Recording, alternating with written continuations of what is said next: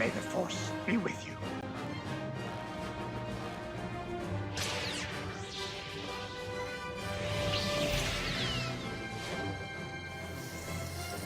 I will do what I must.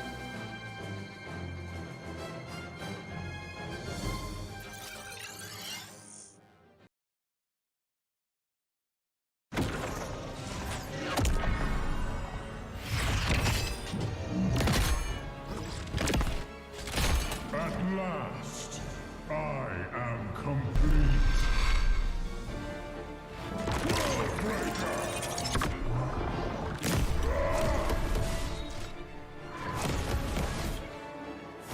Come in fairness.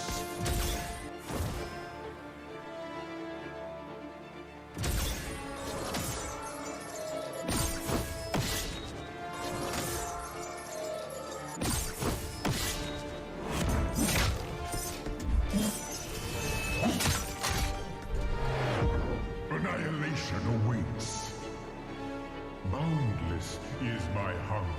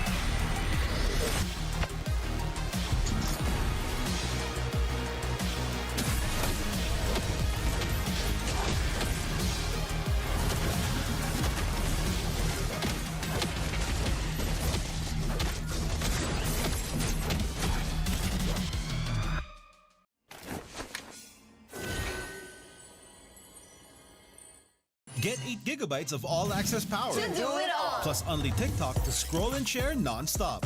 Power, work, life, and more. With Smart Power all-access data now up to 90 days. Load now. Tuloy-tuloy live selling, tuloy-tuloy content, tuloy-tuloy gaming. With new Smart All Access 99. May 9 gig ka, now for 15 days. Load now, live more today, and tomorrow, and after, and the day after.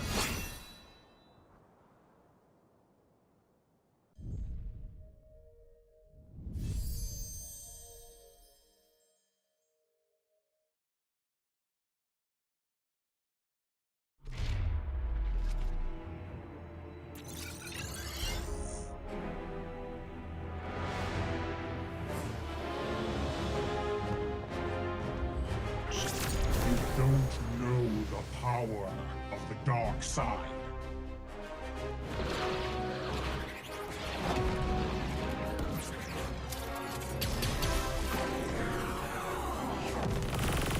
Target on the move. Prepare to engage.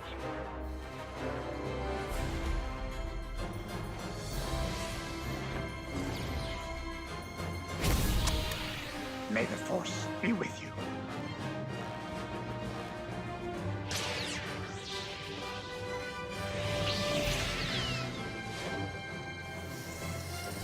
I will do what I must.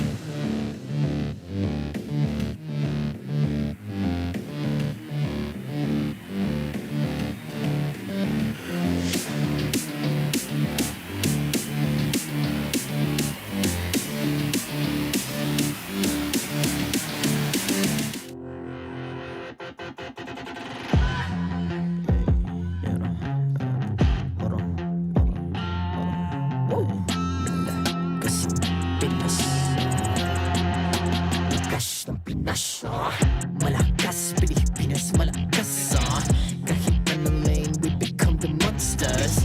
Malakas, Pilipinas, malakas face the golden sun and ribbon for the 3 stars. Look at us to the top, no ifs, no buts. Winning any game, para to sa PINAS. Di mo matitinag aming boses sa new level. Nasa kalye man o mobile, you know I become a legend. Open fire, we unite, we winners.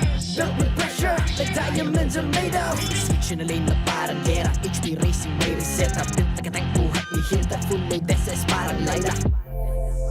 Susundan ko ang iyong bakas, kasama patas, tagumpay natin ito dahil tayo'y malakas. Para sa Pinas, nasa amin ang alas, hindi ko atras, kinikilala sa taas kasi kami ang malakas. Para sa Pinas, nasa amin ang alas, hindi ko atras, kinikilala sa taas, ganito kami sa Pinas. Wow! Hold on, yeah, wala kasang Pinas. Laging MVP, no surrender, no retreat. Pag nagsama-sama, just imagine what we can achieve. Laging MVP, no surrender, no retreat. Giving 100 all my all, cause we just cannot be defeated. We are unstoppable, immune and invulnerable. Ready ang equipment, lahat frozen, malang crowd control. Pakita ko na jab like pow, east to the southeast. Takas sa matawa, proud and loud, cause every enemy we devour. Susundan ko ang iyong bakas, kasama patas, tagumpay natin ito dahil tayo'y malakas. Para sa Pinas, nasa amin ang alas, hindi ko atras, kinikilala sa taas kasi kami ang malakas. Para sa Pinas, nasa amin ang alas, hindi ko atras, kinikilala sa taas, ganito kami sa Pinas. Wow!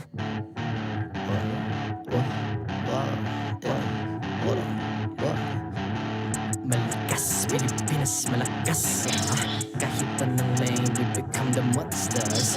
Malakas, Pilipinas,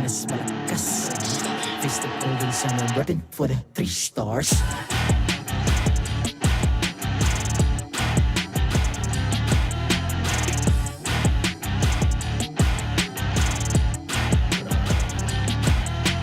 Ang lakas ng Pinas, reunite, be the stars. Ang lakas ng Pinas, reunite, be the stars. Ang lakas ng Pinas, reunite, be the stars. Ang lakas ng Pinas, we the stars. Ang lakas ng Pinas, reunite, we the stars. Ang lakas ng Pinas, reunite, we the stars. Ang lakas ng Pinas, reunite, we the stars. Ang lakas ng Pinas, we the stars. The 14th season of MPL Philippines is brought to you by the following sponsors. Smart, the official telco partner of MPL Philippines Season 14. The official tournament phone of MPL Philippines, Infinix GT20 Pro. Official supplier, EMC Asia and Index Salon. Don't miss any MPL action by following our official Facebook and subscribing to our YouTube channel. Follow MPLPH on TikTok for more content. Experience the Lakas ng Pinas playoffs of MPLPH Season 14 action live at Green Sun Hotel. Grab your tickets now via official MPLPH website. You can also get a chance to win 1,000 diamonds by sharing your hashtag MPLS14 live experience on Facebook and TikTok. And to ensure the equality and fairness of our games, MPL Philippines is also monitored and supervised by the Games and Amusements Board.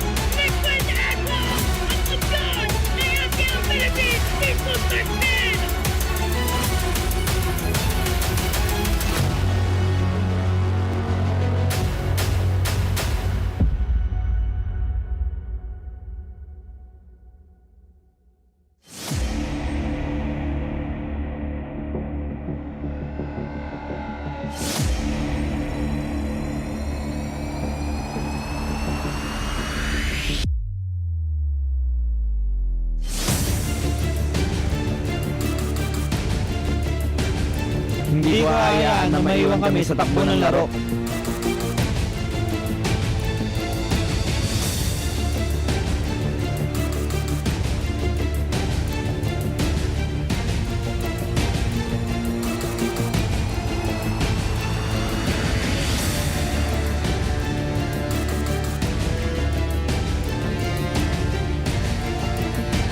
Ako bahala sa pagbuhat. Hindi makakalamang sa atin ang kalaban.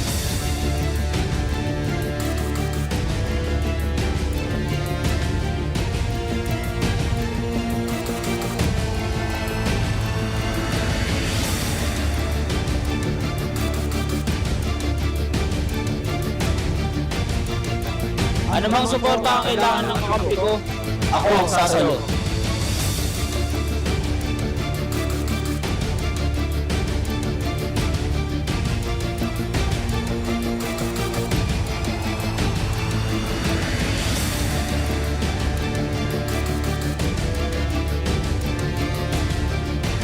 Mata ko lang sa mapa, ako bahala sa mga kakampi ko.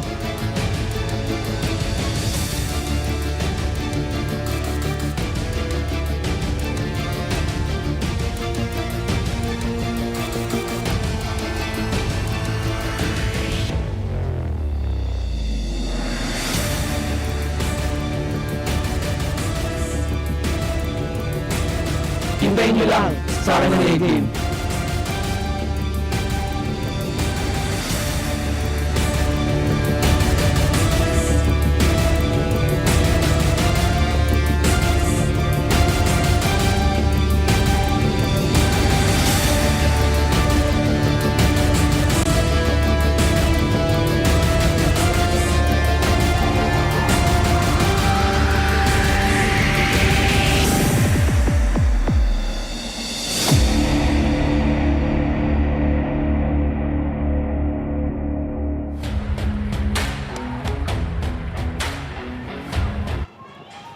Welcome to MPL Philippines Season 14. Nandito tayo ngayon sa Infinix Game Tambayan and for the playoffs! MPL is playoffs na! MPL is playoffs na!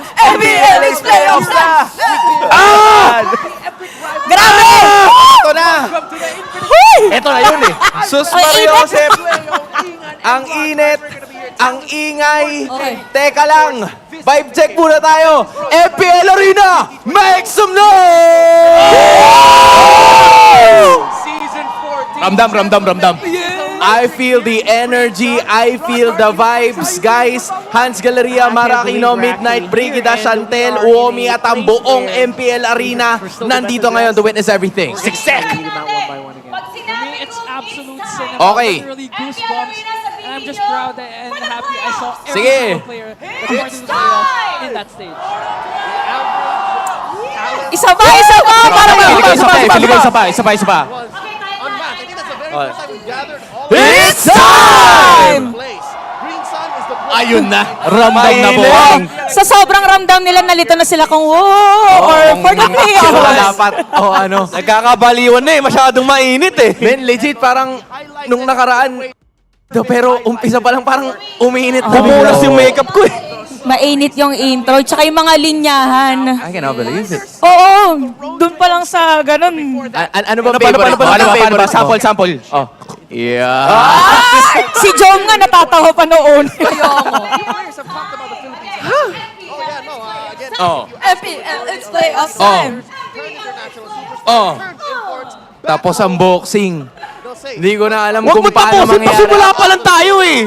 O sige, simulan na natin to. Of course, this tournament would not be possible without the Infinix GT20 Pro, the official tournament phone of MPL Season 14. Tama nga naman si Midnight. Huwag natin tapusin. Natapos yung regular season, pero Yeah, but of course, before all that, we still have the first round, the play-ins. Best of fives, one chance to make it to the next round. Rock hard. This has been a tremendous season we've had, one of the most unpredictable and surprising. You've been here since Season 1. What makes Season 14 stand out for you? Season 14, that's 7 years of MPL already. We're already getting into it. And I believe that, you know what, when it began, it was very clear-cut. But now you can't really tell. That's why all of our predictions are now on the line. I know you guys are kind of, shaky about that as well. Nothing overpowers me. You just gotta assert dominance. But of course, before anything else, let's take a look first at the MPL fans who are giving their all-out support from the watch parties being held all over the Philippines. We have UP Town Center in Quezon City, representing Luzon, Festive Walk Mall in Iloilo City, representing Visayas, and MMCM Plaza in Davao City, representing the region of Mindanao. Huge shout-outs to everyone. Thank you for tuning in. Ingan, you have been part of a lot of our grassroots movement back in MPL, the celebrations for M4, leading up to M5 even. What's it like having that watch party that you can join in from other parts of the Philippines? What's that like? It's honestly nice. And at the same time, you can also scout and see the future. That's gonna, of course, represent the Philippines and will be crowned the best of the best. So it's exciting, and at the same time, you get to see a lot of different talents as well. And it just shows that MPL is really inclusive. All throughout the Philippines, the stories of our athletes began from different regions. Their stories lead to this stage. And at the end of today, we're going to be seeing two teams bow out, see their dreams of making it to Kuala Lumpur for M6, and even being crowned MPL Philippines champions taken away. Here are the storylines that we've had all throughout. First, the Sonics rock hard. They've been breaking records, man. They've been breaking all of my personal expectations, and they've broken a lot of hearts all throughout their regular season run. Save for the last one, they were nigh undefeated. Obviously, they hold the record now, and they have proven that they have consistency. All they need to do is flex that in playoffs. Of course, they are 13-1, and the one in 13-1 is Masha. I'm sorry, Omega. No! The poison is real. No! All right. if you would go back to that game, game number 2 was the most intense game I've seen. How many defenses did Omega need just to bring down and eventually break the streak? It just goes to show that with Omega, one shot is really all they need. And looking at Blacklist International, the team that Omega will be facing today, the playoffs code has been broken. They've been on a hot streak, Leo. They've rewritten, reprogrammed, renamed final code _1 approved past playoffs. Like, that's where we are right now with this main 5. And what happened in week 6, many people will never forget. I know I didn't. My arms, my shoulders did, all the push-ups I did in honor of Blacklist's turnaround. That was the week that they got into playoff mode. I think they're on fire right now. Later on, we're going to be talking about the stories of Team Liquid Philippines and Aurora as they will face off. But here are the heroes within the Land of Dawn, the literal heroes that we all control. It's been a wild meta. Chip has not seen the light of day. He has not gone past the first phase red side ban. But with all of these heroes here, one by one, real quick, what's one hero that you don't see here that you feel like should be included? The hero that has changed the meta. Oh, Ingan. I gotta say, Gatot Gacha. One of the signatures that Shaknu has been using. And so far, it's been a game changer, not just for Omega, but even other teams, especially in the playoffs, have adapted to using Gatot Gacha. Beleric. 100%, 100%. High five to you, bro. My boy, you know what it is. Beleric is super underrated. Should be there somewhere. What about you, Mr. DC? I'm going to name 2 things. All right. Number 1, of course, the necessary Bane. Still a solid ban, especially going into this first matchup, right? Against Blacklist International, against the second most prolific Bane in MPL Philippines, MP the King. Yeah. The second most prolific? Who's the first most prolific Bane? Also, we got to consider Suyu. That was the metagame prior to Suyu being opened up in MPL Suyu. Philippines. Now that he's here, I think it's safe to say, given the stats of the other regions all around the world, I think Suyu's going to be hot. The story of, yeah, for sure, hot commodity, spicy, the spiciest pick you could look for. In a story wherein there are a lot of game changers, different heroes, at the cusp of crowning our newest champions, a new hero will make it into the field. Suyo will now be draftable for this meta game. We've had a lot of discussions behind the scenes about that hero. Rockhard, how are you feeling about Suyo? Suyo, highly contested. I really love how the other regions play this. Obviously, especially in the jungle role, so much damage potential, and I believe special teams in the MPL Philippines have the potential to really elevate that even further. So expect that first game. First game right away. Inga, do you agree with Rockhard here? Yeah, for me, even especially for Carl TZ, I think Carl TZ is going to utilize this hero because, again, it's a mixture of assassin but having sustain. So I guess Carl TZ will go back to being his prime young goat status with that hero. All right, all jokes aside, MP the King. I see MP the King playing a lot of Suyu and being the king of this new hero in the metagame. The mechanics, the capability for him to be both utility and assassin, and just... You know, MP's just super aggressive. I can see a Suyu just being... Just like that, just like that. MP's for sure, he's going to be doing that. And as you mentioned, MP, I am also thinking about, well, Smart Omega, the opponents of Blacklist International for our first matchup of the day. The Curly Nightmare, the Nightmare of the Barangay. Andoryu, for sure, he's going to be using it. These 2 fine gentlemen will be your captains for today. Leo and Ingan are going to be bowing out for now. They'll be joining you in the casting desk. But here we are, the playoffs brackets, Rockhard. In our first matches of the day, Omega and Blacklist, Aurora, and the defending champions, Team Liquid Philippines. I gotta say, everyone always talks about Team Liquid playoffs mode. Disregard the regular season, which is apparently a popular thing that the players are saying in the offsite interviews. I gotta say, man, Aurora's gonna be in for a tough climb. They will try to dethrone and eliminate the defending champions of the Philippines in the very first match, their very first match of the playoffs. But coming up next, we have Smart Omega, a team that has exceeded everyone's expectations up against a team that took a while to find their code. Rockhard, remember, Omega leading up to this season, all of them were placing them 7th and 8th in the standings after the roster I remember reveals. that, yeah. Remember? That was a weird time, right? Yeah. Because obviously Andoryu unproven in MDL. But previously, people didn't really notice him in MPL Philippines. You know what? He showed that you have to notice me. And I think with the cohesion that the Cap Mamba gave to the table, it allowed this guy to really shine and give Omega new heights. Yeah, for sure. Cap Mamba, Chaknu, the Hall of Legend inductee, finally being able to utilize and maximize those setter roam heroes in a meta that brought back assassins, perfectly setting up the young talent that is the nightmare of the barangay, Andoryu. But now across them are a veteran team. Well, a few veteran members here and there. And speaking of veterancy, as we talk about this a little bit more, let's welcome in a veteran of the league. It's E2Max joining us. Ayun na! Kasama din ang ating English panel. Renmar, Rockhart, you gotta wave your hands if you hear us. I wanna know. Alright, that's good to know. Boss, eto Max. Nakakatuwa na nandito ka. Kamusta, pare? Ayun, hindi pa naririnig ba natin, bossing? Ayun, hindi ka namin naririnig ng slight. Oo, bossing. Okay. Hello. Practice lang. Practice lang. Pinapakaba lang kayo. Oh, pero mukha naman hindi kinakabahan si Boss Eto Max. Boss, kamusta? How's it going for you? Okay naman, excited sa playoffs. Excited.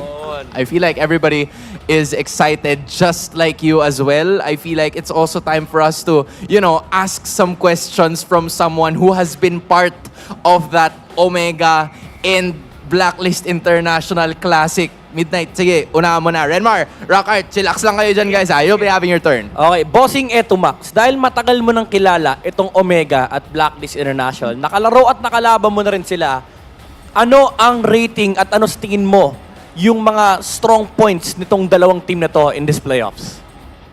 Okay. Sige. Exciting. Ang ganda yung tanong. Actually, dito sa Omega, yung isa talaga sa naging strength nila na itong regular season, yung mga pocket picks nila. Sobrang daming heroes yung lumabas sa kanila. Like kay Chuck na yung Gatot, yung Beleric. Yung hero composition nila talagang, sa kanila lang. Kumbaga, meron silang sariling identity na binil. Sila rin naglabas ng double rebit. Yan, yung mga heroes talaga nila, isa yun sa mga strength ng Omega. Dahil na rin siguro sa drafter nila na si Snap. Yun, mas sobrang ganda ng mga hero composition, bagay na bagay talaga sa Omega. In terms naman dito sa Blacklist, ang naging strength nila para sa akin yung pagbalik ni Oheb. Sobrang naging nila yung confidence nila nung bumalik si Oheb. Tsaka ibang Oheb na yung nakikita natin ngayon. Mas mapapatunayan niya na yung sarili niya ulit ngayong playoffs. I like that you've mentioned about Oheb kasi parte siya nung history na meron ng Blacklist International. Renmar, I think you have a question for Etomax about this. Yeah, let's talk about history. Etomax, former player of Smart Omega, you were there during the heights of the rivalry against Blacklist International. You were able to face against multiple versions of Blacklist. Let's reel it back a bit. What was it like going up against Blacklist International as Smart Omega when you were still actively playing? What was going through your mind every time that my opponent today is Blacklist International? Way back before when I'm still a player, every time I play against Blacklist, the excitement, the energy, the mood, adrenaline, it feels so different. Feels so good to compete against them. It's a classic matchup. I know they also feel that right now. It's just give me a different feeling. And yeah, I really miss that. And I'm really excited to watch these teams give their best. And I know it will be a classic match. It is a classic match indeed. Renmar, I feel like that's a really good question, especially with what you see right now. Statistics are showcased in terms of history. Rockhart, floor is yours. I feel like this is a really good match between Chakno and Haji.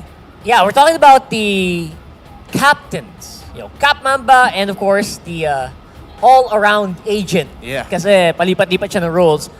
What can you say about the ability of Haji and Chaknu to lead the teams respectively? Like, let's start with Omega.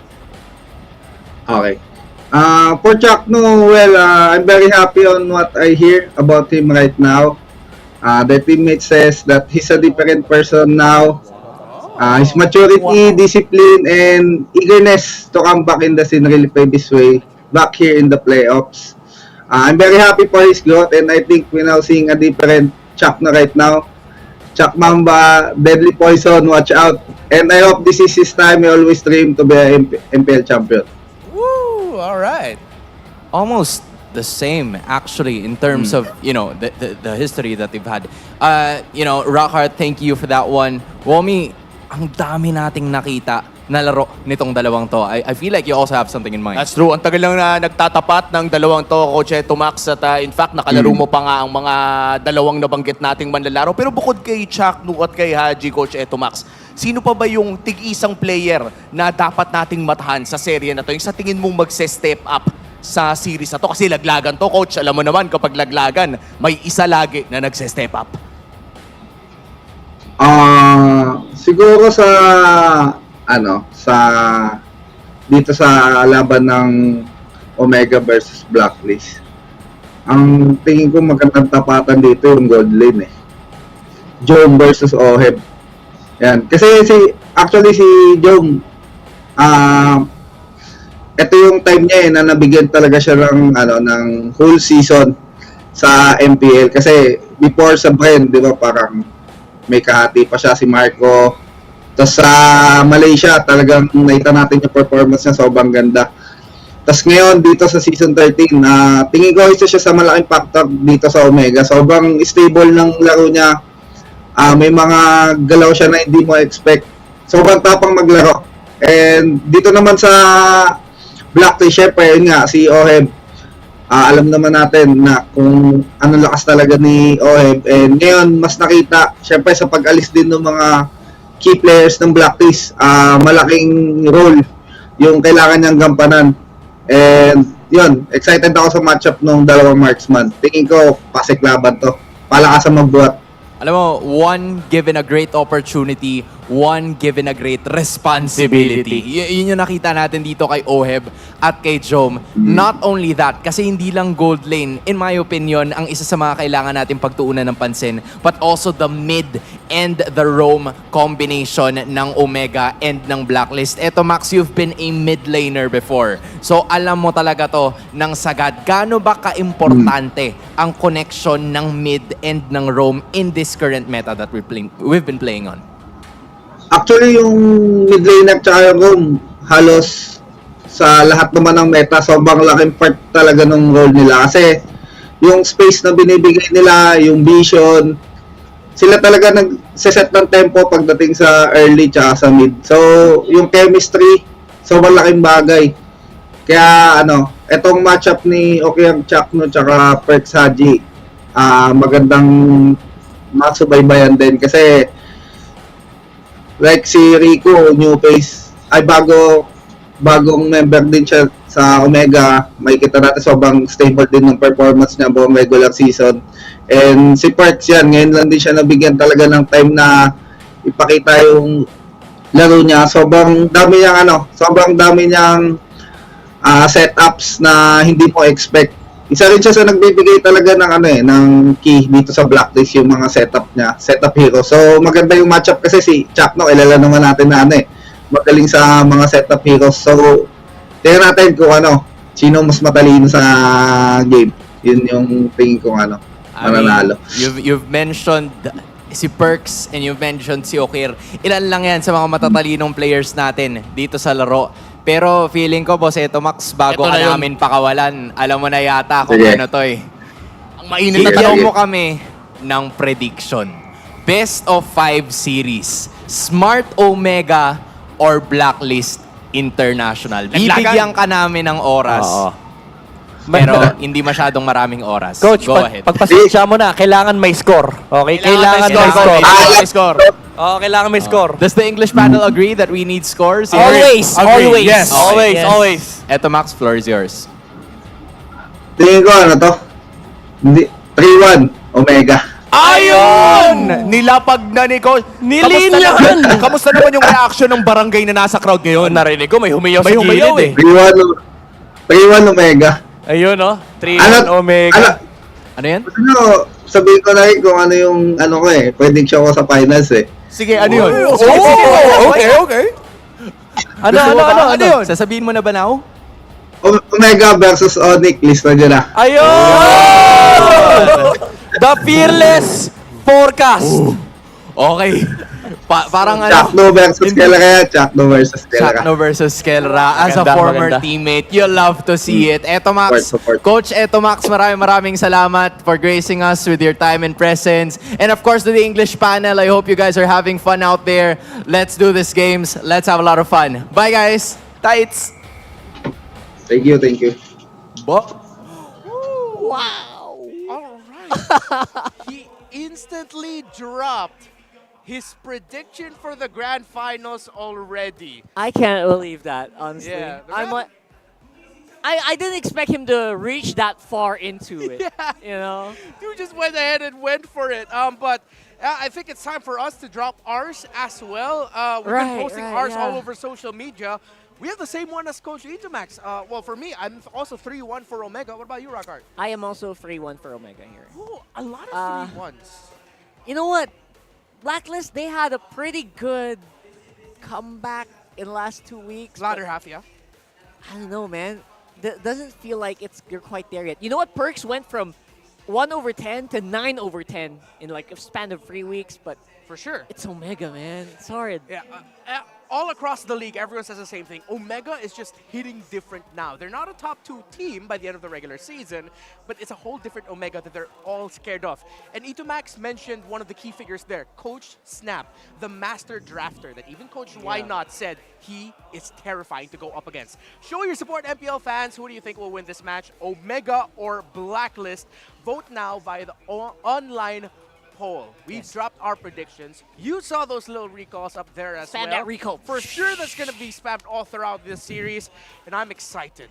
Because in the story between Omega and Blacklist, Rockhart, Omega has not defeated Blacklist in a playoff series in a while. That's right. The times they faced off against Blacklist, Blacklist eliminated them. Season 8, and if I'm not mistaken, also Season 11. And the only reason why I would think, you know what, maybe that could change here is it's a bit of a different Blacklist we're seeing. For sure. Bonchan's behind the wheel, but you know he's on the side. What's on the side? She's riding shotgun. Yeah, the passenger seat. The passenger But seat, who's controlling the wheel, bro? Who's controlling the wheel? That's a big question. That's the only thing I can think of, and you know what? Maybe they can surprise us. MP the King has become very, very hungry. Oh, yeah. He shows it in-game and out of the game. But Omega is... When you just say Omega, it just brings you chills. But you know, you mentioned a key figure there for Blacklist International, MP the King. When he got his second championship with See You Soon, made it all the way to MSC, that came from a season of hardship. They almost didn't make it to the playoffs leading up to MSC 2024. They didn't expect that they'd be champions again, but they were able to do it against a few Filipino players in RORA Legends. A little bit of a throwback history for y'all before MSC 2024. So MP the King, if we're talking about Andoryu, if we're talking about Chaknu, he's been in this similar position, MP. Breaking expectations. That's why maybe that spirit of giving Blacklist International that one, that's where it's coming from. And it's hard to say that this is going to be a sweep win for anybody. That's right. I mean, despite what any and all predictions we have, we're always very happy to be proven wrong, to be honest. And I can't wait. Blacklist, please prove us wrong. All right, it's time for the face-off, what Mara Aquino loves to introduce, but this time featuring faces that you're familiar with. Well,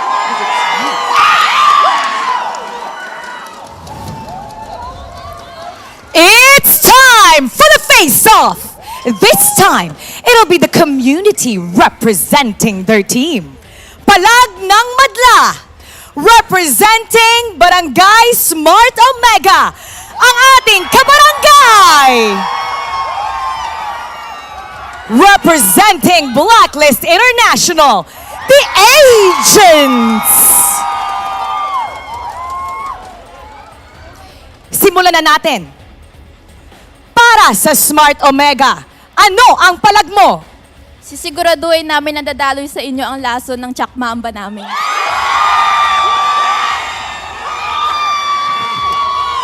Para sa Blacklist International, ano ang palag mo? Kami ang bagong lason ngayon. Palag! Alam namin na nakapag-champion na kayo, pero this season, pwedeng kami naman?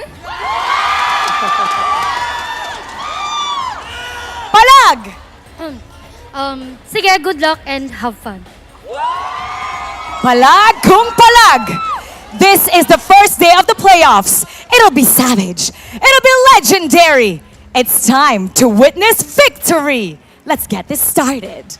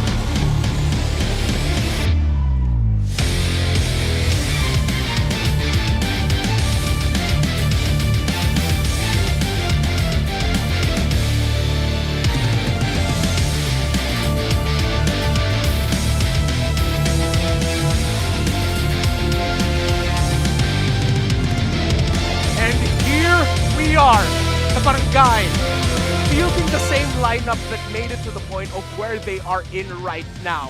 A lot of focus was put on Chaknu Indokir, but Coach Itamax Rockhart talked about Big J Joe and his ability to carry the team. And surprisingly, Big J has really shown in this specific lineup, in the care of the Cap, in care of everyone else.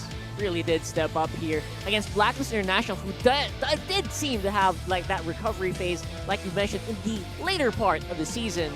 Then again, we're hoping it's just not too late. Perks definitely showing up when they need the most. Lord JM even, from having really poor KDAs into a guy that you can depend on now. Yeah, he became a rising hero for Blacklist International, and Lord JM, the EXP laner, will have a lot in store for him, trying to handle the new general, Ryota, the general of the Atoy army, with his ability to not only be a secondary frontliner alongside Chaknu and setter.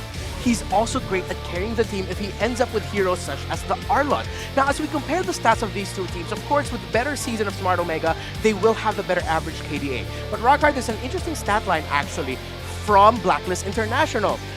Despite Omega having higher in KDA, did you know Blacklist International actually has like the third highest control time in the entire league? They dish out a lot of crowd control. That's right. Crowd control, and we saw there as well kill participation. Like we mentioned before, when Perk sets it up, everyone just piles on. Looks really good on camera. It looks really good in the results that Blacklist has been outputting in the last four weeks. And you know what? It does show.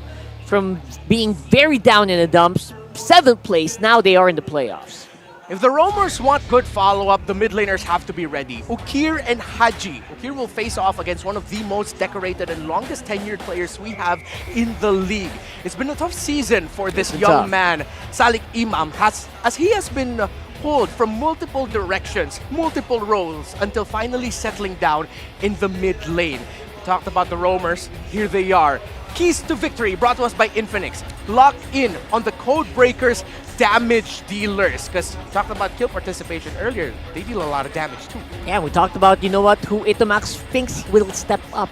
It's the gold laners, bro. It's where they lie. The late game, early game, depends on that. Yeah. For Omega, find Oheb, find Haji. Clutch your late game initiations, Perks. He's bringing in a little bit of that classic Blacklist International DNA of finding the right control and setup at the end. And of course, at the end of the regular season, they both found momentum. Smart Omega was the one in 13-1, snapping the legendary win streak of Fnatic Onyx Philippines, while Blacklist International, on their journey to securing the last playoff slot, was able to sweep Falcons AP Bren and defeat Aurora, former brothers, 2-1. Yeah, Perks as well. He's proven from very meek beginnings in the beginning of the season. You know what? Whatever Bonchan was showing him, whatever strategizing they were talking about, the drills about not being afraid to set, not being afraid to make a move, it worked on the guy. At the first few weeks, you know what? It felt like he didn't want to go. He missed a lot of flickers. He missed a lot of plays. And now look at him. He's like one of the top Tigreals of the league. Yeah, I think he could be one of the most iconic Tigreals. There are two. In terms of the highest win rate for the hero Tigreal in the Roam, there's only two players that really stand out there. Renegade, there you go. And the other one is actually also Perks. So, the fated matchup between two epic rivals. History that goes all the way back to MPL Philippines Season 7. Deep-seated roots. And it's, even though the predictions got to a lot of 3-1s in favor of Smart Omega, let's look at the alternate universe here.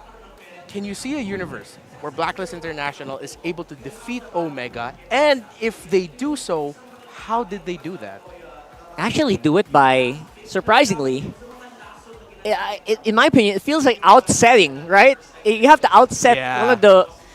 He's a genius. The guy is a genius. You're going to have to outset Cap Mamba. That's the tallest order there is in the league right now. So for Perks, outset For Chaknu. Perks, outset Chaknu, man. That's the biggest one thing. Not to mention you have to kind of overshadow Ukir's consistency. He's the most consistent mid laner right now. True, yes. Right? Lo Yi is probably going to be highly contested in this one. Yeah. Especially with Haji trying to really stamp that out. And Blacklist, of course, trying to get into that DNA, that old Ube DNA that we're trying to get into. Yeah. Loyi, Vixana, Valentina, Faramis, the Aurora's there, the Zaz has somewhat fallen out, but hey, maybe we'll see a little bit of a resurgence coming into the playoffs. So really, the Roam and mid, it seems like, is the focal point of this matchup. Yep. A good Roam and mid performance, a good center of the map performance gets to set up what we talked about earlier as Coach Itomax's focus, which is the gold laners. Yeah. So let's complete the puzzle of the Roam mid trio and look at the junglers. Andoryu versus MP the King. Andoryu's been, he's a killer this season. He's the best statistically amongst all junglers in terms of getting kills and getting assists. Yeah, he's probably becoming Ling Doryu if we didn't have Ling Kong anymore. But yeah, aside from that, we are not sure about the appearance of Suyo, wink wink. But then again, these are things that we're going to have to find out if the teams are ready for it, or maybe they're waiting for something else. I know internationally we've had a lot of fun with Suyo. Yeah. But this one, I'm sure MP might. You know, Leo brought it up. He might actually make an appearance here. And I think it's time for all of us to see what the draft for this very first game of the MPL Philippines Season 14 playoffs will be.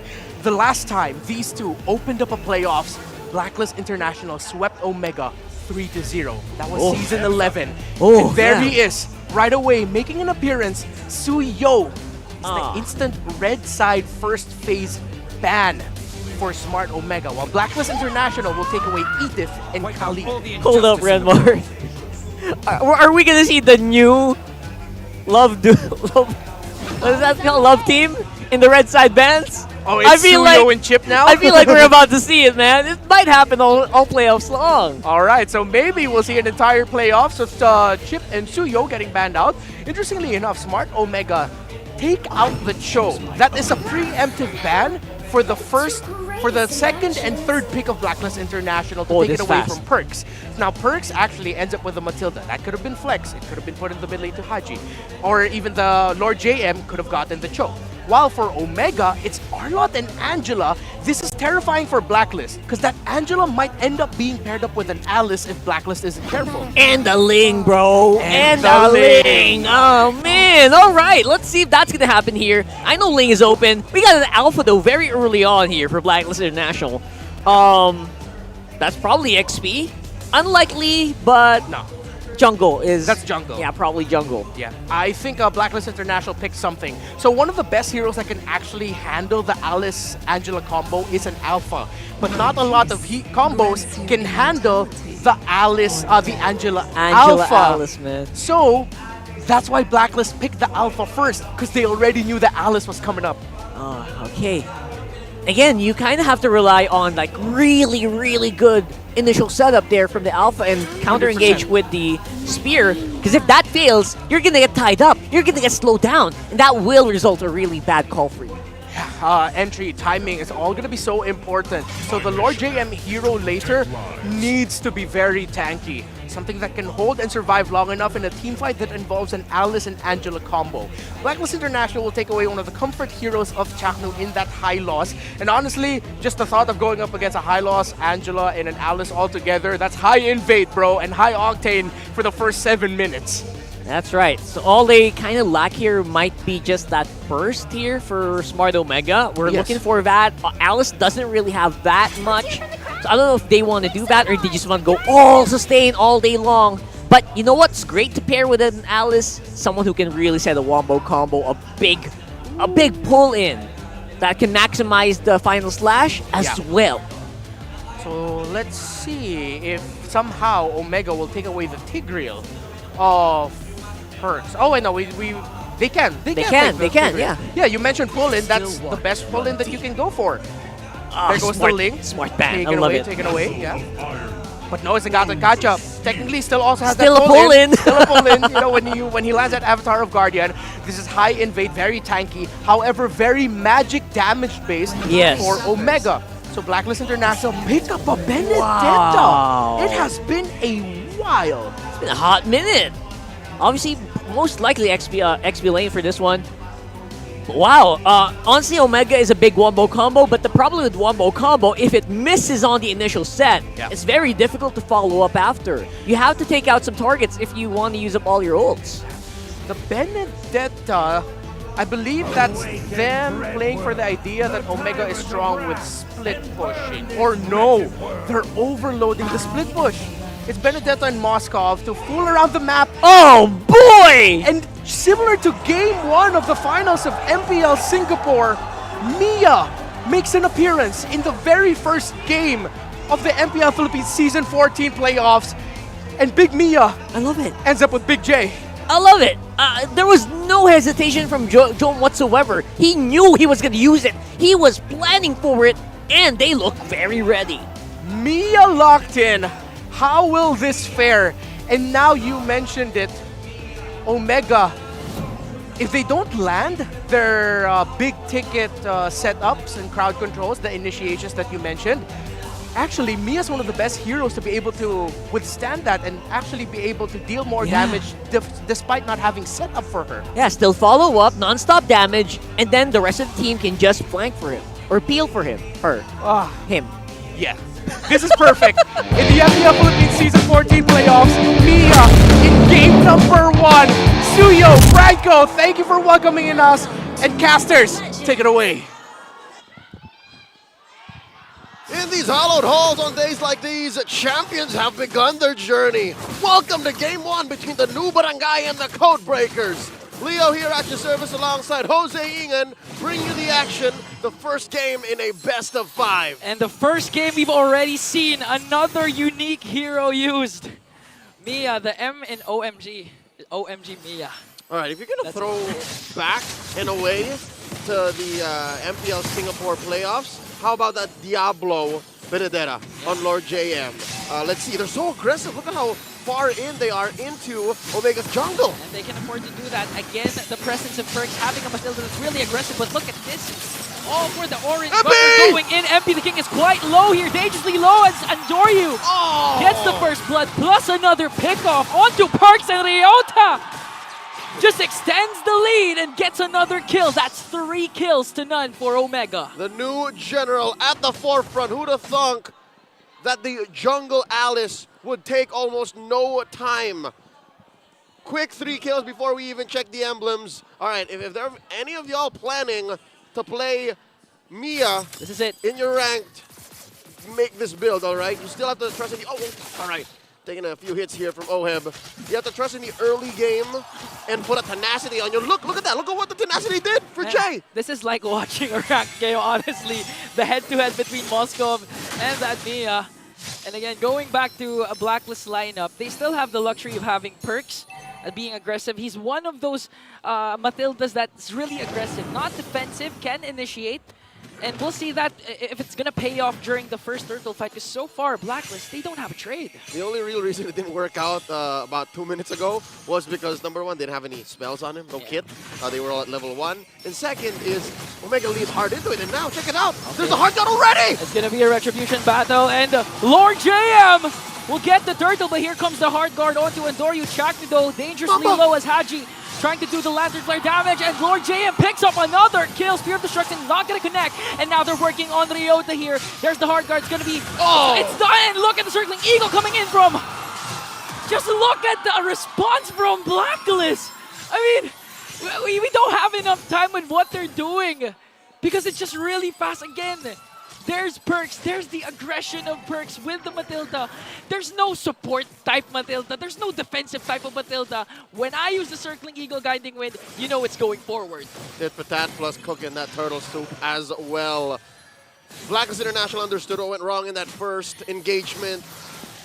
Omega leaned into their zone. Now Blacklist asserting their dominance, crossing the river once again, like that first minute fight didn't happen. Here we go, one more time! Spear of Alpha, but there comes the AOG, gonna connect onto 4! But is it gonna be enough though, because Andoryu will fall down. Now Chakni wanting to answer right back, but again, the disengage and discipline of the agent. Oh no, Big J! Proves to be worth it. Big J though, in the picture. Here comes the sun coming in from the Mia. But they're gonna be able to escape though, again, with the help of the Matilda Perks. No agent will suffer a consequence. Blacklist International's team fighting is just all the more exemplified by the mobility given by Perks' Matilda. And Lord James already rotates much faster than Ryota, right? The Benedetta on the other end. Look at how fast he's clearing ways. He doesn't care. He'll throw out the Electro final blow, and Ryota has to punish. Yeah, Ryota has to really step up his game again. We haven't been seeing a lot of Benedetta, so it's gonna get a little. It's gonna have some little time to get used to going up against a Benedetta again. And in the hands of Lord JM, this time I like it because you're not actually relying on setups for Lord JM. Just damage, just really disrupting Omega. That's what you're expecting from Lord JM. You're drawing a straight line through inevitable zones, all right? Yeah. Whether that be a Hearth Guard with a on a string line or an AOG. Hold up, here we go, Final Slash! A good catch, plus the AOG combination. Here comes the sustain from Omega with a hard guard as they bring down MP, the King, a fight for the Turtle. Here comes Circling Eagle coming in from Perks, has to escape. Lord James, though, gonna get stunned by Ryota. Ganged up by 4 members, Electo final blow, but is he gonna be able to escape? Because Puppet on the String is there from Okir. He will, but Omega will get the Turtle. And Joan gets ganked up. The trade for Blacklist is Big J. Chaknu wanting to answer right back. Will the taunt connect? It won't though. And here comes Haji with the Lantern Flare once again. Another catch coming in from Ryota, but Haji uses the flicker.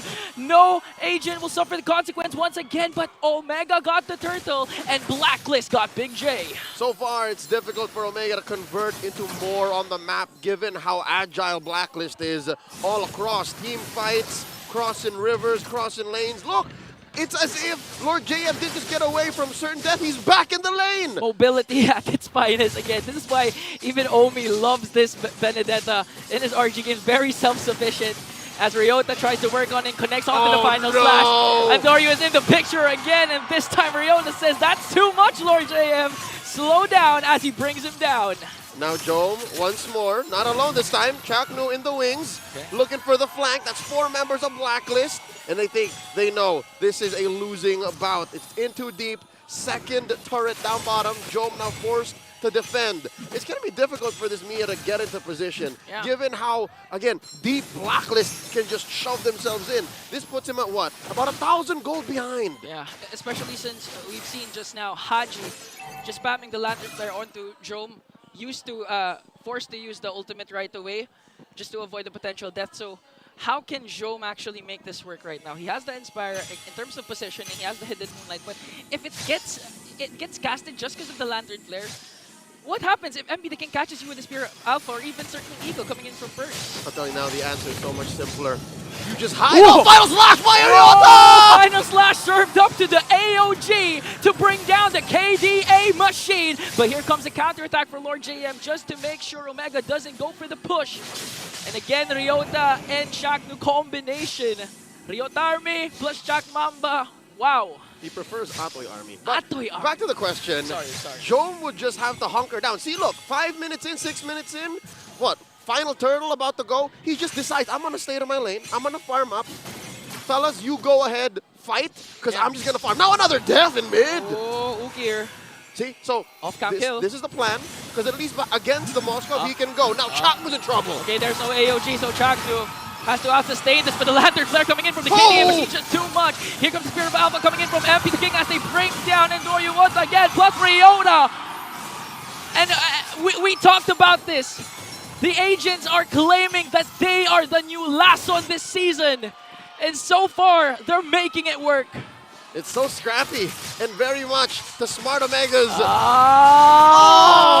At that point, you just have to let go of your Infinix GT20 Pro. Just wait for the death timer because that was 2 ultimates casted onto Amiya. Jome goes down. 2-1. Smart Omega. About mid-game, they understood that maybe we can fight this. Maybe we can force out certain fights that we can win.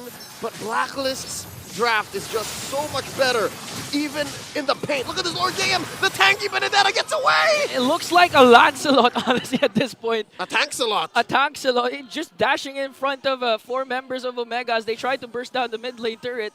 Lord JM really showing a lot of improvement, especially compared to the regular season. It's like a different Lord. It's like a different Lord JM. Enhanced Lord JM. Thunderbelt. Dominance Ice. Last item could be anything. Like he's diversifying at this point. Not to mention, I only saw him maybe pop his Vitalize once in about 8.5 minutes. Because honestly, he doesn't need to. He doesn't. He just gets away with anything. That's the luxury again of having a Perks Matilda. And now there's 6,000 gold ahead. What happened in the past 2 weeks? Imagine.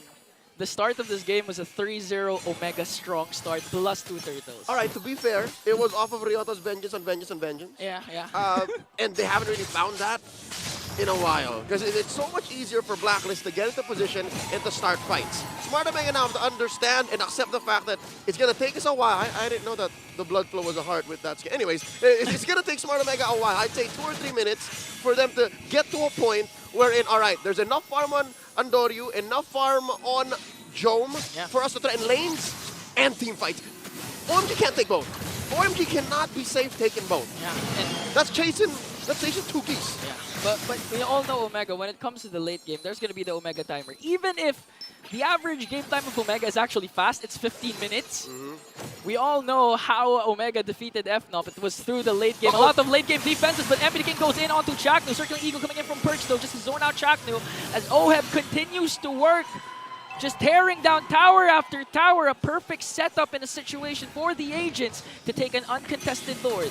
It's so difficult to fight against Blacklist when they're in control like this. Ryota looking for a dream! Flicker plus the Final Slash combination, and Perks gets the Lord! And they want to go for more kills as MP the King's front line goes after Joe. They're going to bring down Endoryu. Ryota, Jome is next. A double kill for MP the King, and Perks picks up a kill as well. Only the living legend Chaknu is left to defend for the Barangay.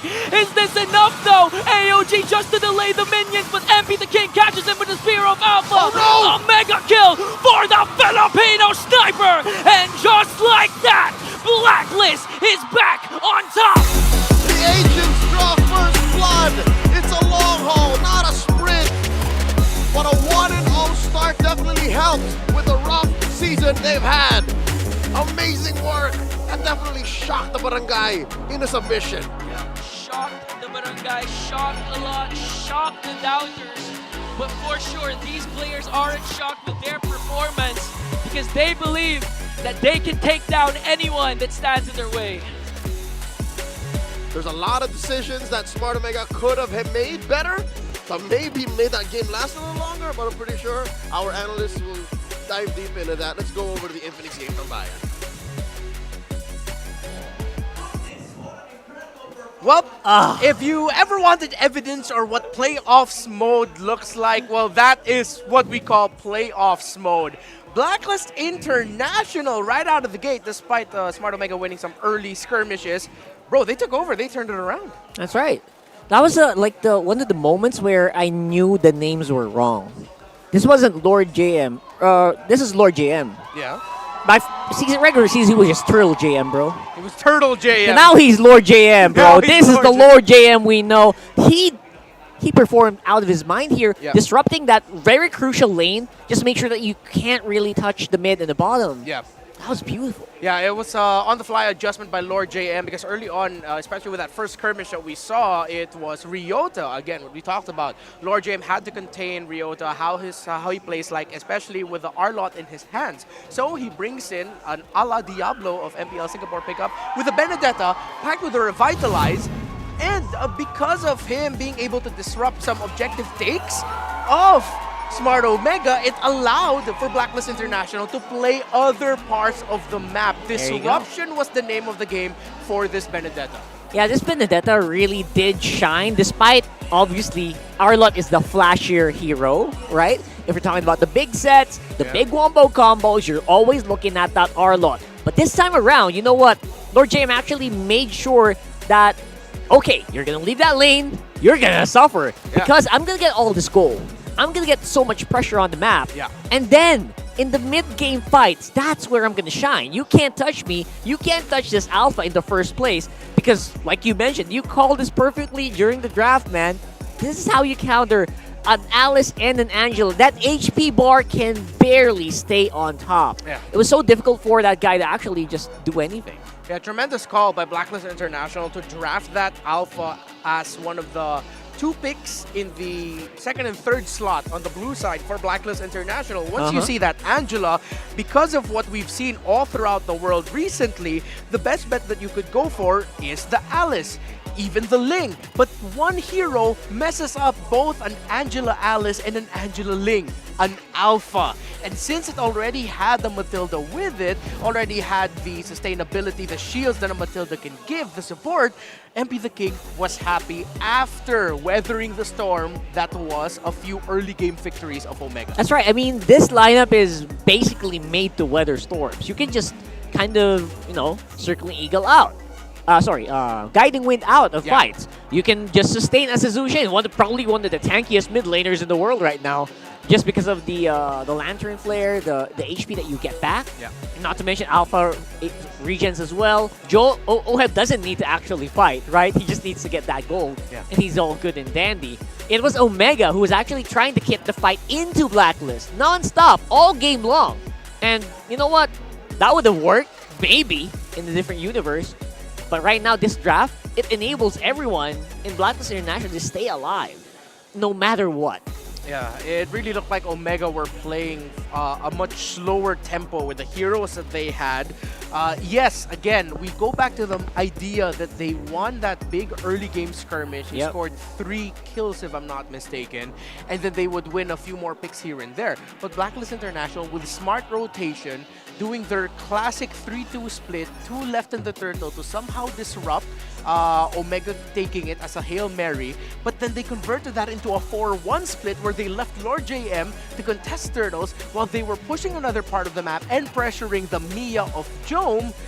This was just great macro and team play by Blacklist. Again, this is Ube, but a variation of it that we haven't seen before. This is a ube that you leave out on the table for like 10 days and just let it, let it simmer out. So it's fermented? It's aired out, fermented, because it's really tough. Bro, it's ube that's really tough. That's what I'm talking about, You know what? I understand. I get you. And, you know, I have to correct myself. You leave it in the air. This isn't the Blacklist that we haven't seen before. This is a little bit of a remix of an old Blacklist style. Yeah. What? A Benedetta, a la Edward. Matilda, a la Queen V. Yep. A utility style but high damage roamer, a la Wise. Yes. High control mid laner, a la, well, Haji, of course. Of course, that's it. And Oheb doing Oheb things. Yeah, I mean... This is still just Blacklist International. Yeah, in case you guys are wondering, yes, Alpha is utility now. Yeah. Yeah, in case you guys are wondering, he's not like the damage boom, boom, boom. He's not that anymore. And you know what? They use it to its maximum efficiency against a lineup that just wants to dive on you non-stop. All day long, let's fight, let's get into the fight. In mid, in top, in bot. They didn't care. Yeah. And again, it's reminiscent of that, but it feels, I don't know, it feels more safe, more tanky. More safe. I don't know. It just feels like they could have done it all day long. Yeah. Like Captain would say. That's true. I don't know. I feel like maybe modernized, because honestly, like this change the Matilda, make it an Estes. I mean, Estes would have been tankier. That's true. But like with the Matilda in, it's I think modernized. A modernized Ube would be a good way to describe what they brought in. While Omega, a little bit too crazy for my taste. You know what? They were trying to go for the sucker punch style. Like, oh, you're not gonna see this coming. Yeah. Too much. Exactly, and I mean, literally, they were trying to do that with Amiya with her ultimate. Oh yeah, because invisible. Yeah, because she goes literally the only true invisible hero that we get, and I feel like this needed a little bit more cooking from Omega, but I'm sure we have another analyst that we have cooking right now with a very familiar face. Yeah, Arcade just here, by the way, with Midnight.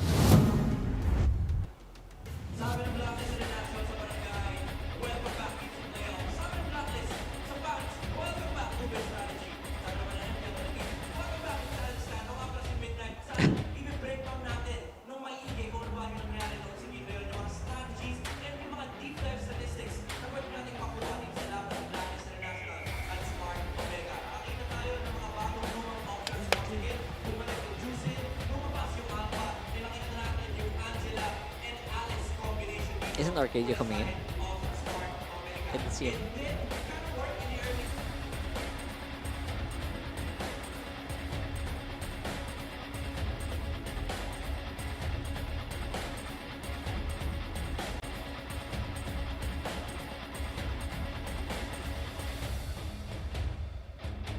ng momentum. As you can see in the statistics here, yung objective takes ng Smart Omega, nagkaroon naman sila ng net positive gold lead. Pero nung lumabas na yung Ube strategy, by the 5-minute mark, nakakasama na yung jungle, nakakasama na yung XP, nakakasama na yung gold. Sunod-sunod na yung pag-take dito ng Blacklist International ng mga tower objectives. Kaya naman patuloy yung paglaki ng kanilang lead. Lalo pat yung composition ng kanilang lineup ay equipped din to do so with the Matilda, the Alpha, and the Juiced, of course, na hindi makalapit dito yung Smart Omega dahil do sa Lantern Flare, and kapag lumipad ka kasi, ang daming follow-up knock-up mula kay Alpha pati na rin kay Matilda. Also, do keep in mind na yung Benedetta rito ay hindi siya naka-damage. It's the tank Benedetta that we've been seeing from other regions na naka-revitalize na sinasamahan lang din naman si Oheb. Kapag nag-go yung Smart Omega dito sa Moscow, he will just pop the revitalize. Kaya kung makikita nyo rito yung kanyang build, the only source of damage na nanggagaling dito kay Benedetta is of course yung flat damage ng kanyang mga skills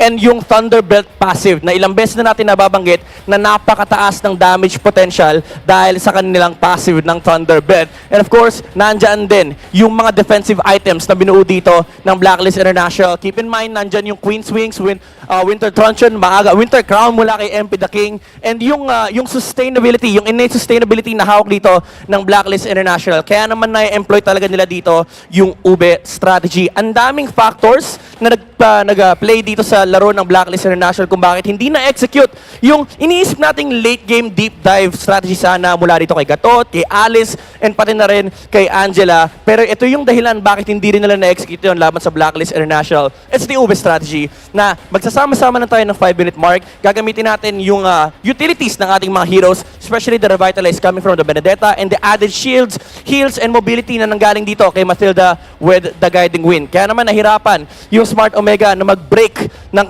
lineup dito from the side of Blacklist International. That was game number 1. And before we head to game number 2, let's look at this BTR.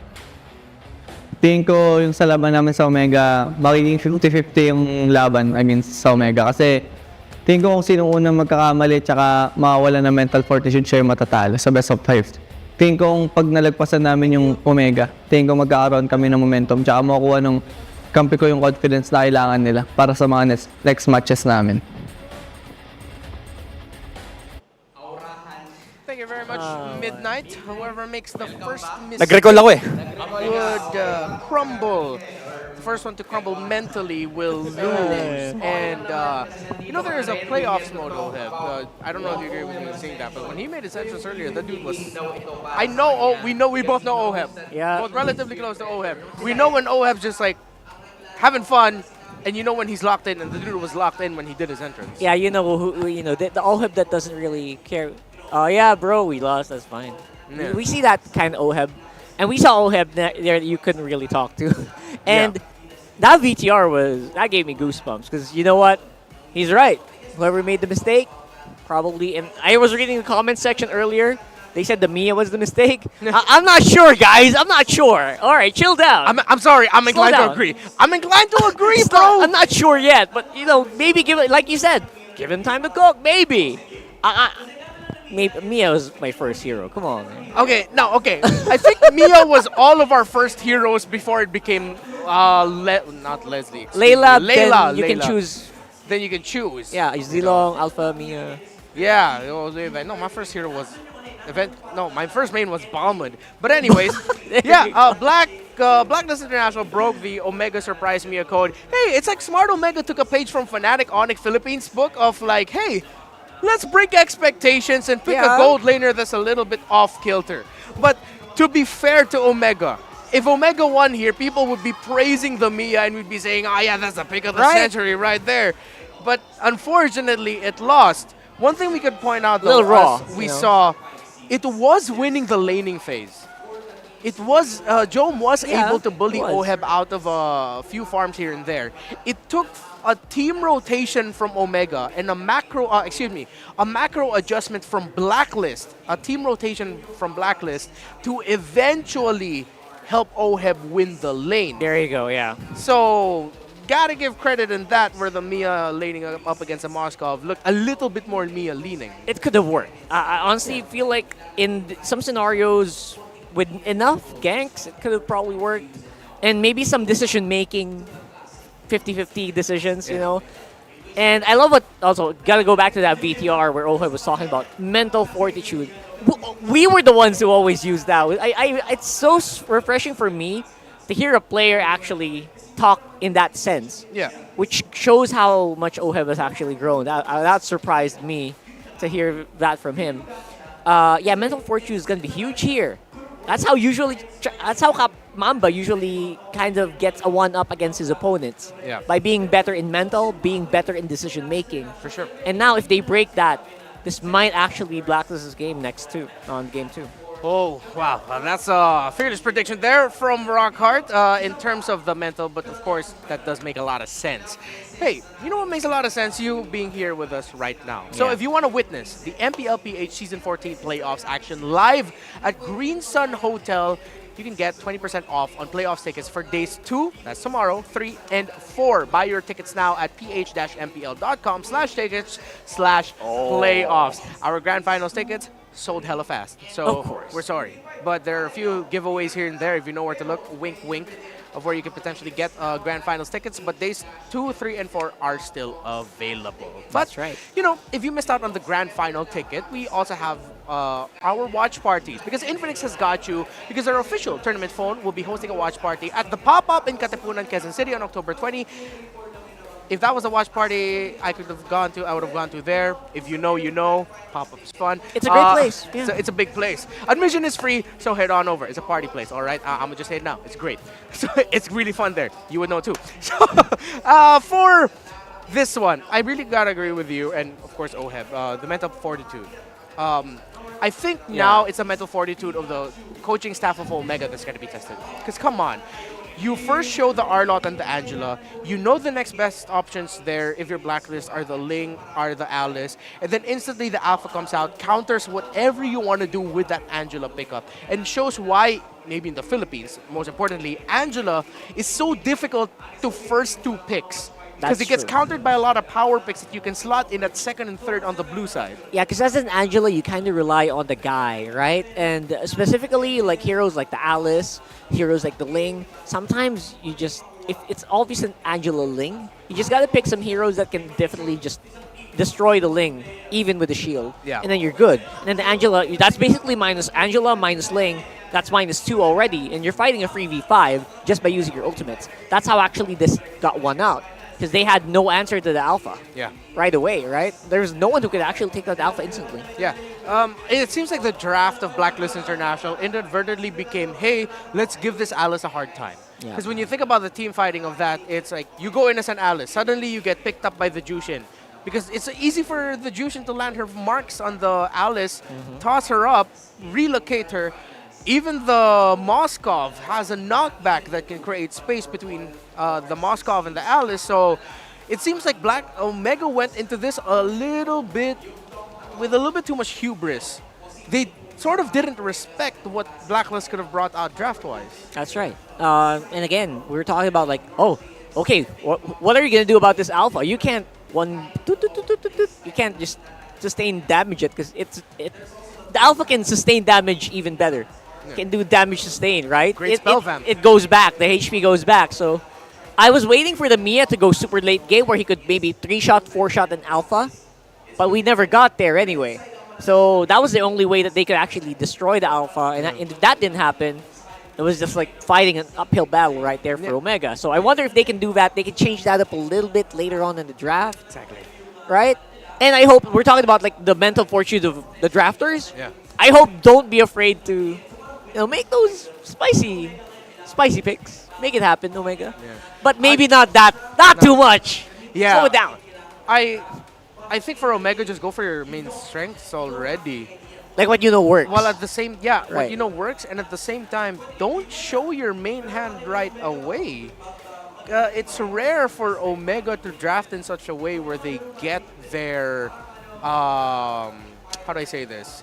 They get their roam mids. They usually save their roam mids for the latter portions of the draft because they want to win in that regard. Because they know they can afford it. No one can ban out the Chakmamba. Yeah. Completely. And you can't completely ban out Okir with the fact that he has a very mean Lilia. They have a mean Gatakacha Lilia combo. Taramis as well. Exactly. So, Omega, it's on you now to pick what poison you want to pick for yourself that will deal the most damage to Blacklist International. Omega chose red side here, folks. Right. They had side priority pick for the second game, and they chose red side. Blacklist International will go ahead and rock with the Jushin on Haji, while Omega will get the Cho right away. A Ryota pickup for sure, and they get the Ling. This is them falling to their comforts. Here we go. This is the Omega we know. Yeah. They are not afraid to first pick a Ling. Oh, bro, Suyo's open. Suyu's open. That's... MP will pick that. I can already hear the mic. I can already hear the headset. Okay, He's saying, Coach, MP. Yeah. Look at this. Yeah, for sure this is going to be an EXP or Roam plus MP the King. High loss. Alpha! They're rushing it with Alpha, okay. They don't care about the Suyo. Yeah, and this is going to be another hero where Lord JM can pack a Revitalize. And you know what? It can work. It can work very, very well. They can try to throw out that Cho on the XP as well, but probably will have a hard time against the high loss either way. And now, not sure about the Eve, bro. I mean, Eve is great against maybe heroes that love to go melee. Yeah. But maybe not this one. I'm not sure. I'm not 100% sure about this Eve. Yeah. I think this one necessitates a Claude ban for sure. Because then now, if Oheb wants to go Nathan, Nathan might be his next best pick later on. Omega can take out the Claude, then they can pick up the Moskov as their fourth. Or they can pick up the Claude for themselves. I like that they respected the CC of Lord JM, but I still really think the Blacklist would rather slot this high loss into the EXP and then pick up a different roam for perks. Yeah. I'm looking at a scenario where Perks... I'm not sure about the Tigreal anymore. Obviously, it's banned out, right? But we're looking for maybe something that can kind of walk well with the high loss. Those are the things I think about when I see a high loss here, right? For sure, man. I agree with you. And you know what I'm thinking that Blacklist can pick up later? If Perks has practice in it, pick up the Rafa. Everyone's so fast. Yeah. Gotta go fast. For sure. If it's not going to be the Rafaela, then of course you can default into, like, for example, if this is a 4th pick Claude for Jome, go ahead pick up the Lolita. So you have the Lolita high loss together. And that's a mean combo. Again, we're talking about it's hard to peel against. And you don't really have the mage to do the big boom booms, you know? You can't blow him up. Because it's a slowing mage. It's the Eve. Yeah, it's not really a mage that's known for burst damage. Yeah. That they have. The burst damage is going to be coming from that Alpha 100%. Speaking of burst, okay, this is a much better ban. Taking out one of the best, if not the best hero for Jome this season, actually, which is the Harith. And maybe because of that, they might think about the Lunox. Now, you can see Jome's having a hard time looking for maybe a good one to answer this. Lunox is his go-to if Moskov gets banned out, if Harith gets banned out. Oh yeah, you're right, yes. I don't know if they're ready to go Alice this time on Jome. But there's the Lunox. Great call there, Rockhart. Yeah. Lunox, and of course you're going to need that for the high loss, for the Alpha. There's a lot of dashes. If they want, they can go Phobius still, which is still open. Oh my god, I called it! I can't believe I called it! You actually called it, bro. Oh, and they go classic. It's the Rafaela Bruno tandem. This is the lineup that can walk with a high loss, bro. They can walk all day long here. And with the help of Rafaela, they can run. Yeah. Great. Oh my goodness, Omega, you're you're going up against playoffs Blacklist now. Boy, oh boy. They've so far. What is Chapnu gonna pick? He can. They already have the pick off in Ryota. They need a front. They can go tanky. Bellerin. Sorry, that's too much. Up against a Bruno, it hurts a lot. Let's see. It's a glue. Oh, I think Ryota's gonna go glue. Yeah. Okay, so Very it's a good. Chapnu Cho. All right. So this kind of works. Individually, the heroes are great for Omega, but cohesively, I'm not sure if they gel well, bro. They're gonna have to go play out their minds individually to make this work, to be honest. Yeah. Lineup rating for Omega a little bit higher. Damage potential, survival potential, all good. Blacklist trumps in crowd control just a little bit more. Team coordination a little bit close. Yeah, this is one of those execution wins it games. However, with 3 Purifies, Haji, Perks, and Oheb, Chaknu's gonna have the hardest game of his life to find the right target to pick off. 3 Purifies and a heal. Oh man, good luck to the Chak Mamba for this one. Let's see if Omega can stop a 2-0 lead for Blacklist International and make it 1-2-1 as we head into game number 2 of this epic rivalry between Smart Omega and Blacklist International. Ingan, Leo, it's yours. Tell me this draft doesn't look like an old Blacklist draft. Tell me that's not the case. It's not. No, it does, because again, ultimate bonding experience, ultimate healing. Rafaela back for Blacklist. And you even throw back to the Bruno. And tell me the old king would not want to play the Alpha. Is that not the only remaining utility jungler in this current metagame? Yeah. So what is going on? So Blacklist really sticking to their roots, especially since Bonchan is still there as their head coach, really doing wonders for them. So right now, can we expect the same result as to what happened for Blacklist? A strong start for Omega, then Blacklist suddenly turn things around by the 3-4 minute mark? You know what, I can't give you an answer just yet because I also do not understand what's going on with Smart Omega. Yes, in the regular season, they brought out some of the crazier picks, like the aforementioned Belleric, the Gatot, which is now a, real thing, and not to mention the Carmilla. But the early Eve, right? It seems like we're throwing back to a hero that's worked overseas, but not in the Philippines, not as much, not as often. I can name like one dude who won in MPL Philippines with it. Wait, what's Roche's go low? Oh, Ryota goes in, MP the King. Okay, with Fear of Alpha, is he going to be able to out-sustain? MP even used the Retribution, but on the other hand, off-cam kill will go to Andoryu first, a trade onto Haji. And as you were saying, I think the point... wait, Andoryu goes in after Lord JM. Okay, he has no Revitalize anymore. Ring of Punishment, but Okir, the one we were talking about, The Eve will get the kill. All right. I was going to say, Super Prince won with the Eve. Yeah. But hey, who am I to put down Ook here?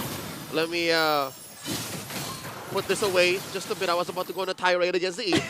But right now, with the turtle spawning in the upper corner and that being a lane that Ryota is okay, actually just losing and dying for, means this is what he was going to do compared to what he did in Game 1. In Game 1, he was supposed to be in the forefront. It was the in catch. Game 1, he was the catch, he was the finisher, he was the setter. Here, he's more of a spoiler. And I think given the whole Ube situation that Black is running with, this pace is so much better for Omega. Yeah.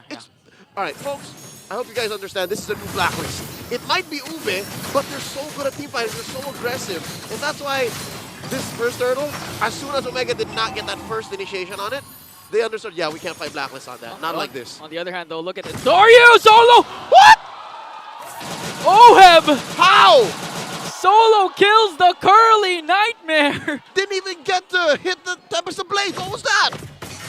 Catching Andorio off guard as Chakman goes in. But look at the counter-attack from Blacklist, ready to save their Filipino sniper.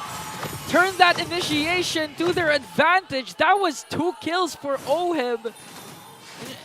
It caught Andorio off guard. I wasn't sure why he went down. Call it a series of unfortunate and confusing events. Yeah, confusing. Unfortunately, we didn't see it fast enough because that's how fast Oheb delivered the final blow to Andorio. So the answer to my question earlier was, okay, Blacklist, this is a different start. Blacklist is dominating the early game right away. Yeah, no doubt. Blacklist up by about 600 gold. You'll see that a good chunk of it, it's in the gold lane. There's about 300, 400 between Oheb and Big J, given that sudden kill on... You know what? Part of me is glad we didn't see what happened. Yeah. Because I wouldn't accept what happened. But the thing is, That's I want an explanation on what happened. I wanted to see, but again, that was a Ling, very mobile.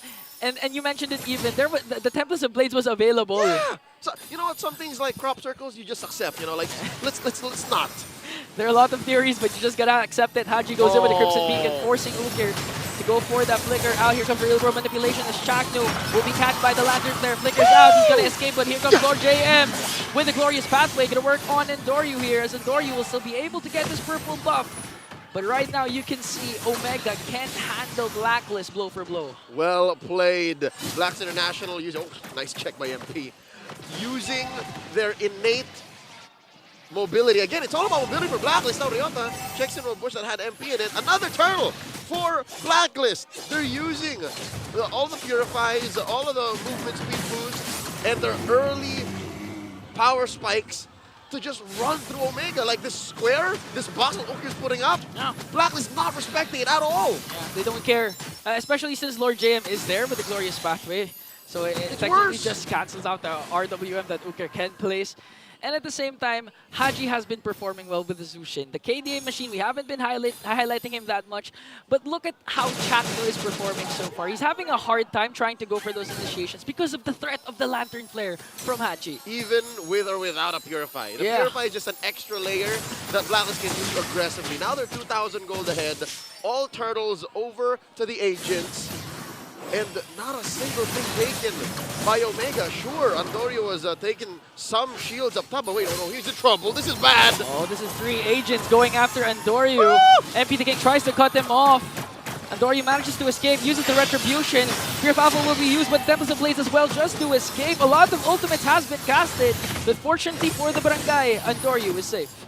I mean, you count your blessings, That was but it's still bad because look, Blacklist is just running amok. And all right, I understand why. It was a long-haul plan for Blacklist. You see how they went coast to coast, top, all the way down the river to try and defend from Jome. But all right, for once, Smart Omega in this series gets something that they want for free. Finally, finally. No casualties, no trades.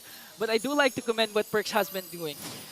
Prior to the Andorio chase, Perks actually used the Holy Baptism just to check a bush where Chaknu was actually in. So those kinds of small things that these pro players are doing enables Blacklist to just really be confident enough and make sure that no initiations can be used by Omega as they try to work on Ryota right now. Just look at the damage as early as now coming in from Bruno, from Oheb. It's a lethal Ube. And now, emotional damage set in by Lord JM. I'm sure someone saw that. Ukir must have seen it from the corner of his map.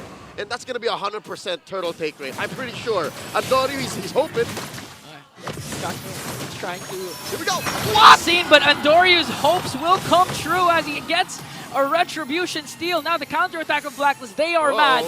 They want to go for a trade, and it looks like Chaknu is going to be their next target. But Ryota, Ukir, and the rest of the barangay are here to do the counterattack. Finally, kill coming in from Jom as Chaknu will also fall down in exchange for MP, Perks, and Oheb, and they're not even done as Ryota manages to escape.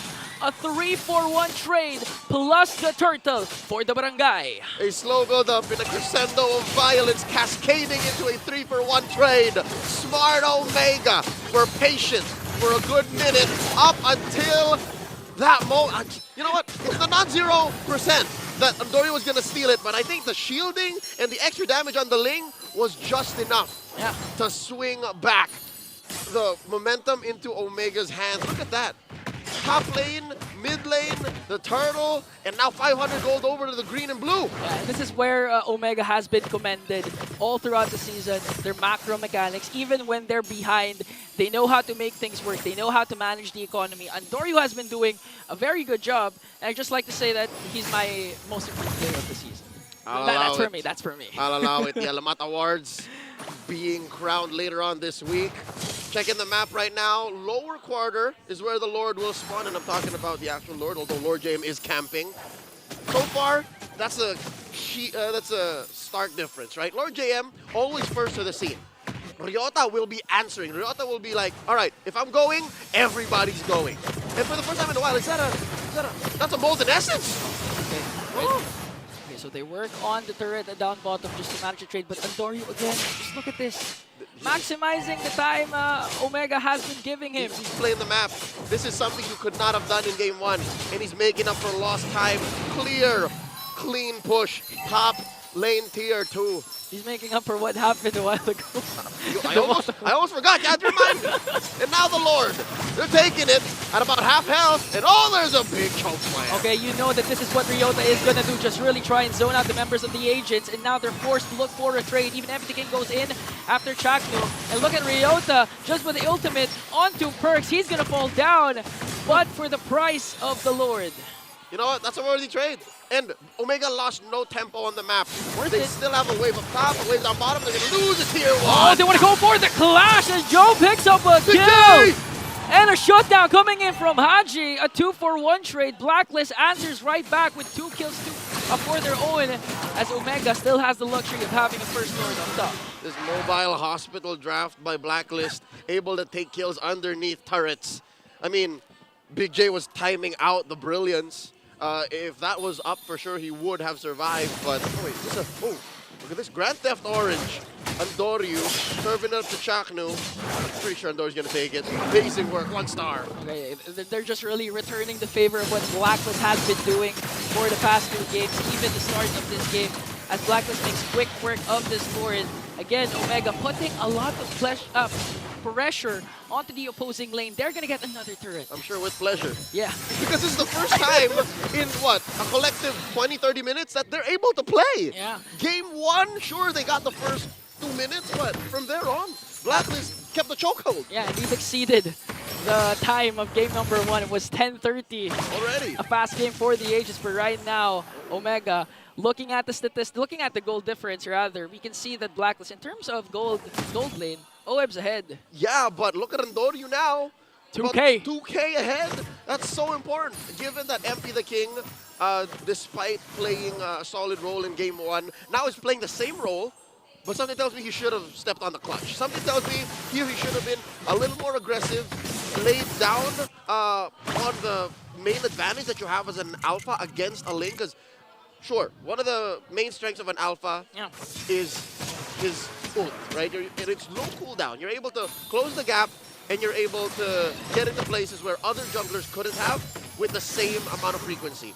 That, and of course, the true damage burst. Our analysts at the Infinite Save Tabayan covered this earlier on in the post-match breakdown. But now, even against Assassins, even against Andoryu, if you can somehow find Andoryu, that might be a good matchup. But so far, he's only played the Ube. He's only been walking along with the mobile hospital. How are you going to find Andoryu when, for some reason, he just keeps managing to find something? That's the paradox. Yeah, exactly. So right now, Blacklist problems just keep adding and adding. And at the same time, I do like to say that Lord JM is not that activated compared to game number 1 because specifically of the high loss.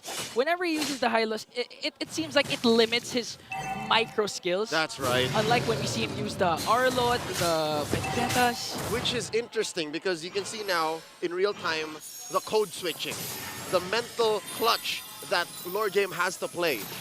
That from game 1, he really was calling the shots. Although that was a tanky Benedetta, there was a lot of mechanics involved. Here, he's a high loss. He's an initiator. Now, Lord standing. Look at him from the back! A 3-man knockoff from Chaknu, paired up with the real world manipulation coming in from Ukir. Andoryu goes in. Perks will fall down. Kevin Blade is there. Yota quite dangerous. But they're bursting down every single agent in exchange, but they're countering it.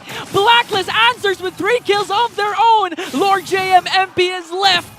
For Black and Omega, it's Ryota and Ukir. What a bloody exchange! The Lord Pit, a mass grave.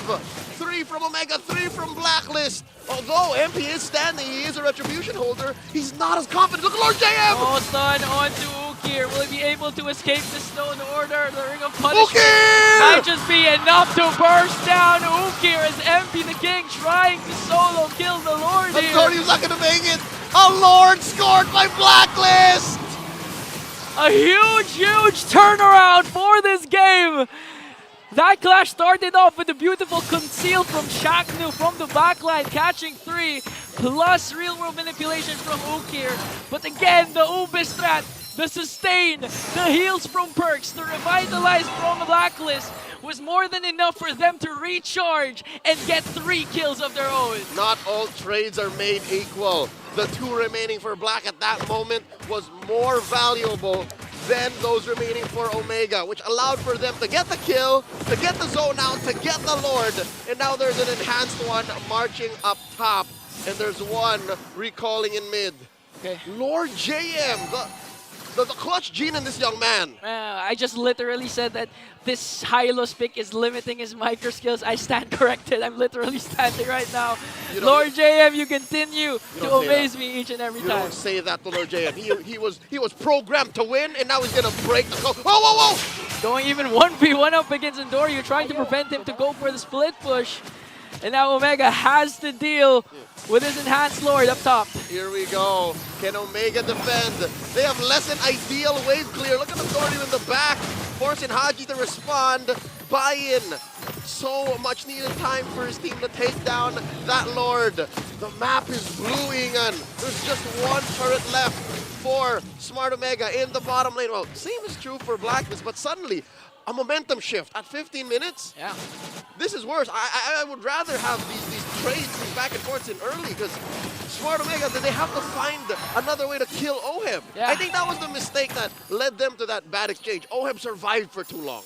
Plus the Purify, the presence of the Purify, even if Chaknu continues to find good Jeet Kune Do, not even just the Way of the Dragon, Jeet Kune Do, the Way of the Dragon really needs to connect onto the proper target. Yeah. This time it's Oheb. Because once Oheb is out of the picture, where are you going to expect the damage coming from Blacklist? Yep. I mean, sure, it could come from MP the King, but that's... But he's kind of a utility now. That's DOT. It's damage over time, and it's more of a punish when you get hurt by an alpha.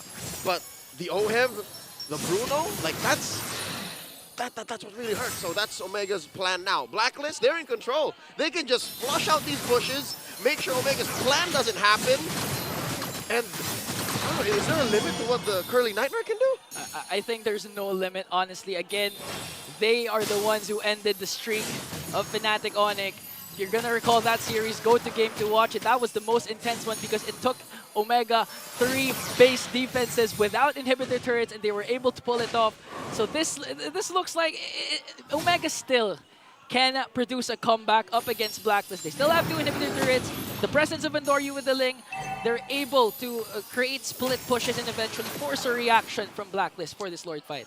Yeah, if I'm not mistaken, if I'm reading the map right, it might be another Lord-centric fight. It's going to be very similar to the initiation of that last one that Blacklist won later on in a delayed fashion. But here, this time, Omega might be banking on that outside trajectory. They might try to win from the outside. Because if you lean hard in the Blacklist lineup, that's a losing fight. Yeah. They just have too much heals, too much purify. Too much of everything is actually good this time for Blacklist. So Omega, if they can manage to find the pickoff, especially for Endoryu, or a proper setup for Chakno with the Wave of the Dragon, but the problem is OHEB and Perks has their purify. They're weaving in and out of the Lord pit. Lord shuffle in full commencement. Lord now to a third of its health. Chakno a lot of damage. Here comes the Lord. Okay, they're going all in once again, popping Chaknu's immortality, plus the Holy Baptism will get to. Chaknu used to force the flicker just to escape. Here comes Tempest of Blade, counter-attack coming in from Omega, and finally they get OM down! But the sustain from Blacklist is there. Lord JM will fall down as well. Hachi picks up a kill onto Big J, and Chaknu will go down, and now they're targeting Endoryu. He does have immortality, so they can go all in. It gets up. Again, the stun coming in from Parks, and Haji will bring the Curly Nightmare down! And it's Ukir and another tank left, while Blacklist still have a lot left in the tank as 3 members are on the map. Haji pushing Ukir out of his sights, brings him back in, playing with his food. Oh, Ukir though, moments away. And Perks, I have to commend Perks, 2 consecutive, make it 3. Holy Baptism, game-changing plays to bring Blacklist back on the lead. Ryota looking for the grab, full stacks on Perks, but he knows that that's a losing bout. And Smart Omega respawns just in time. But I don't think they have enough time. 18 and a half minutes in, Ingan. 3,000 gold up, Blacklist International. Yes, they lost OHEB in the exchange. But the fact that they split up and then reconvene for the Ube just changes the dynamics of the fight. If Omega figured out the first layer, how to break that, apparently there's more. There's more. Again, they're proving me wrong. I just said, what happens if OM gets caught? Where's the damage gonna come from? Apparently they have more in store for their team. Oh, this is difficult. Wow. Omega has less than ideal wave clear. It's so hard. Now they're gonna crack into the face once more. They don't even have to wait for the Lord Crimson Beacon coming in from Haji as they try to work on Chaknu here. He's gonna fall down. No immortalities. First man down is Chaknu. Real world manipulation coming in from Ukir though. Ryota goes in, but is it gonna be enough though to defend the Lord? Even the Lord is still half HP, and they're gonna go in, forcing out a lot of ultimates as Joan will fall down. It's just Ukir and Endoryu left. Blacklist has a huge advantage. They will go up 2-0. The code breakers at match point. Are we throwing back to MPL Philippines Season 12? Is this the same meteoric rise that we witnessed as they made their way to the M5 stage? Amazing work by Blacklist International. What's going on with Omega? I have no idea, but one thing for sure is Blacklist is really proving that they can go head-to-head with anyone. They're so good at team fighting. I wonder what our panelists at the Infinix Game Tambayan think.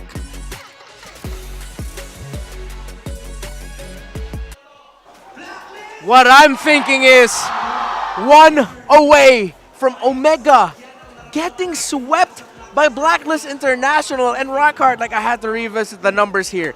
With what Omega has done in these past 2 drafts, this is not how they draft. Remember, red side, their old regular season tendency is red side, 4th pick, 5th pick. That's where they pick Ukir's hero. That's where they pick Chaknu's hero. It's 2 games now where they played Ukir in the early portions of the draft, picking up a hero he has not played so far this season. They don't have a game with the Angela mid. They don't have a game with the Eve mid. They bring it out of the playoffs and they don't look ready to maximize its potential.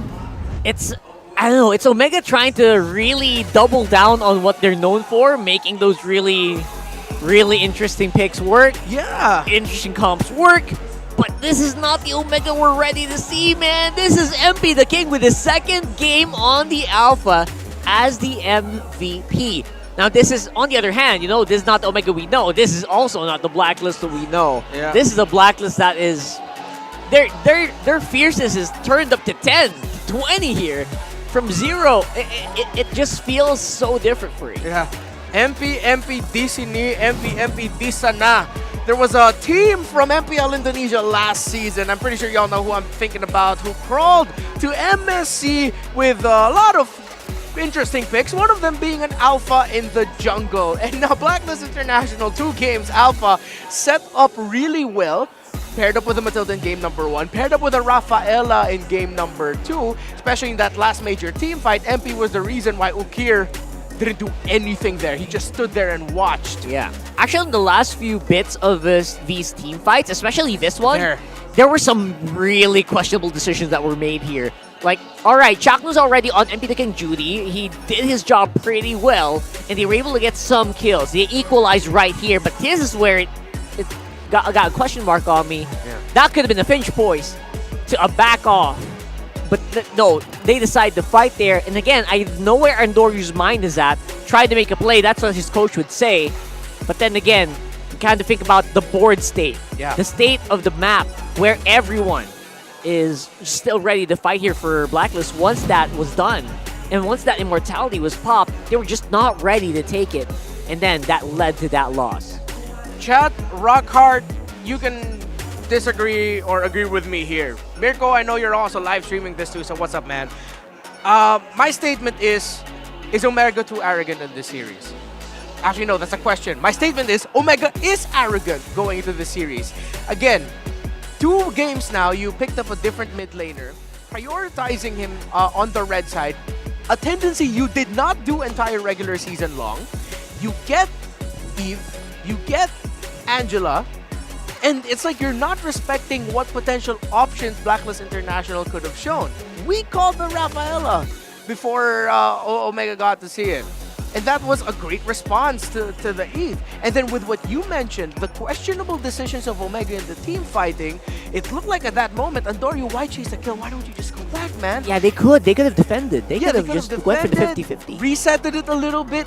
They didn't respect what the Jushin can do at that portion of the game. And of course, the alpha. Maybe it's I don't know. For me, I'm chalking it up to maybe they're just not used to playing against the alpha at this point. Because who picks up the alpha 2 consecutive games in a row, right? That's true. But then again, that's not really an excuse, right? And again, I don't blame Chaknu for not being able to do as much. Because hello, free purifies. Good luck. Yeah. Like we kept mentioning that off stream here.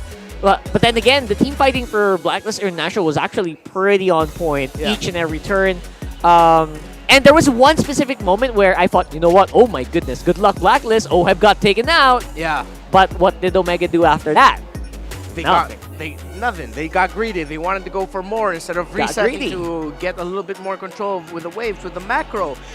Team fighting wise, let's go back to 7 minutes as the stats are flashed onto your screen. 7 minutes and 10 seconds. That's when Omega was able to initiate the team fight that eventually got control for them, leading to them winning the first Lord of the game. That's because Blacklist overstepped. They overextended and they eventually got sandwiched by Omega. Now the 12-minute team fight, before the big final team fight, this was the team fight for the second Lord. Questionable because Jom flickered into everyone. He didn't respect the possibility of him getting caught by any of the crowd control that Blacklist has so that he wouldn't have enough time to pop the Brilliance.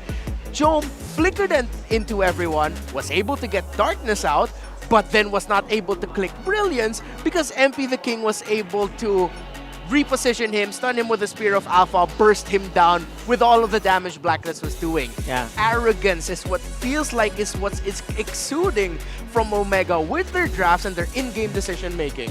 Am I too harsh right now? Nah, not really. I don't think I am. Not really, honestly. And I love that you really have the Mirko watch party on his monitor here. Shout out to you guys. There's a lot of things I got on my screen right now, bro.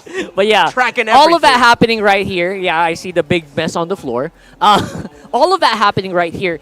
It actually, the moment you mentioned 7 minutes something, that was the perfect Omega fight already. Yeah. It was where everyone was in the right position. One here in near the Lord pit, one here near the turret, isolating. Yeah. One on top side near the turret, fighting as well. That was already perfect. They didn't wait for any of those. Yeah. It was just messy after that. Yeah, it feels like now, with what Coach Bonchan said, he said that it felt like his roamer perks was forcing a lot of things a lot of the times, and he rectified that. He fixed that. This time, it felt like Omega forcing some things, not respecting the team fight that Blacklist International has. But of course, there will be more analyses coming your way.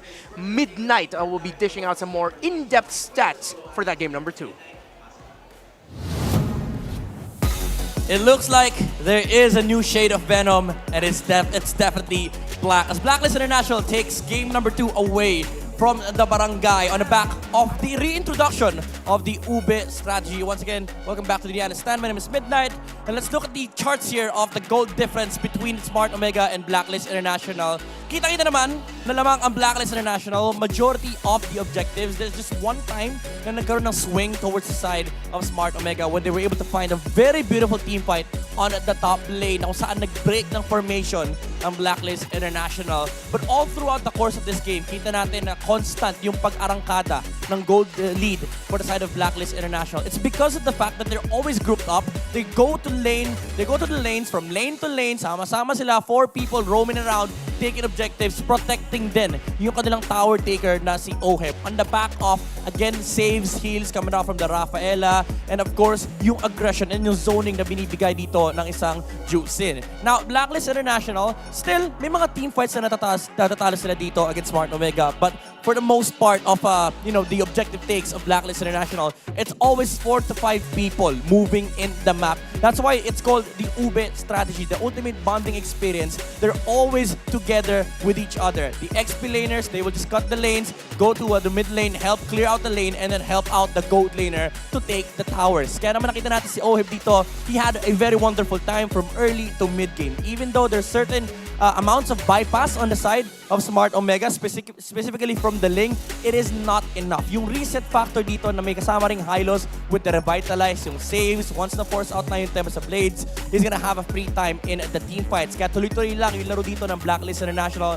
Constant pushes, constant aggressions. Once na na-reset na yung team fight for the side of Smart Omega, they can no longer re-engage versus Blacklist International. That's the reason why they were able to win out in game number 3. We will know the results of game number 3 in just a bit. But before that, let's go over to Marakino.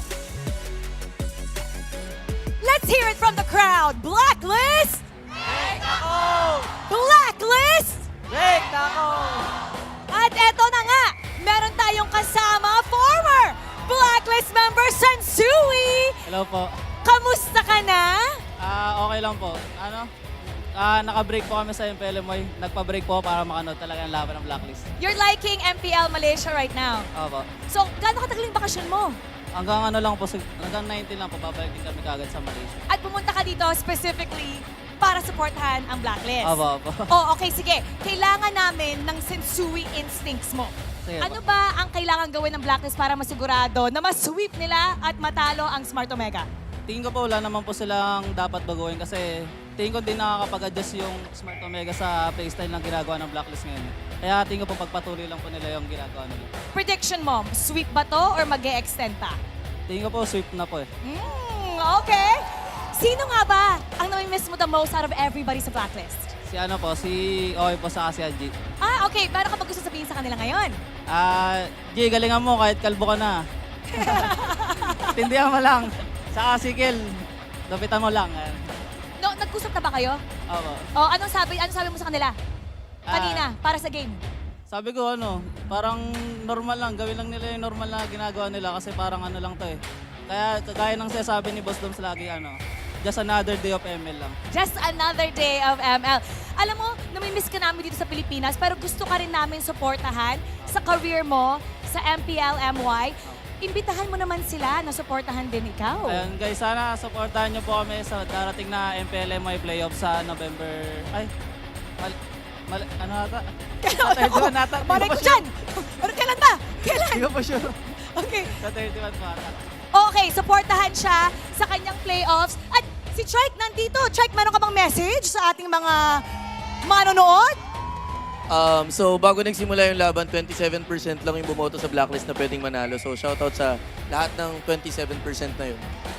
Shoutout daw sa inyo! Alright, one more time! Blacklist! Break nako! And now let's head on over to our panel. good to hear from Sensui, a former jungler of Blacklist International, of course from Trike as well. 27% was a percentage of the community that voted for Blacklist International and predicted that they would win this series against Omega. But now Blacklist International are one win away from sweeping the barangay. A surprise, definitely, and a, how do I say this? An outcome that I did not expect we would find ourselves in. Before all of that, our Mega Re-streamers are also live on their official channels for the MPL Philippines Season 14 playoffs. Catch their streams and don't forget to give them a follow for quality MLBB content. Sup, Mirko? I know y'all are watching here right now. And of course, he's like the ultra. He's a ultra mega. Ultra mega re-streamer. Yeah. But you know, there's a lot more re-streamers out there across the world as well in different languages. So watch out who's re-streaming in your country. MPL Arena, we're going to be seeing the smart gameplay post. Just copy the player post that's on your screen and win redeemable in-game codes that will flash out in just a bit. And yeah, again, it's good to hear back from Sensui.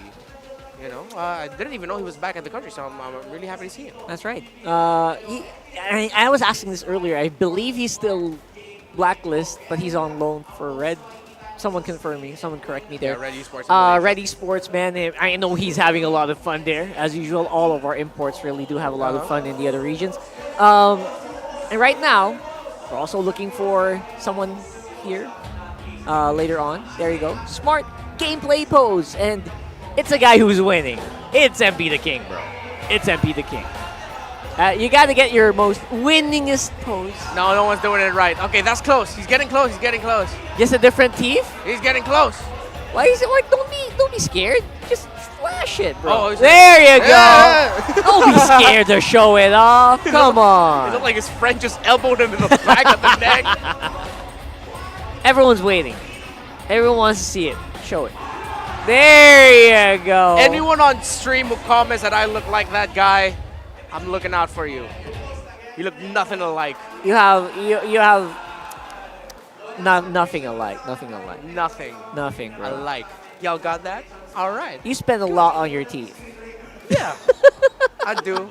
I could spend a little bit more, but... there you go. Yeah. Again, MP the Alpha Jungle. MP the Alpha. Blacks now a win away from sweeping Omega. And yes, at this point... What the hell did we find ourselves in? I don't know. This is a different universe. I swear I am in a different universe right now. And 27% prediction. I swear there was a time where they had 10% problem. But that's a different story. Yeah. If you know, you know. Right now, it does feel like... You know what? I'll just go out and say it. The way they're drafting and the way that they make in-game decisions, I mean, they're starting to look like they deserve it, man. Yeah. That 0-2 right now that Smart Omega has found themselves in. Now, we already said, I think we already gotten a big discussion where, you know, what do they need to do? What they need to change a little bit here. Just go back to who you were, man. Just go back to the Omega we know. This is not it. Yeah. I think it really has to begin with you always making sure that you get the strongest and most comfortable mid laner you can get for Ukir. Ukir. That's 2 games in a row. You put one of the centerpieces of your center rotation in an off strategy. The Angela and Alice, I can still fight for. Even though the Angela showed up a little bit too damn early. And the Alpha instantly countered it. I'll give it that. The Eve could have been something else. But then at the same time, they were making it work. But then they got arrogant with the team fighting decisions. So it's like the moment you try to look at one thing, suddenly a next problem pops up and you realize, oh wait, yeah, that's not a problem that can be solved with just a draft alone. Not just the draft. It goes draft. into the in-game decision making. So it goes back to what you pointed out with what Oheb said. The first team to crumble mentally will lose, and it looks like we're seeing Omega having the biggest crumble we've ever seen happen before our eyes. They're literally melting right in front of our eyes. I have not seen any of them like... And you know what, Ukir? Yeah. I did not feel his presence in most of these fights. I mean, he's there, but it's like...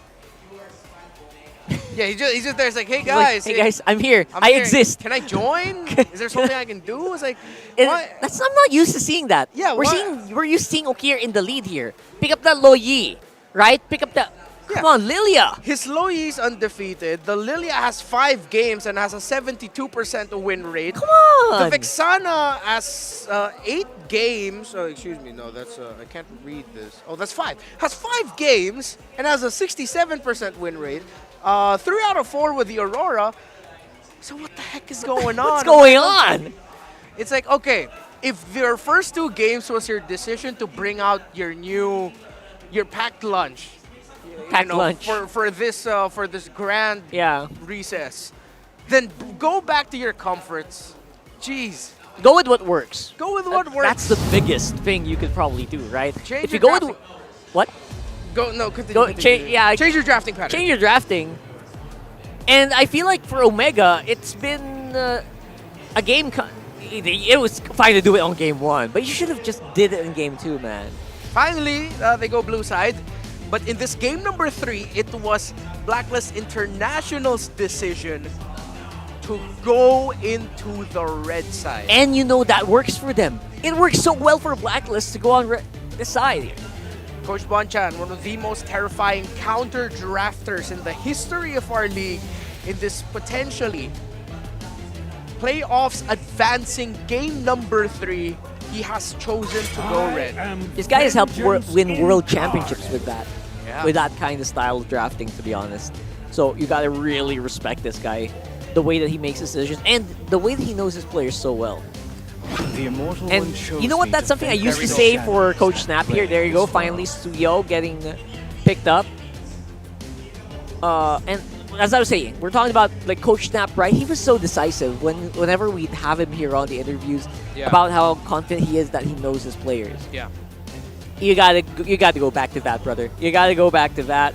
Yep. And just pick the ones that can kind of just let your players run free. 3 games in a row, Alpha for MP the King. Swear to goodness, don't tell me they're gonna go on an EVOS Legends Season 13 run by spamming Alpha. You know what? It worked out for them.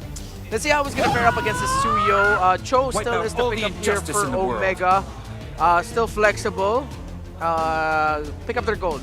Don't pick up your mid laner now, please. Or if you're gonna pick up a mid laner, go ahead pick up a Vexana, Aurora, the Lo Yi, that type of hero. Something that can mess up the team fight of the Alpha and the Hylons. Alright. Sure, okay, that's fine. There's a lot of mid laners you can pick. You go ahead pick up Comfort, you go Gata Kacha, and you can still pair in the Lilia combo later on. Much better drafting this time around. Oh, yeah, 100%. I feel like you can't ban out Ukir heroes anymore. They'll have more freedom to maybe go for, players that can kind of follow up better with the Gato Kacha and players that can kind of just keep the Suyo alive, which is the problem for Suyo in the first place. Just trying to make sure there's a field in there for him to let his hits land. Enable the Suyo to make it easy for him to just attack people. Yep. So Blacklist International says we need that control up against that Suyo. So Coach Bonchan has a quote here. He just said, let's not be contented that we entered the playoffs without expecting just anything. Oh, let's not be content with the fact that we entered the playoffs with no one expecting us to enter the playoffs. Let's make sure, let's not just stay content at that. Let's go for more is what Coach Bonchan said. And this time they go for the Lilia could have been paired up with a Gata Kacha, and Blacklist International are respecting that combination of Omega, so they ban it away. And it also is one of the best heroes that they can pick right now to mess up the team fighting of Blacklist International. I'm also thinking that maybe just go, if you're going to go full combo, look for a Vex, look for a Lo Yi maybe. Yeah, set it up. Lo Yi. Definitely still there, agree with you. Find a way. So they take out the Vex. Vex is out. I think the Lo Yi is going to be the pickup later for Omega. Or Lilia. Just banned. Oh, yes, it's banned out. Sorry. Yeah, it's all good. Wow, Black Omega respecting the Rafaela. We are at that point right now. Yeah. We are at that point for Perks. What's next? What's another great ban for Perks here? I feel like if you're gonna go ban perks anyway, you might as well go all in. I think you can kind of let the other lanes just go here because OHEB has a pretty good pool. Yeah. Unless you really want to ban out the Harif, you really want to ban out like really snowbally heroes for OHEB. Okay. So Omega take out the Angela. Angela's out. All Yeah, right. to take away the Angela Alpha combo, turn off the idea of an Alice. I think if I'm Blacklist, pick your OHEB hero 5th. Pick your perks hero now. Yes. And the thing is, you don't see enough. If you pick a Lolita, might be too early. If you pick a Minotaur, at least you get the healing. You can go for double sustain, but he's really dipped out of the meta. The other hero that he has in terms of his comforts are Grok. He hasn't showed it yet, but he played a mean Kufra back in the day, back in Season 11. Yes, that's true. And Diggy maybe if you're really scared of the Cho or the Gato, but that's too much. Obviously, you're preempting like big AoE if you're picking up Diggy. So I think. Let's hear from the crowd. Yeah, Make some that's noise for yours truly. They're leaving it. This is gonna be Rome. Yeah. Yeah, Rome Hylos. Yeah, it's a Rome Hylos, and they got the CC for Lord JM, so a bit of a swerve. So now Omega, do you pick up the Lo Yi now? Wow, this is great duels. There's so much dueling potential here coming in from Blacklist, right? For each and every lane, they're very sturdy, very nigh unkillable. Yeah, there's a fun note that we need to point out about Suyo. Actually, in the jungle, one of the reasons why he's so annoying to go up against in the jungle, you can actually use his tap second skill as a retribution. Upwards of 6,000 damage can be dealt when the Lord is at low health. You don't even need to press Retribution to retry the Lord away if you use tap 2 of Suyo. There's the Lo Yi, and with the possibility of them getting taken out of the playoffs, Omega pick up a 1-1 for Big J. OHEB's pick is last. I would not be surprised if this becomes the Nathan, or hell, throw it back. Bring out the Beatrix. Bring out the Beatrix. That's exactly what I was thinking as well. Things that can kind of do it well with the 1-1, and you know what?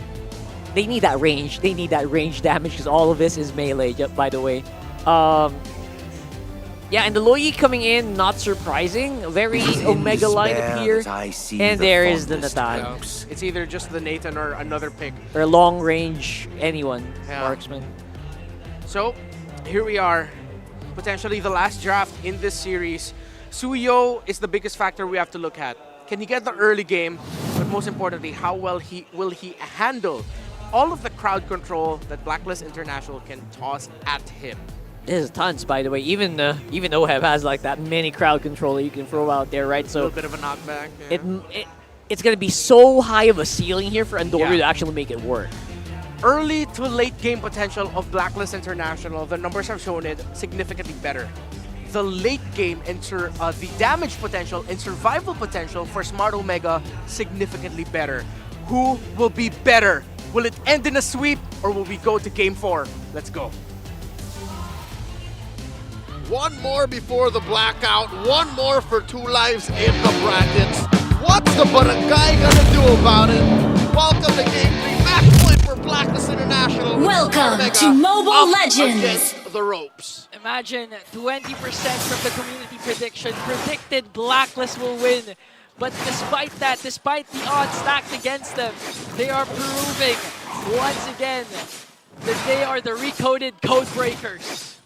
And here we see Smart Omega picking up a few lessons from their losses in game 1 and 2. Some respect bans, a quick switch up in their play style, their drafting flow, and Blacklist still keeping up the aggression. Look at how deep that Hylos is. Look at Perks, man. Yeah, Perks has been using again the Hylos. One of the things about Perks is he can use those kinds of defensive heroes like the Matilda to be as aggressive as possible. Although the Hylos is an aggressive roamer, despite the limited skill set, he makes things work. He can make outplays over the background. Oh yeah, for sure. Even on a macro level. Folks, quickly there you just saw the emblems in case you're wondering, hey, Suyu is new to MPL Philippines. Got banned in game 1. Here in game 3, you're seeing Andorio play, the Curly Nightmare. Definitely one of the more mechanically demanding heroes in the current metagame. It's rockin' Warcry. So best believe you're going to see a lot of basic attacks, a lot of skills dealt out. And here him hitting level 4 means he's going to be in full swing for the first turtle. Yeah, even during level 3 is already activated with the war cry. It's easy to spam skills, but OHEB though! Okay, Andoriu's here. Almost got a kill onto OHEB, but a counter-attack coming in from Blacklist as they bring down Shaknu. That was a quick response from the Alright, so expect that kind of combo to come through. That was a surge into a Queller with a close-in on the Sever. So basically, you got it right. 1-3-2. There you go. That's a new hero you know. You'll have to think of for sound effects. And he started. Don't get me started. He started off in Immortal form, so he deals extra damage and is a little chunkier. That's why he was willing to do it from second turret. Now, with the turtle up, Andoriu first to the scene. Look at that, he's soloing the turtle. Yeah, he can. Again, there's damage reduction. Plus, he can spam a lot of skills. And the thing that Renmar recommended to wait a minute because we're going right after perks up against 3, and Andoriu will get the turtle. AOG coming in from Chakno as they want to go for Haji. But that might be too deep for the Mamba because he might fall down though in the hands of MP. Perks is not even because he did cast the Northeast pathway. MP the King goes in. But okay, the clash will stop there. And I like to again mention what Renmar has been saying during the ban. That the thing about the Suyo is that his second skill, which is HP based dependent, that's right, is an easy way to get the neutral objectives. Even just cast the second skill, it's down to 6,000 HP. That's going to be enough, plus the red 3, to steal away neutral objectives from Blacklist. That's why it would have been very uncomfortable to see that first turtle go over to anyone but Omega. Yeah. That's one of the strengths that Soyo has. Renmar and Midnight were crunching the numbers prior to the broadcast starting. So best believe this is a dream come true for a lot of analysts to see how Suyu will interact with the current metagame in MPL Philippines. Now with that said, second turtle spawning in the lower quarter. For the first time in, I'd say, the whole series, Jome is actually having a comfortable lane. Yeah. Sure, game 2 was worlds better than game 1, but here, given that early rotation by Andoriu onto OHEB kind of protecting himself. Yeah. OHEB's not even crossing that minion wave threshold. Yeah, because it's like you're going up against a Nolan who's just waiting for the perfect opportunity from the burst to strike and burst you down. That's a capability that Suyu can do. So again, if you're OHEB, you do have the entropy if ever those things happen. Okay. Here comes the potential clash coming in from Muki. He sends himself as Ryota works on Lord J and even manages to kick him still. But he's going to fall down due to the tower damages, and Doryu wants to go for a trade. Lord J and Buoyant able to escape. And just like those are... Man, they're just literally snowballing right now on the top lane to the bottom lane and now to the turtle. Coast to coast miscommunication. Dome got caught out, did take off top lane. Lord JM got away with it. And here we were hyping the Suyu to be such a menace, to be such a killer. And he couldn't even kill us. Oh, here we go! Ryota with the kick there, paired up with the AOG counterattack. But MP the King though quite low here as he falls down in the hands of Ukir. So there's the trade Omega is waiting for. But again, you can't afford those miscoms again, those crucial mistakes up against Blacklist. I'll tell you now, Ingan, the numbers don't add up. That kill on MP just now still does not make up for what happened in the early game from Smart Omega. 5 minutes in, Ukir sends himself inside. Oh, trying to burst out OHEB! OHEB, no! Okay, he's gonna fall down, but he brings down Ukir with him. Still, OHEB finds the trade, and the cherry on top is Lord JM was able to take down the turret up top. Smart Omega, seemingly about 5 to 10 seconds behind Blacklist. In their head, it looks like they know what the correct thing to do is, or the plan, right? But it seems like in execution, it takes a while for it to go to their brain to send those electrons and those surges down to their nerves and to do it actually. Yeah, it's a very fast-paced game. You can't blame them. It requires a lot of coordination. But right now, looking at the lineup of Omega, they do have Suyu, they do have the Louis that they've been phenomenal with when it comes to those outplays, especially when with those neutral objectives. And who could forget the performance of Ryota with the Cho? When it comes to crucial crunch time, you can expect Ryota to get a huge way of the Dragon. Which is going to be key, given that OHEB is rocking the Purify. So if he finds OHEB some way somehow, forces that pop on the Purify, even Lord JM, then all the more Chaknu's AOGs should matter. Even Ukir with the yin and yang, the polar, and even Andaryu. There's some good CC there. Now check this out, the diversion. Finds Uki and Ryota down here. Chaknu looking for the sandwich play. Haji from the flank. Oh, they go for the push. Just want to go for objectives right now. Just try to play passive as possible. Again, Blacklist still has the lead. And now they're going to go for a trade because they know that MPD King will try and work up. But here comes the Suyu. Will we see a Retribution steal? Because it's really going to be easy for him! And that's what the panel has been saying, but Blacklist is now mad. They want to go for the counter-attack. Back to goes in for the AOG. Jome as well. Will he be able to cast the ultimate? He doesn't need to because Haji will fall down. And Ryota wants to go for another pick-off though. As they work onto the middle lane, Lord JM has to walk away. And this is the answer the Barangay has for Blacklist. A single surge into a sever, plus the Retribution, took away what MP the King was cooking. And Andaryu takes that last turtle for the Barangay, plus a push in mid and top. Yeah, the problem for Blacklist right now is how do you deal with the Suyu? Midnight Redmar mentioned this during our bonding. Nothing short of a Kaja. Kaja Kupra only. You need the suppress, you need the catch. And right now, they can only rely... Yeah, Franco. They can only rely on the first skill of Perks. The stun. And a perfect Frigid Glacier. Yeah, but the problem is, with the cooldowns of the skills of Suyu, it's easy to avoid the casting of the Frigid Glacier. So it's going to be tough. Tough. We're seeing a spike in Omega's efficiency. Ladies and gentlemen, there's a small gap between MP and Andaryu, but a larger gap here between mid lane. You see this, about 1,000 gold between Ukir and Haji.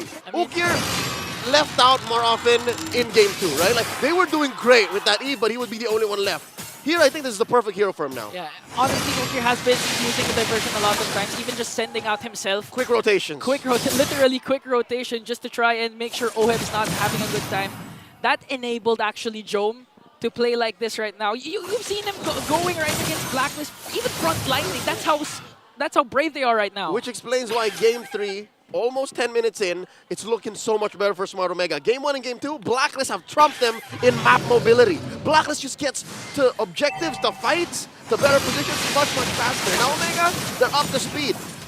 It just sucks for the Barangay that it took 2 games for them to get to this point. Yeah, and again, even though those are the cases right now, Blacklist still has Haji one Frigid Glacier away from, sweeping Omega. So if the KDA machine performs well, you know it's going to happen. But speaking of Haji, into the back, look at Haji! Speaking of Haji, they just literally sent 3 members just to bring him down. Here comes the glorious pathway. Jome on the other hand, though, still has Cat's ultimate track, just zoning out the backline with the AOG. Lord JM! Down as Lord JM will fall down, and Ando, Big J! OM counters attack with a kill onto Shaknu. And that's a 2-for-1 trade for Omega. Curly Nightmare in full control. Perks just pop! What did we tell you? This Suyu is a menace! A mixture of Julian, Nolan. Who else? You want to include Bane? You can include Bane. Lancelot. No, nobody's like Bane. Okay. Lancelot. Because Search does take you out of the map. Yeah. So, yeah. For the first time in a collective hour, give or take, Smart Omega finally in the driver's seat. Yeah. Half of the MPL Arena come alive. I could have sworn the green side, or the blue side here in this case, was quiet. Now I can hear some noise. They're shouting again. They're believing again in the Barangay. Every single one of them is hoping. One shot is all they need. Oh, another diversion where they send them up top. Okay. Just to make sure that Jome can freely push here. There's barely anything between Jome and Oheb, by the way. Like 200 gold tops. Okay. And we haven't really seen Jome take to the skies. So far, Jome again has been performing well. Only one death, despite the aggression Blacklist has been showing. And again, we also have to commend Ryota. Ryota has been on point with his show when it comes to his initiations. It's him they need to pop the initial purifies. And they're about to knock into a Blacklist stores. They're about to be in your house. Can you imagine a whole barangay in your house? Yeah, that's so scary. That's a nightmare. Speaking of scary, that's a nightmare. Blacklist doesn't want to face, but they burst down Ryota in exchange for Perks and OM! And Big J, once again, making big plays. A double kill. They're not even going to wait for the Lord anymore. They might be able to end this, though. They're going to go for inhibitor down bottom. They have one catapult. It's just Haji. Okay, look at Ukir with the damage, and Dory goes in. They don't have minions. Blacklist was able to clear it out. But they have minions into the middle lane again, wanting to extend their lead by bursting down an inhibitor. Tranquilo, Barangay. Patience. It took a while for you to get to this point. If they forced any more, MP would have jumped in and punished them. But right now, they've cracked down that inhibitor in bottom. They've pressured and popped the Holy Shield in mid. And they're about 6,000 gold ahead, under 12 minutes. Ingan, the Barangay's looking great. If Omega wins this game, I'm pretty sure we won't see Suyu anymore. For sure. For sure. Game 2 was an anomaly. No, not just even for the series. I think for the whole playoffs. Then Chip has a friend. They can both hang out in the fan section. About a minute until the Lord spawns. Lower quarter of the map. That means Blacklist's long lane defense is better, given that that lane hasn't been cracked just yet. But as we speak, you're talking about the Suyu. I'm looking at the Luyi. The Luyi seems to have broken Blacklist's main advantage over Omega. The fact that the map is folded in half. The fact that they can rotate in the places where Blacklist have to check first. So that means here in Game 3, for the first time in the series, it's Omega who's a step ahead. Yeah, because Game 1, Game 2, we've seen Blacklist rotate as one as fast as possible. Faster compared to the Barangay. Now, Ukir's just really spamming his diversion plays. He's sending himself, sending a lot. Sending two dudes, it doesn't matter. Yeah, we seen a while ago, we were just talking about Haji. And as soon as we stopped talking about Haji, it was gone because Ukir just sent out 3 to break down the KDA machine. Right now, a huge objective is up for grabs, an enhanced Lord. And now, Omega work on it. Lord down to a third of its health. Blacklist playing around the flank. Lord Jam, look at the back! Here comes the kick from Ryota, but Epi the King answers right back. As Joe will fall down, but Andorio will get the Lord. Blacklist wants to go for more. They want to go for a trade. They're going to find Ryota, though. Oh, goes in with an entropy, but manages to escape. AOG coming in from Jackno, manages to find Perks. Here comes Epi the King with a Spear of Alpha, though. Andorio goes in. Look at all the combinations he's been pouring out, but it's not going to be enough to bring down Haji and Perks. He went up against 4 by himself and forced Blacklist to retreat. Perks almost went down after that hold surge. It could have been a kill if Ukir was there, but again, a win. You can chalk that up as a win for Omega, but is it just me or are there little lapses of miscommunication for Omega? Sometimes Andorio would be out too far, sometimes he would be behind waiting for the rest of them, and that could have been much better for Omega, but here, Blacklist are holding on by a thread. There's a Lord marching in bottom, top lane and mid lane in jeopardy. Okay, it's going to be a 5-on-5. We haven't seen the diversion being casted yet. They might make a play as Blacklist works on the Lord, and they're going to burst it down without suffering any inhibitor turret takedowns. But they have to work on the middle lane because there's minions. Perks off this glorious pass lane. They're going to be able to burst down the minions. A huge defensive win for Blacklist. Successful defense by Black, keeping the Barangay out of their base. And they protect their 2 remaining inhibitors as well. About a minute and a half until the next big objective, and each Lord consecutively getting harder and harder for Omega to take without losing anything. Yeah, and now the question is, who has the advantage when it reaches the Omega timers? That's going to be a huge one because OWEB hasn't been quite activated yet, although he has a 3-2-2. If ever he doesn't get disrupted in his formation, just manages to free hit, he can easily burst down every single member of Omega. That's right. We saw some semblance of it when he almost got his hands on Ryota with a kill bomb. And that was, what, about 2 or 3 minutes ago? He was short an item or 2. Yeah. So with that said, I agree. But very similar to Game 1 and 2, is it not just OHEB again holding together Blacklist? Yeah. Is it not the Filipino sniper who is the main sort of burst? So right now, they gotta protect him too. They have to protect Blacklist. They have to protect OHEB. They also have to. Haji needs also to step up for this game in particular because the main source. If the main source of damage is OHEB, the main source of huge crowd control is really gonna be Haji with the Frigid Glacier. Everyone else just makes it. Everyone else is the glue. Yeah. That holds together this new code that I don't know yet if Omega has figured out the break, given that this is still match point and Omega haven't forced us into a Game 4 just yet. That Lord is almost up, and Andorio is just circling around these bushes. That's what's scary for Blacklist is they have no freeway to check except for Haji. Yeah, and an instantaneous burst can happen. 2-0-5 for Andorio. And when it comes to retribution battles, it's not a matter of skill issue, it's a matter of who has the better chance of getting it with their kit. And Andoryu so far has better because of the second skill and the retribution. Sever acts like, oh wait, here we go, a kick by Ryota! Oh, paired up with the AOG, gonna catch Ree onto the backline. Everything has to go away, but look at the damage coming in from Oak here. Pops Hachi's Pride of Ice. Andoryu gets a killing spree. They didn't even mind the Lord first, they wanted to go for the kills. And now Omega will have an uncontested Lord take. A full-on turn by the Barangay, leading to a TKO on Black. Not all of them, I'd say 3 or 4 of the members, Saber First also fell. And now there's a free objective for the Barangay to put the Lord on lock, and it's gonna spawn in the bottom lane. All right, Ingan, hear me out. Okay. Hear me out. What if this next fight doesn't even lead to many kills? What if this is just to clear these inhibitors and then Omega deny Blacklist the fight? That's what I'm thinking. It's possible. It's a huge possibility, especially if they don't manage to pop OM's Purify and he's just able to free it and try to defend this like what he's doing right now with the entropy. Oh, there's a diversion. They're just they're debating it. Okay, that's a distraction diversion right now as Blacklist tries to work on the Lord. They're going to burn down the inhibitor in the middle lane. Jack goes in with the AOG. Look at the diversion. This person rotation coming in from Ukir, catching 4 in the damage. Burst has to walk away, has to heal up though. They're able to take care of the minions, but right now there's one in the middle lane. Top lane not yet covered, so Blacklist has 1 inhibitor left, and right now they're taking a page out of the book of Omega, which is just defense. Hold on, eventually we can come back. As long as this base stands, so do we. And as long as we stand, we fight. And as long as we fight, we have the chance to prevail. 2 lives in the upper bracket await. Whoever wins this series in Blacklist, just a win away. Something to consider. The whole deny the fight, that's what an old Omega would have done. But the new Barangay, especially this new Barangay that's at match point of losing and getting knocked out of the play-ins, they're patient. This is their second or third call at saying, you know what, let's hold it back. I actually agree.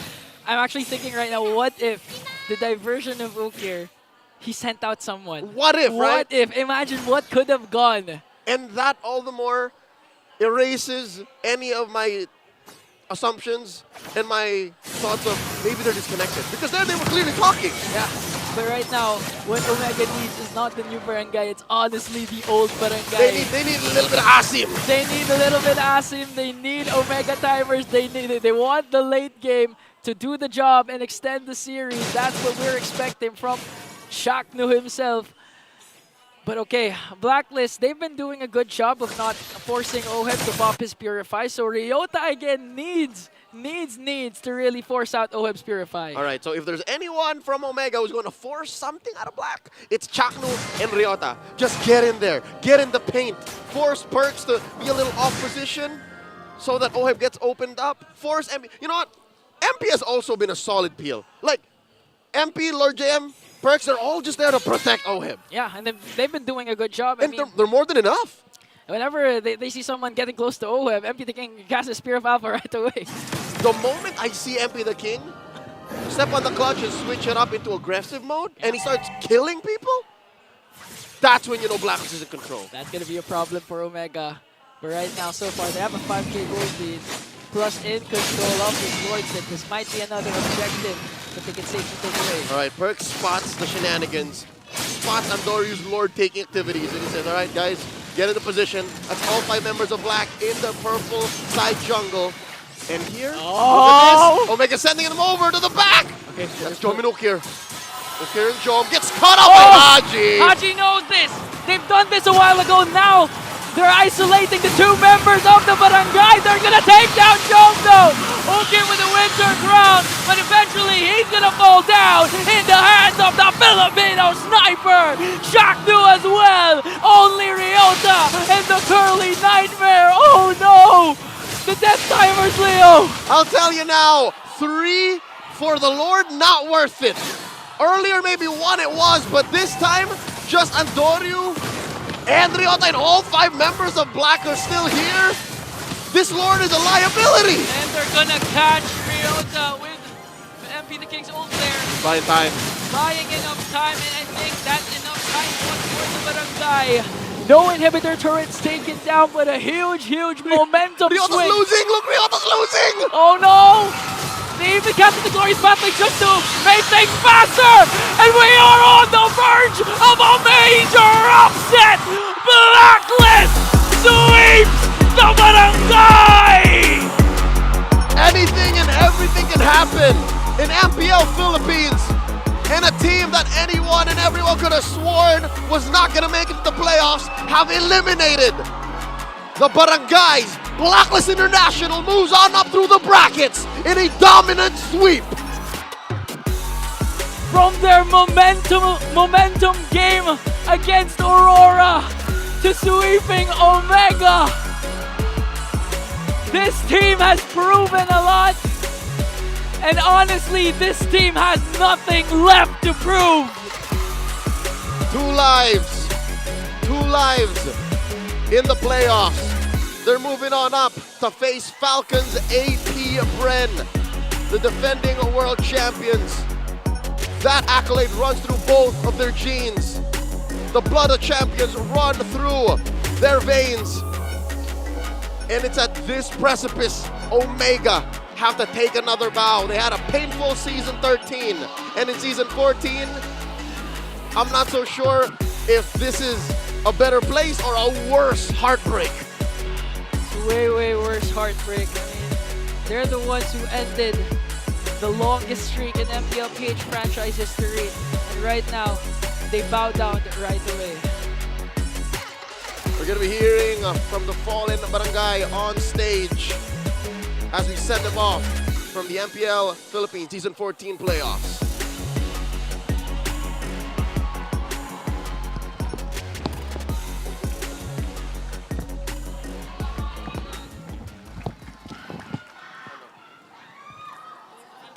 Unfortunately, your journey ends here. Anong gusto mong sabihin sa lahat ng mga supporters nyo that's always yelling out your team's name, always behind your back, cheering you on? Maraming salamat sa mga naniwala at nagsuporta. Pasensya kung nabigo namin kayo. Keep your head up, Barangay Omega. Chuck knew you were a great captain. Smart Omega, kitang-kita ang inyong effort this season. You impressed us, but unfortunately, your journey ends here. But one more time, everybody. Bagong Barangay! One more time, Bagong Barangay! You may now take your bow.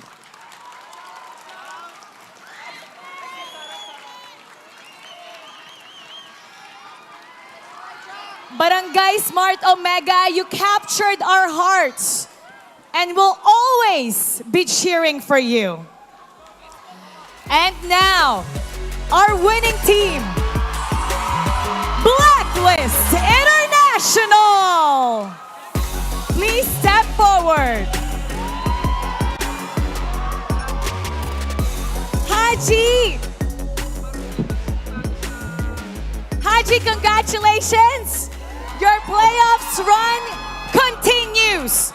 Nung regular season, hindi kayo makaisa sa Smart Omega to a point na yung ating mga voters, yung manonood, 27% lang ang bumoto sa inyo. Pero ngayong first day ng playoffs, nagawa niyong mas-sweep sila. So how did you guys prepare for this moment para masigurado na magagawa niyo to ngayon? Sobrang nag-all-in po kami after nung regular season. Kasi gusto talaga namin sila bawian nun eh. Kasi wala kami bawi sa kanila. Talagang ibibigay talaga namin yung best namin. And you did it so flawlessly. Ito naman para kay MP the King. MP! Ang susunod na mga kalaban nyo ay ang Falcons AP Bren. Okay, ano ang predictions nyo doon? Oh, best of 5. Best of 5. Okay, call a friend tayo dito. Call a friend. 3-2 po. 3-2 po, kahit sino na manalo. 3-2 kahit sino manalo. Okay, yan ang prediction natin dyan. Ano ang mensahe mo sa kanila bago kayo magsabak? Galingan natin tapos bigyan natin ng magandang laban yung mga manonood ng MPL. And we're looking forward to that. And now it's time to announce our MVP. Let me hear some names. Sino? Sino? Let's take a look at the screen. And it's Haji! Haji, bilib na bilib kami sa ginawa niyo ngayon. Na-sweep niyo ang isang koponan na nagpahirap sa inyo ng regular season. Anong gusto mong sabihin sa ating mga agents? Kitang-kita naman yung energy nila supporting you guys. Maraming salamat sa lahat ng mga sumusuporta sa amin kahit na di maganda yung run namin ng regular season. Abangan niyo lang po kami dito sa playoffs. Babawi po kami. Haji, kung ano man yung nangyari ng regular season, erase na yon. Ang mahalaga ngayon, ngayong playoffs, you dominated, you swept your opponent, and for that, we applaud you. Let's give him a big round of applause. And now, it's time to announce our lucky fan na mananalo ng 5,000 diamonds. Come on up! Congratulations! Ikaw ngayon ang may 5,000 diamonds! What's your name? Kenneth po. Kenneth, sino dito ang paborito mo sa Blacklist International? Si Oheb po. Oheb! Okay, message kay Oheb. Sobrang angas maglaro sa sobrang galing. Oheb! Ayan, ano gusto mo sabihin sa kanya? Thank you sa pagsuporta sa amin, boss. Gagalingan pa namin bukas sa mga sunod na laban. Gagalingan pa nila bukas. And now, tabi ka kay Oheb. Tabi ka kay Oheb. You get to take a walk of victory with them. All right, Blacklist International, you may now take your bow and take your walk of victory. Congratulations to Blacklist International. They move forward. At katulad nga sa mga doubters dyan sa 27% ayon kay Trike, shout out naman sa inyo. We're gonna break down that game for you, so we're gonna go back to our panel. Pasa. Well, we can throw all that out of the window because H-God, Haji, just dropped the greatest skill check of all time to literally save the game and win the series for Blacklist International in that game number 3. That Aurora skill check to exactly where Joe Manriota was. That's right. Was perfect. I literally said 6 cents there. Yeah. That was a 6 cents move. I would not have expected that. I would have been looking left and right, but never back, especially if they were wailing on that Lord. So, man, Haji, man, you broke so many hearts of Omega fans. You broke all of our predictions.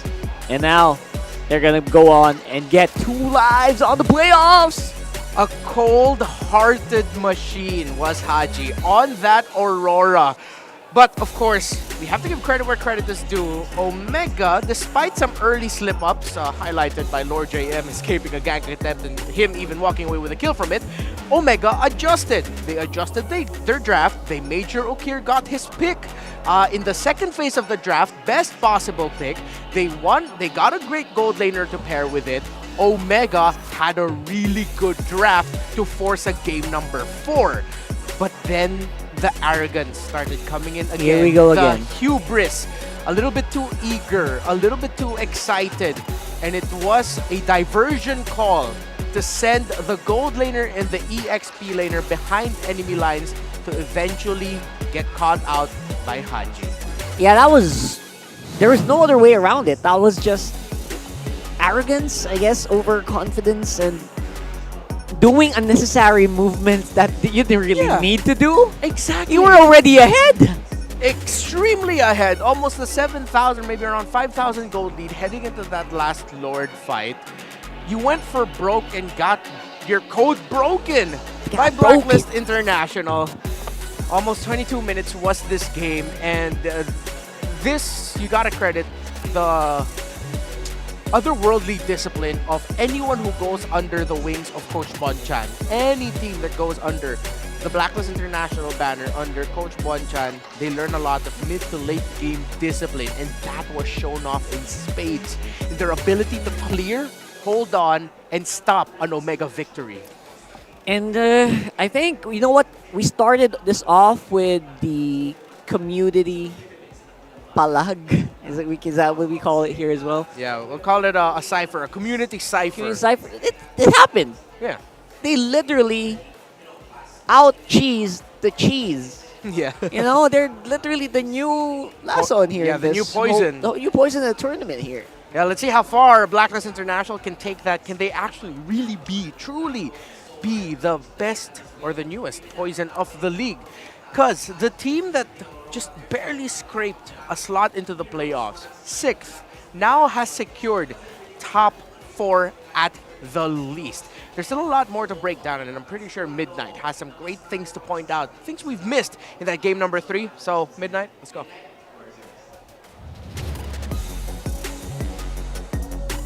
Well, Blacklist International has definitely broken the code of the barangay, which is the Lason, with an amazing performance in game number 3. Again, welcome back to the analyst stand as we break down what happened in the last game of this series. Again, it was an equal battle between Smart Omega and Blacklist International. It came down to the actual mechanics and the actual fights that broke out during the early game. Blacklist International, they had the requirement to do the early game momentum, to have the early game momentum on their side. Dahil nga hawak nila yung 1-1 dito, they needed to have a fantastic early game. But Smart Omega, they had an amazing control in the mid-game with a spike of the Suyu. Ito talaga yung strength ng Suyu and the kanilang overall composition with the group of possibility of the Louis, utilizing the diversion, nandyan yung kanilang mga objective, and of course, yung mga neutral objective takes, yung mga Turtle, yung mga ninanakaw ni Andoryu, and of course, having the advantage in the mid-game pagdating sa team fights, they are able to break the formation of Blacklist International once again.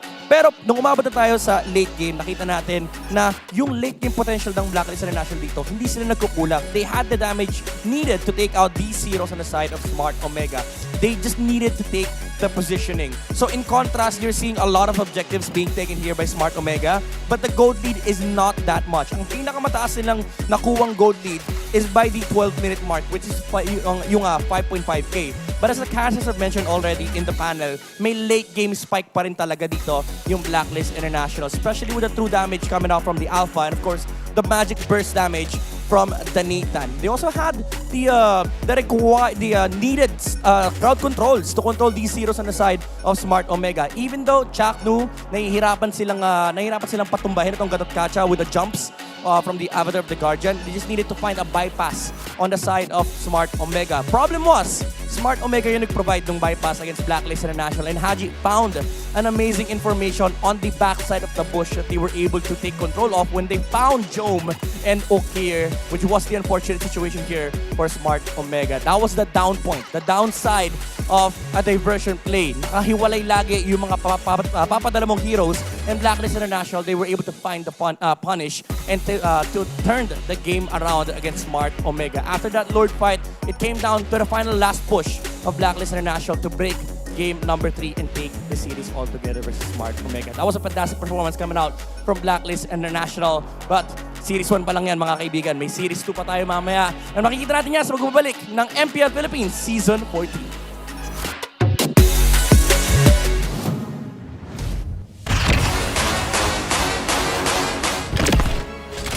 Smart, the official telco partner of MPL Philippines Season 14. The official tournament phone of MPL Philippines, Infinix GT20 Pro. Official supplier, EMC Asia and Index Salon. Don't miss any MPL action by following our official Facebook and subscribing to our YouTube channel. Follow MPLPH on TikTok for more content. Experience the Lakas ng Pinas playoffs of MPLPH Season 14 action live at Green Sun Hotel. Grab your tickets now via official MPLPH website. You can also get a chance to win 1,000 diamonds by sharing your hashtag MPLS14 live experience on Facebook and TikTok. And to ensure the equality and fairness of our games, MPL Philippines is also monitored and supervised by the Games and Amusements Board. At last, I am complete. Worldbreaker!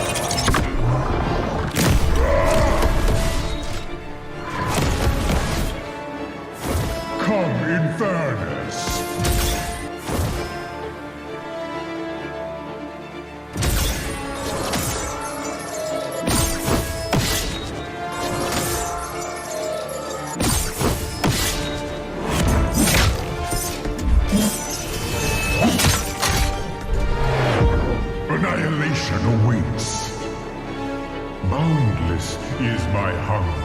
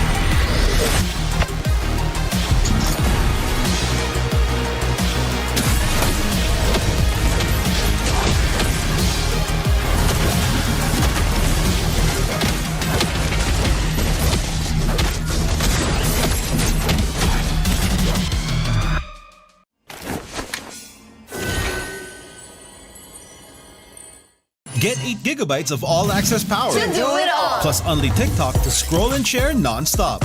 Power, work, life, and more. With Smart Power all-access data now up to 90 days. Load now. Tuloy-tuloy live selling, tuloy-tuloy content, tuloy-tuloy gaming. With new Smart All Access 99. May 9 gig ka, now for 15 days. Load now, live more today, and tomorrow, and after, and the day after.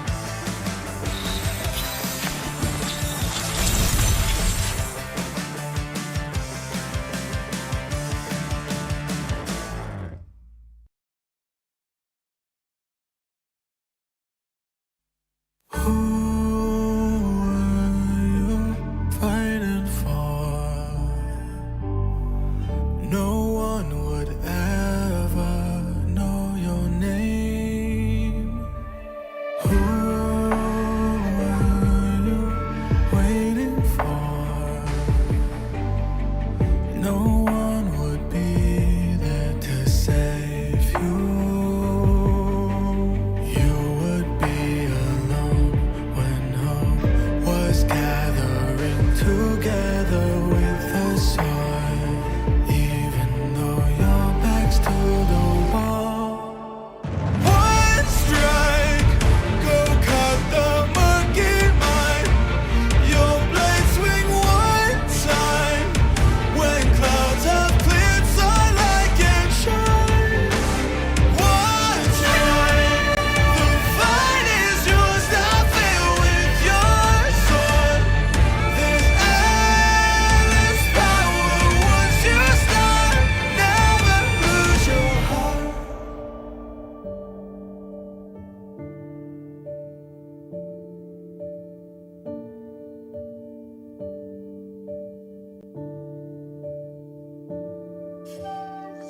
Tonight is dark and the shadows are deep. Who can protect the world? A light of hope shines in the dark. One strike, I swear by people's side. Keep faith just one time.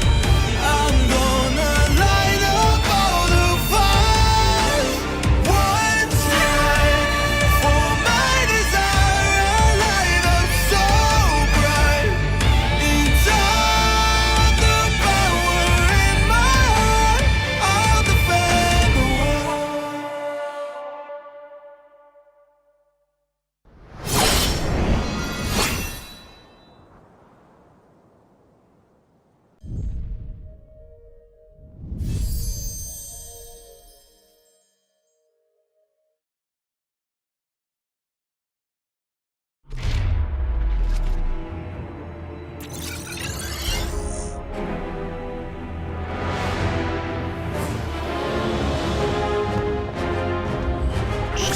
You don't know the power of the dark side.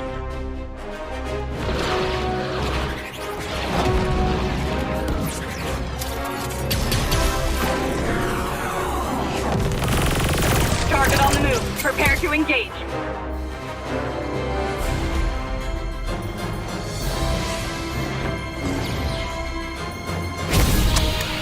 May the Force be with you.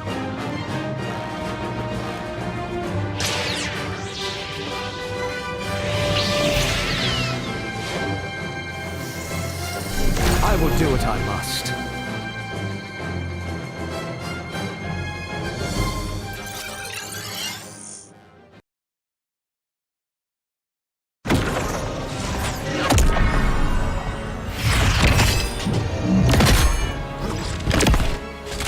At last, I am complete.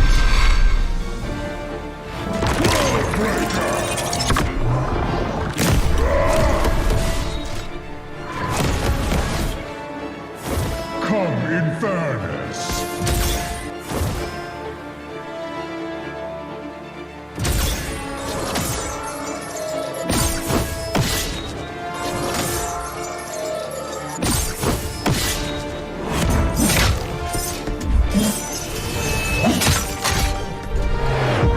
Annihilation awaits.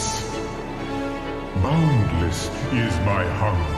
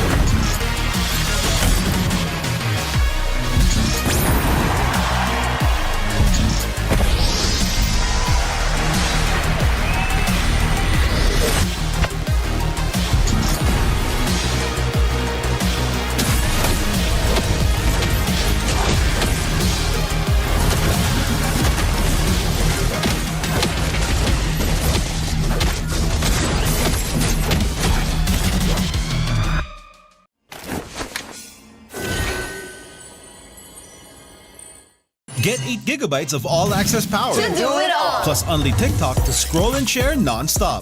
Power, work, life, and more. With Smart Power all-access data now up to 90 days. Load now.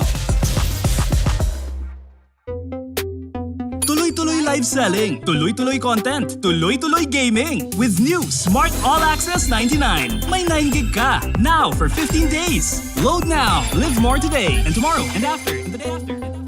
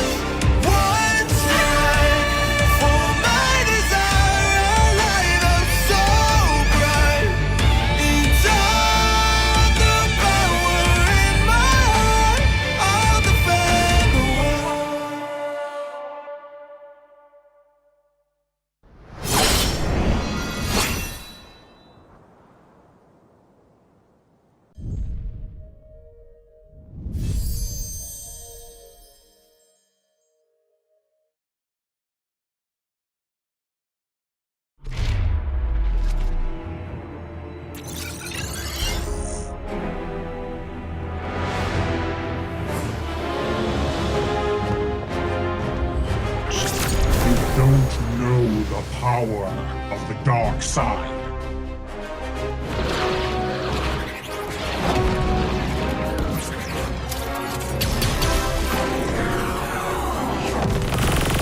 Target on the move. Prepare to engage.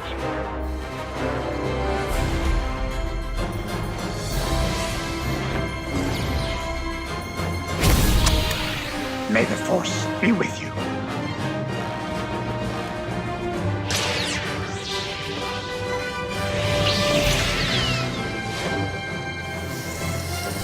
I will do what I must.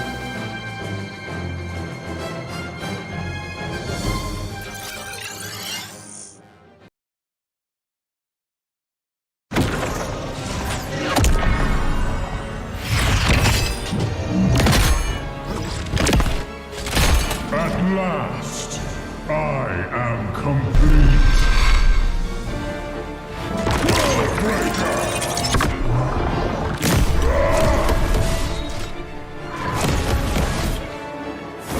Come in fairness.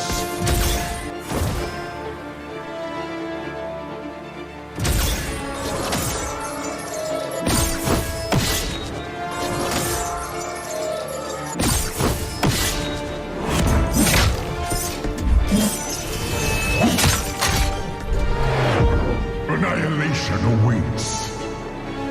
Boundless is my hunger.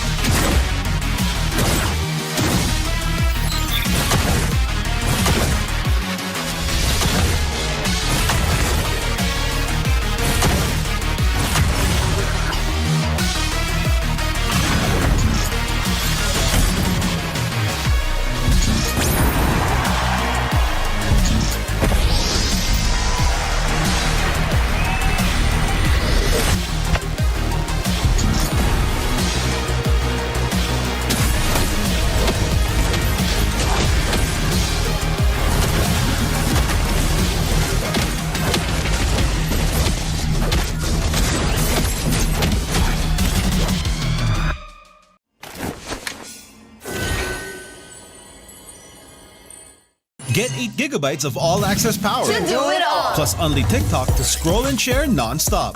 Power, work, life, and more.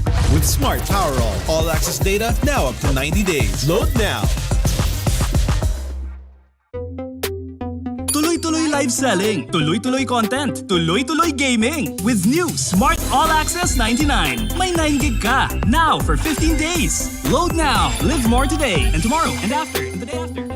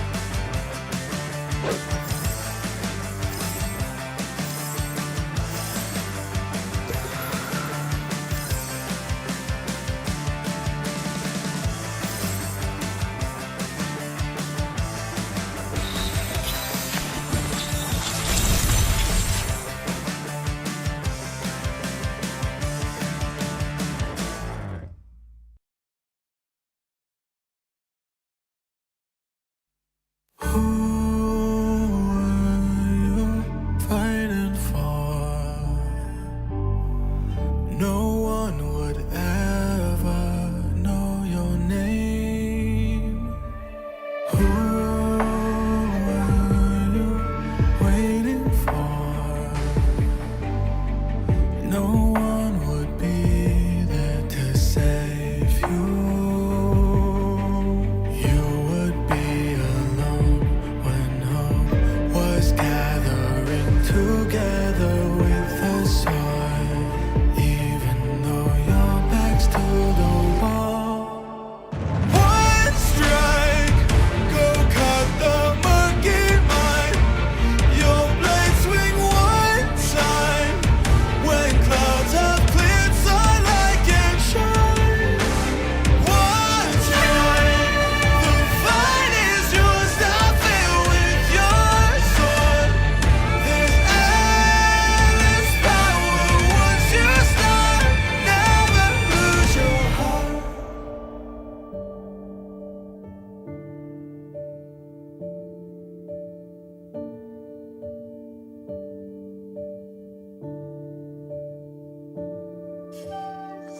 Tonight is dark and the shadows are deep. Who can protect the world? A light of hope shines in the dark. One strike, I swear by people's side. Keep faith just one time. I'm gonna light up all the fires. One strike for my desire, a light up so bright. Inside the power in my heart, I'll defend the world.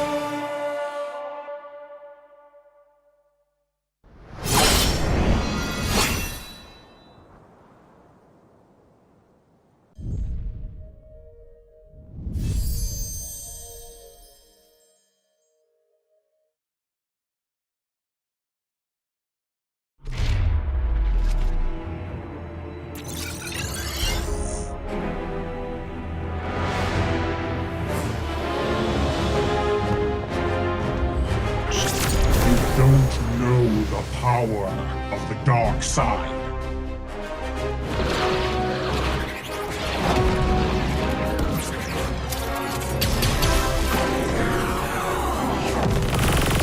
Target on the move. Prepare to engage.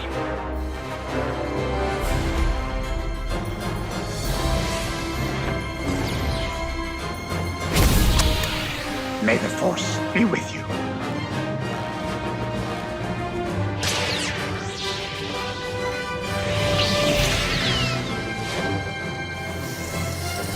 I will do what I must.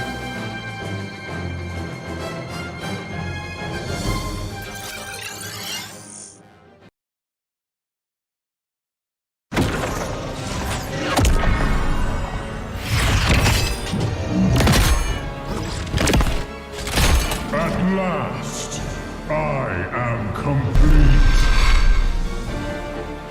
Worldbreaker!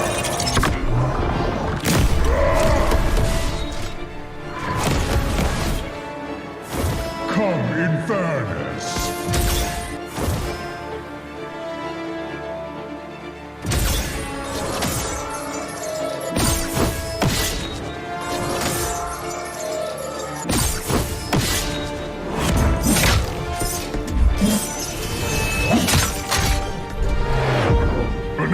destruction awaits.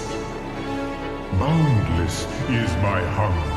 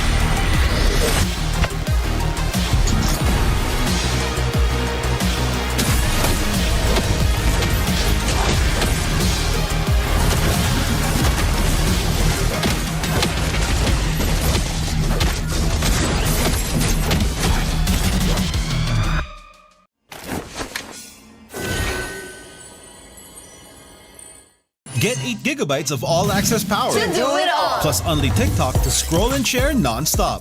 Power, work, life, and more. With Smart Power all-access data now up to 90 days. Load now. Tuloy-tuloy live selling, tuloy-tuloy content, tuloy-tuloy gaming. With new Smart All Access 99. May 9 gig ka, now for 15 days. Load now, live more today, and tomorrow, and after, and the day after.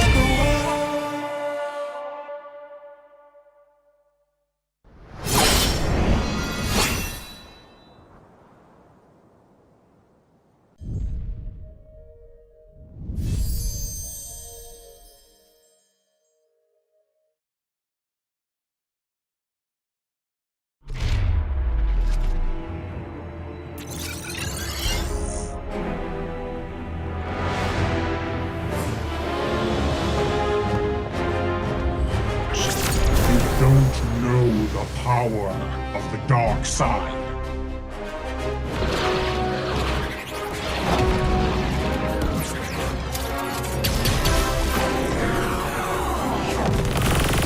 Target on the move. Prepare to engage.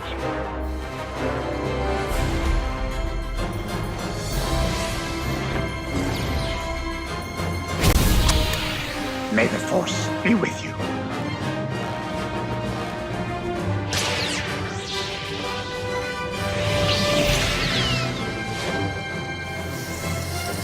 I will do what I must.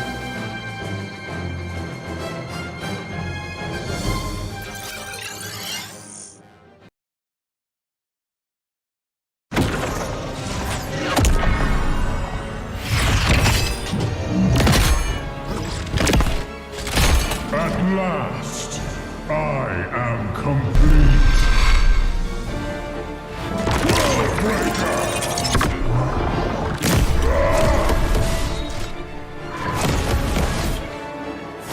Come in fairness.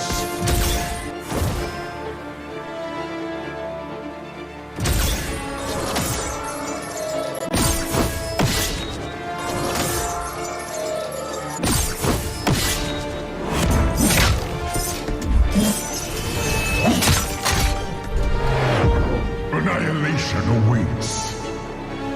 Boundless is my hunger.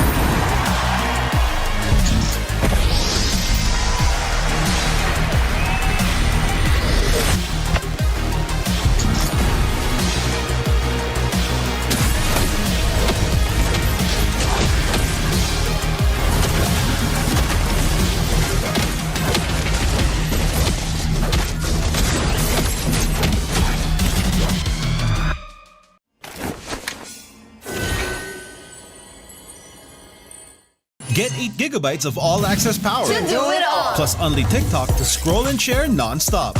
Power, work, life, and more. With Smart Power all-access data now up to 90 days. Load now.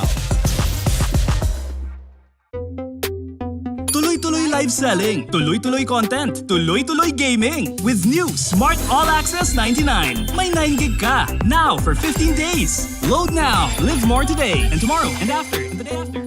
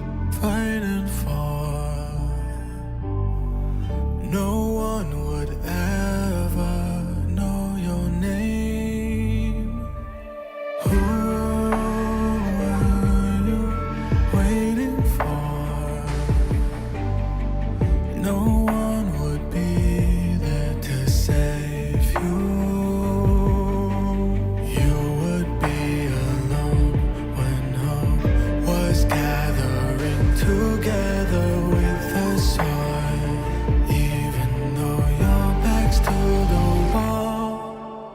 One strike, go cut the monkey mind. Your blade swing one time. When clouds have cleared, sunlight can shine.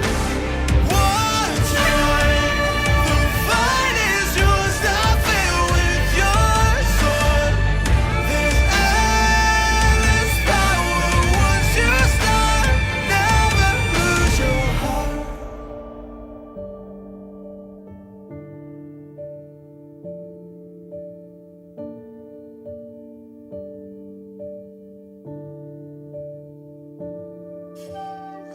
Tonight is dark and the shadows are deep. Who can protect the world?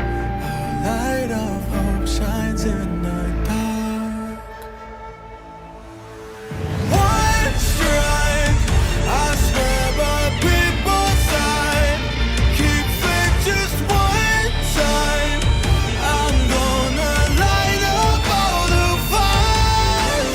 One strike for my desire, a light up so bright. Inside the power in my heart, I'll defend the world.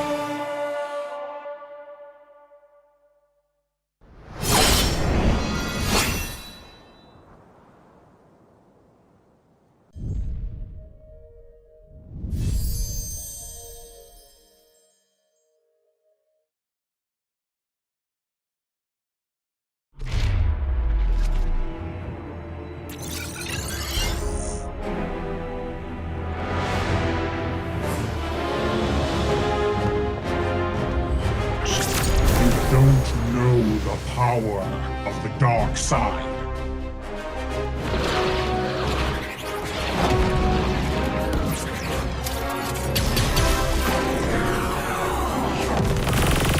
Target on the move. Prepare to engage.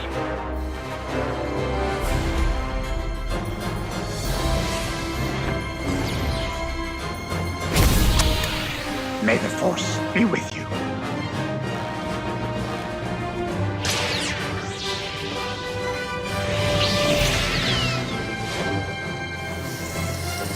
I will do what I must.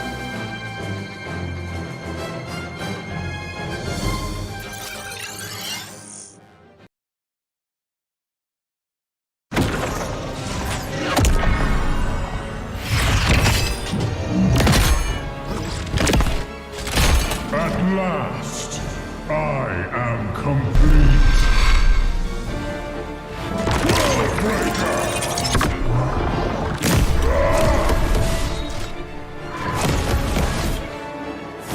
Come in fairness.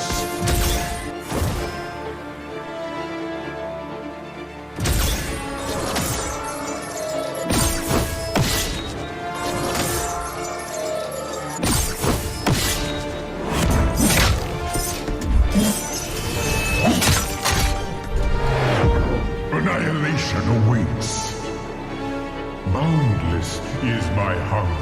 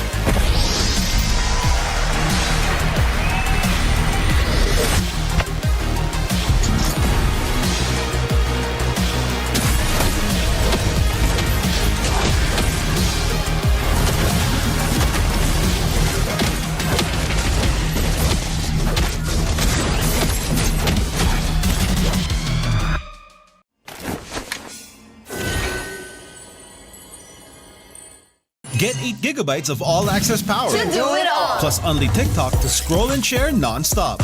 Power, work, life, and more. With Smart Power all-access data now up to 90 days. Load now. Tuloy-tuloy live selling, tuloy-tuloy content, tuloy-tuloy gaming. With new Smart All Access 99. May 9 gig ka, now for 15 days. Load now, live more today, and tomorrow, and after, and the day after.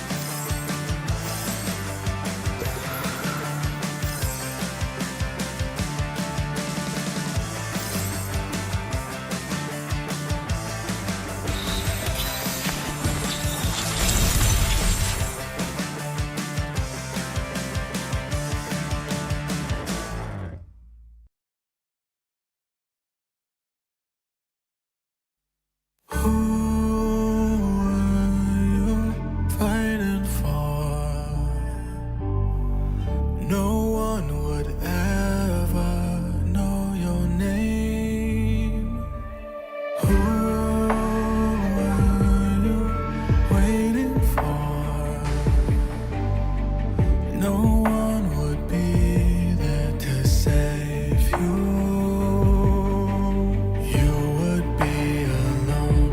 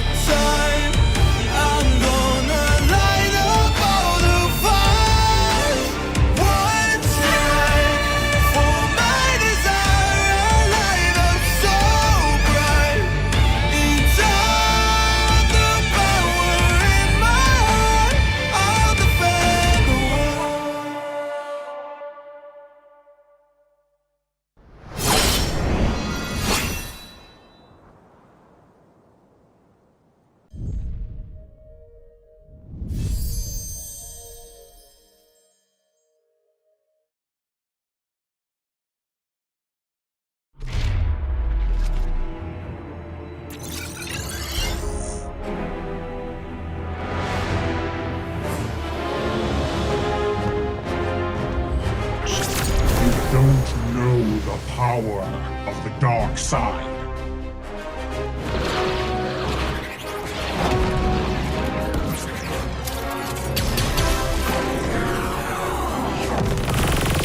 Target on the move. Prepare to engage.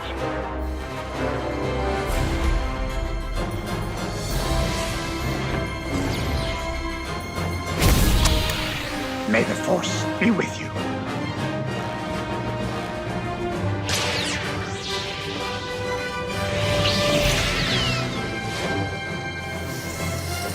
I will do what I must.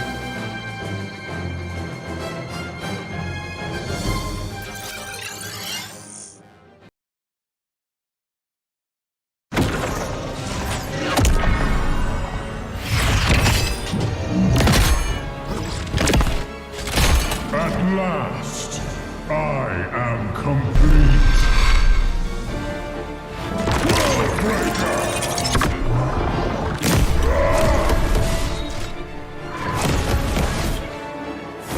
Come in fairness.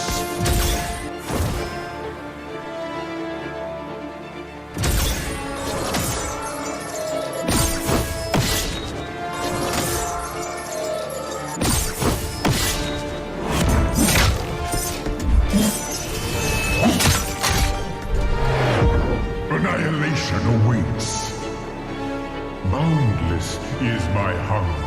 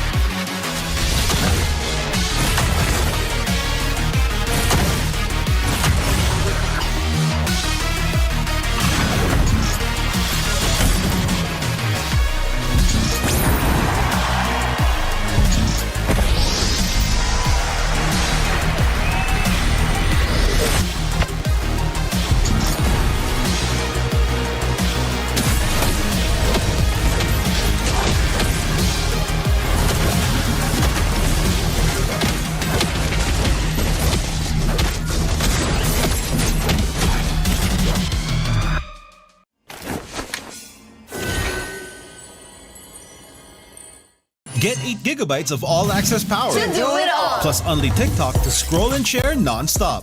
Power, work, life, and more. With Smart Power all-access data now up to 90 days. Load now. Tuloy-tuloy live selling, tuloy-tuloy content, tuloy-tuloy gaming. With new Smart All Access 99. May 9 gig ka. Now for 15 days. Load now. Live more today and tomorrow and after and the day after.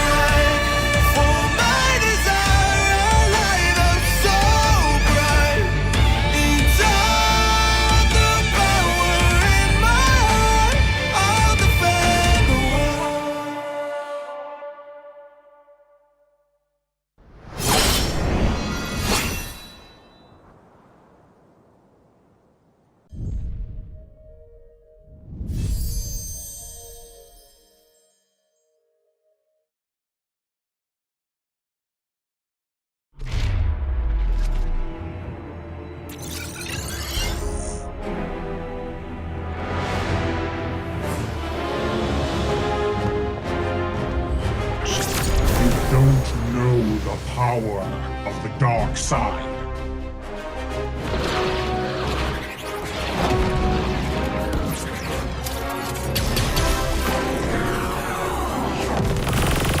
Target on the move. Prepare to engage.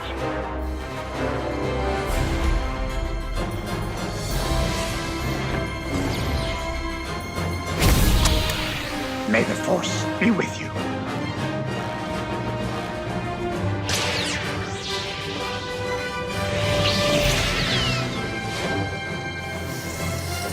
I will do what I must.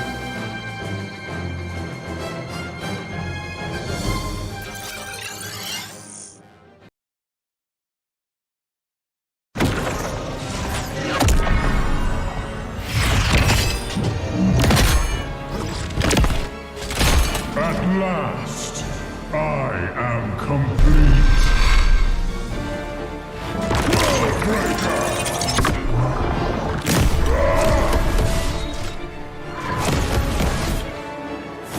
Come in fairness.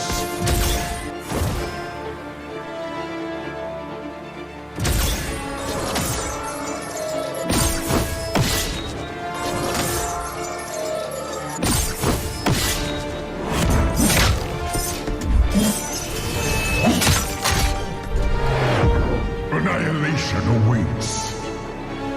Boundless is my hunger.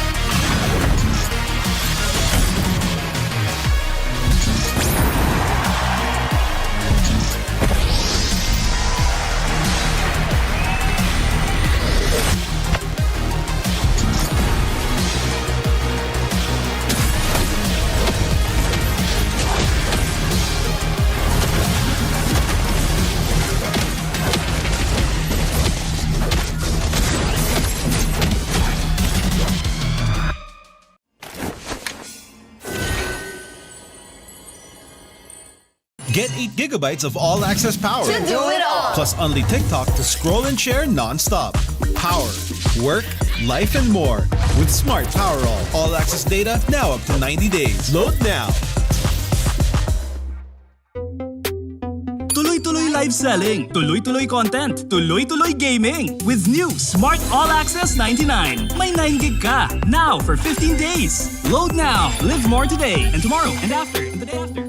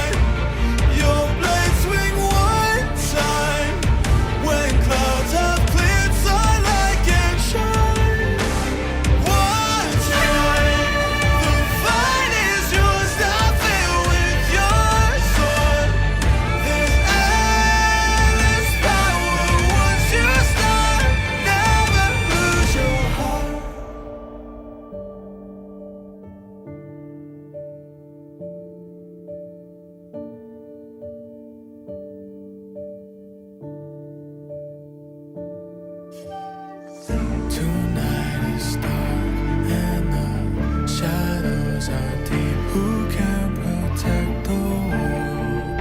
A light of hope shines in the dark. One strike, I swear by people's side. Keep faith just one time. I'm gonna light up all the fires. One strike for my desire, a light up so bright. Inside the power in my heart, I'll defend the world.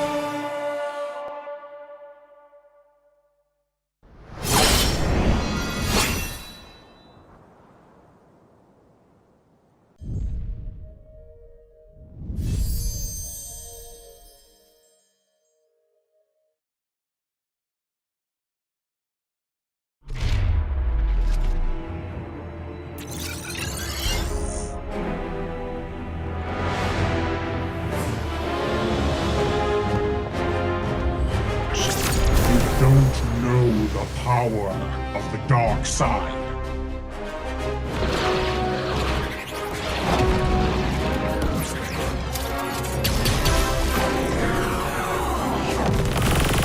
Target on the move. Prepare to engage.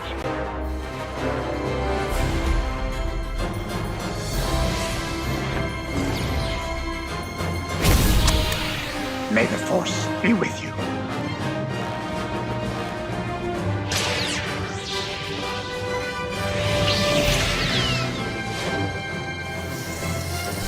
I will do what I must.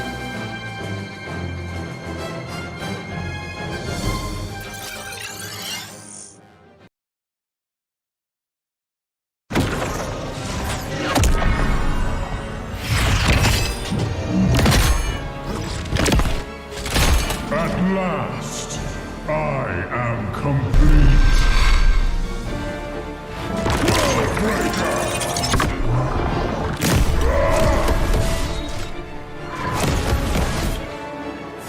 Come in fairness.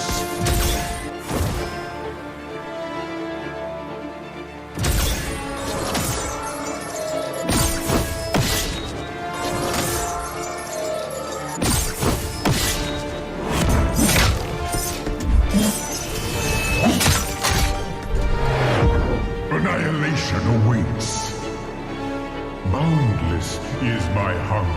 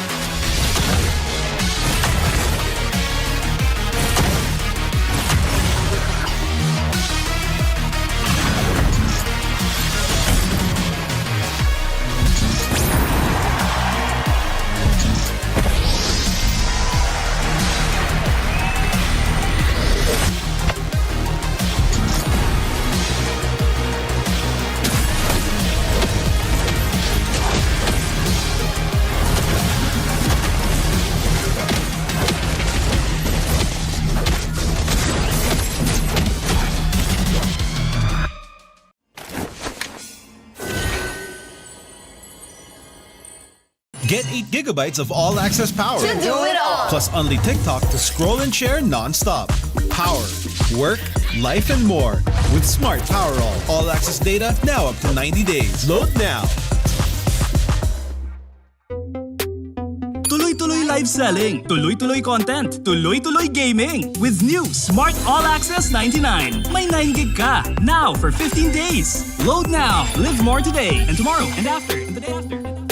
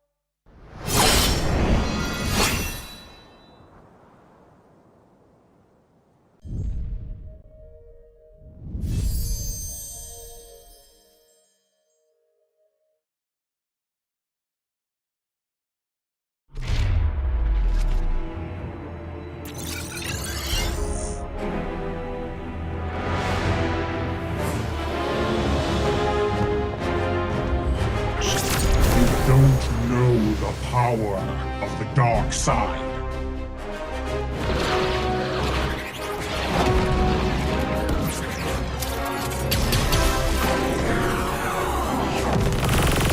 Target on the move. Prepare to engage.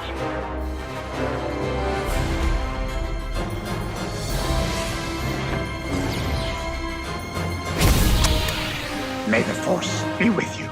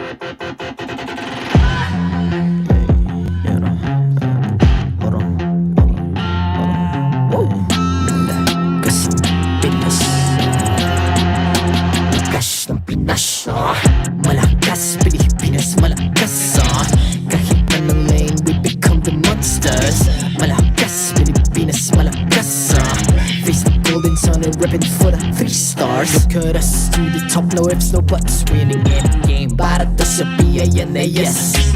Di mo matitinag aming boses sa new level. Nasa kalye man o mobile window, I become a legend. Open fire, we unite, we winners. Built with pressure, the diamonds are made of. Switch in a lane na parang gera, HP racing, waiting set up. Built like a tank, buhat ni hear that full load SS parang Laila. Susundan ko ang iyong bakas, kasama patas, tagumpay natin to dahil tayo'y malakas. Para sa Pinas, nasa amin ang alas, hindi tuwa atras, kinikilala sa taas kasi kami ang malakas. Para sa Pinas, nasa amin ang alas, hindi tuwa atras, kinikilala sa taas, ganito kami sa Pinas. Wow! Hold on, yeah. Malakas ang Pinas. We are laging every beat, no surrender, no retreat. Pag nagsama-sama, just imagine what we can achieve. Lacking every beat, no surrender, no retreat. Giving 100 all my all, cause we just cannot be defeated. We are unstoppable, immune and invulnerable. Ready ang equipment, lahat frozen, malang crowd control. Pakita ko na jab like pow, east to the southeast. So what I would proud and loud, cause every enemy we devour. Susundan ko ang iyong bakas, kasama patas, tagumpay natin to dahil tayo'y malakas. Para sa Pinas, nasa amin ang alas, hindi tuwa atras, kinikilala sa taas kasi kami ang malakas. Para sa Pinas, nasa amin ang alas, hindi tuwa atras, kinikilala sa taas, ganito kami sa Pinas. Wow!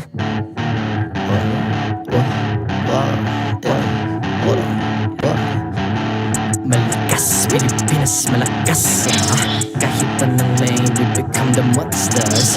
Malakas, Pilipinas, malakas face the golden sun and repping for the 3 stars.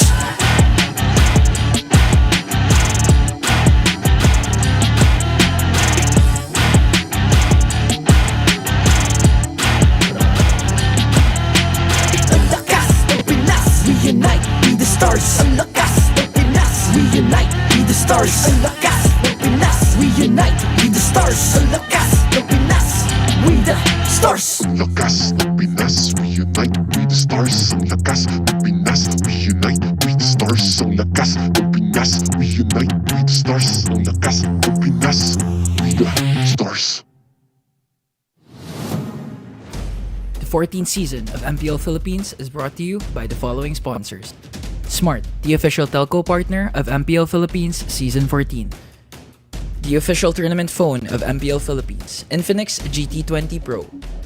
Official supplier, EMC Asia and Index Salon. Don't miss any MPL action by following our official Facebook and subscribing to our YouTube channel. Follow MPLPH on TikTok for more content.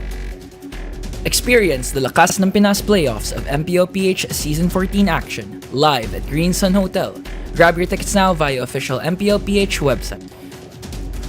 You can also get a chance to win 1,000 diamonds by sharing your hashtag MPLS14 live experience on Facebook and TikTok. And to ensure the equality and fairness of our games, MPL Philippines is also monitored and supervised by the Games and Amusements Board.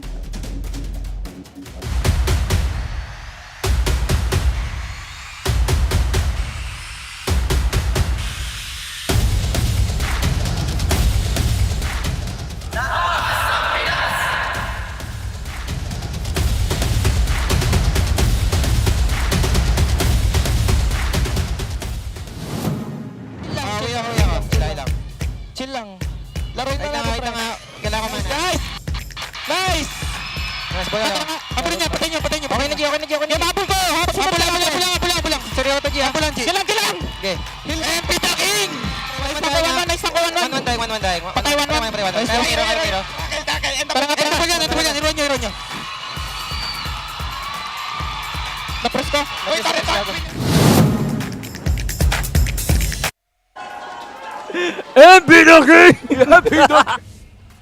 Coming at you live from a jam-packed MPL arena, live from Green Sun Hotel in Makati. At your service, my name is Leo, here with Jose Ingan, bringing you the action. You just heard the mic check between Blacklist International and Smart Omega, where the former swept the latter in dominant fashion. You know what I loved about the mic check? Everyone was saying, Haji, go for it. Haji's response was, okay. He was that calm. My personal favorite was just them shouting, MP the King!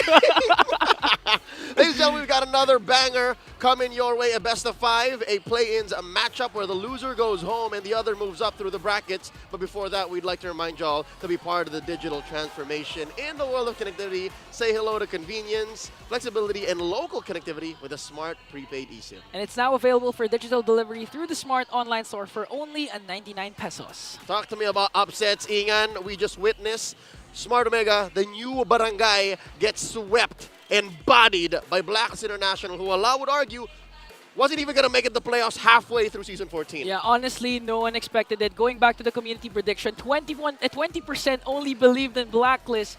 But Blacklist just continues to prove that they are recoded, they are ready, and they are hungrier than ever up against Omega. Shame on y'all, 80% who said otherwise. I'm part of the 80%, by the way. Me too, guilty. Guilty as charged. It's just what Blacklist does. They make a career out of proving the haters wrong, and whether I'm part of the haters or not, again, the internet is out. The jury isn't sure if I'm biased or not. But here they are, moving on through. Tomorrow, they're facing off against Falcons AP Brent. Oh, it's going to be a huge game for the Agents once again, best of 5. But this time, a little bit of not so much pressure because again, we have the lower bracket. So there's a second chance for Blacklist if ever they lose against Falcons AP Brent. And at the same time for Falcons AP Brent, it's a chance for them to, some sort of regain their momentum. Because towards the end, especially weeks 4 to 8, they were a bit shaky, right? You should have kept going because Brigida's still going. There we go. It's time for us to head on to the Infinix game, Tambayan, to hear from Renmar Santa Cruz and Rockhart.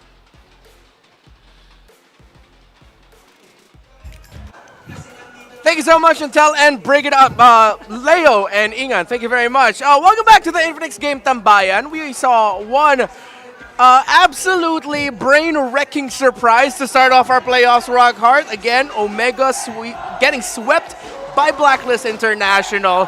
And now we may say goodbye to our defending champions in Team Liquid Philippines, because going up against them are a new team filled with veterans in Aurora. What's your vibe heading into this one, Rockhard? You can still kind of call it absolute cinema, right? Because in cinema and movies, you know, stuff like that does happen. Yeah. And I would say, at the very least, it was 3-0. It wasn't, you know, they kind of just gave in. Blacklist just gave us like the biggest surprise because of that 3-0. Yeah. And I think it's gonna be hard to really trump that. And here's another surprise for y'all. We got a special guest. It's Irad of RSG Philippines. Ooh. There he is. There he is. It's so nice to have you here, Renmar, Rockart. Welcome back. I'm sure you guys are okay there. Kamusta ang buhay-buhay? Actually, mamaya na pala. Okay, mamaya. Kasi si Irad ang kakamustahin natin ngayon. Irad, it's been, it's been a wonderful season also for you.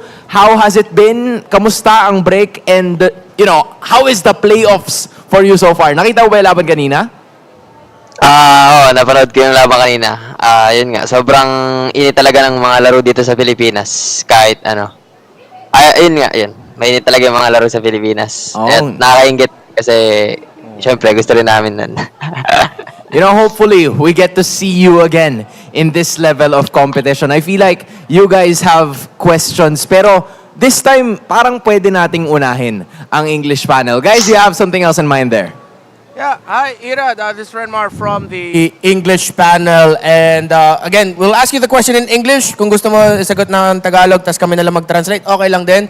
But for us, our question is, since this is RORA's first time as a team na maglaban sa playoffs ng MPL Philippines, feeling mo may factor yun going into this matchup against Team Liquid Philippines? Kasi alam naman natin yung RORA, na-dominate na nila yung Team Liquid Philippines. They dominated Team Liquid Philippines in the regular season. But you think that that will have a factor for this matchup here in the playoffs? Sa tingin ko, malaki pa rin yung factor ng regular season sa playoffs kasi pinakauna sa lahat, doon kumukuha ng momentum yung mga players and doon sila kumukuha ng momentum para makapasok din sila ng playoffs.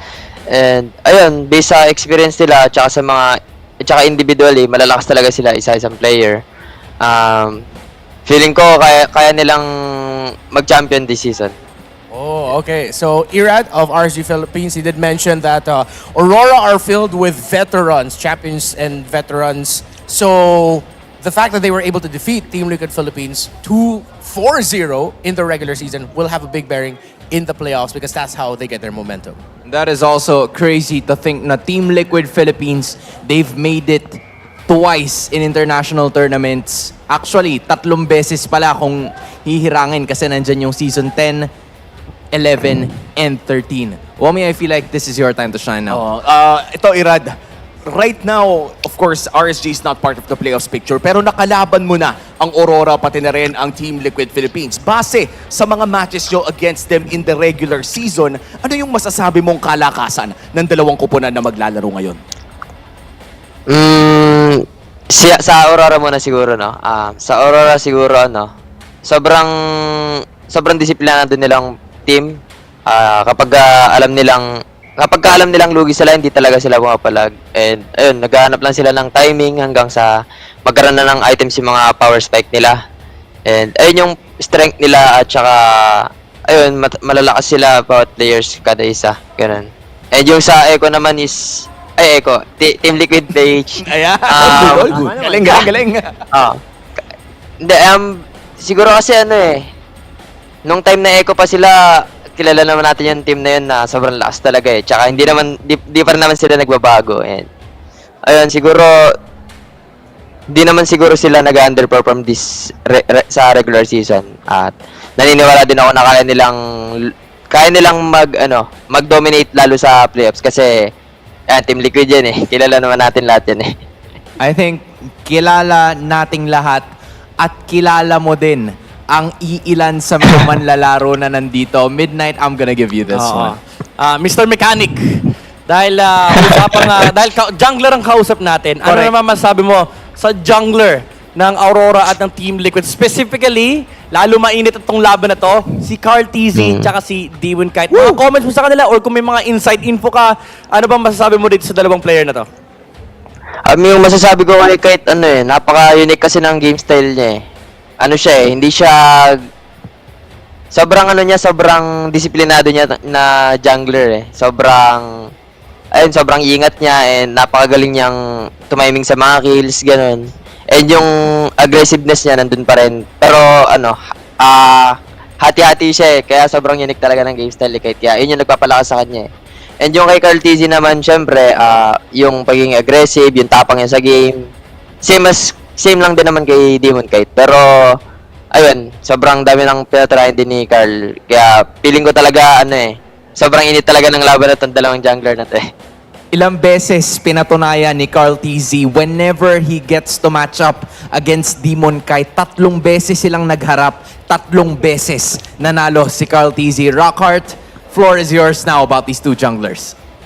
Yo, what's up, Irad? So, big question, since you already faced these 2, and you know how it feels like to face these guys, diba? What are the strengths of Demon Kite and Carl TZ? What sets them apart? The biggest difference?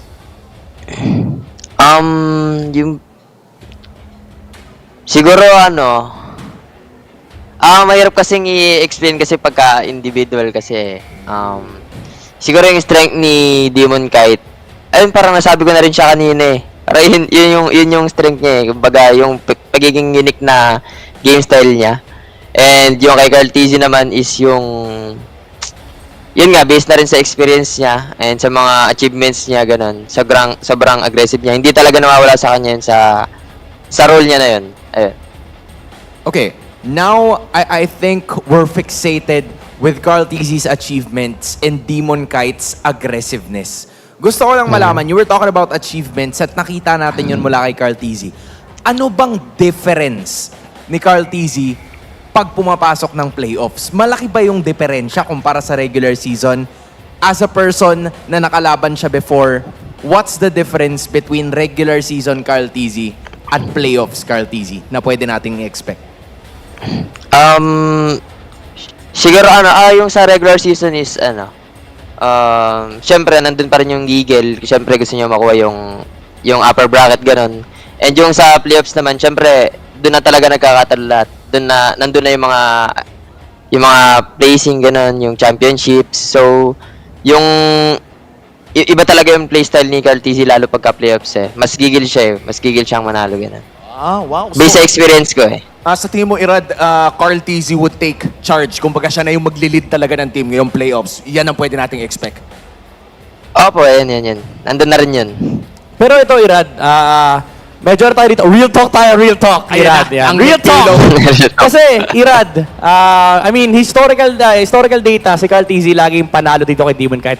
Pero nung regular season, again, ang score ng Aurora ay 4-0 laban sa Liquid Philippines. Tingin mo, anong nangyari kay Demon Kite? May nag-transform ba sa kanya? May nagbago ba sa laro niya?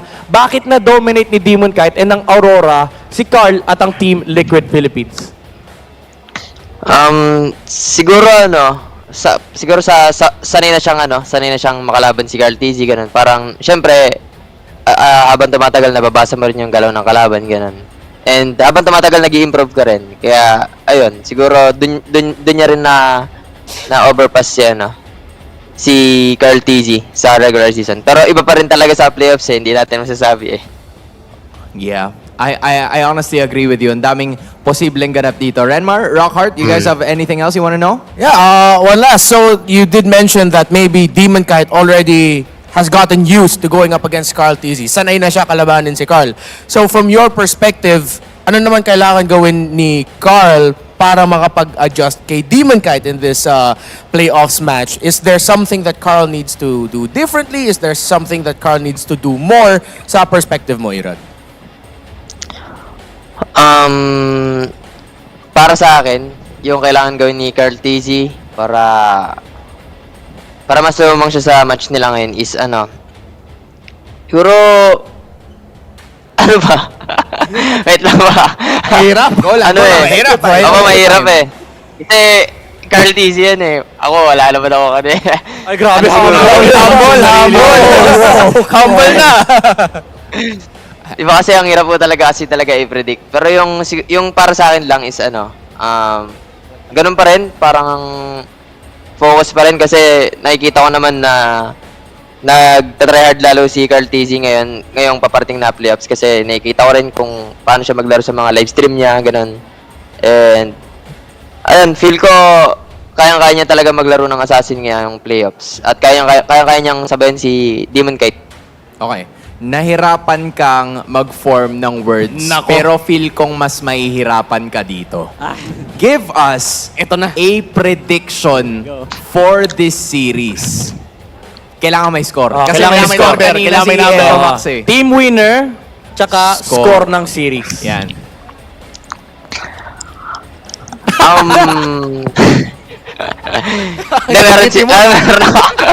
Sige, okay.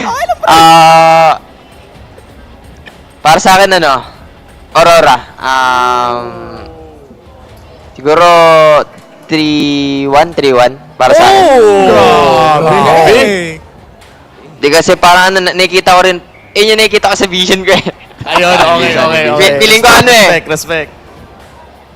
Tsaka napapansin ko rin, parang nababasa ko na sa regular season, parang nandun na rin kasi yun eh. Nasa regular season na rin yun eh. Parang ganun. Alright. Tapos, sa playoffs, mananalo sila. Siguro game 1 talo, tas next game, sunod-sunod na panalo na. So parang gentleman sweep ang ine-expect ni Irad. Irad, man, maraming salamat. We got a lot of insights from you. Hope you guys get to enjoy the show. And Renmar, Rockhart, kita-kits tayo ulit sa kung kailan man tayo magkikita. See you guys just a bit. Bye, man. Kita-kits. Tayo ba? Kita-kits ba?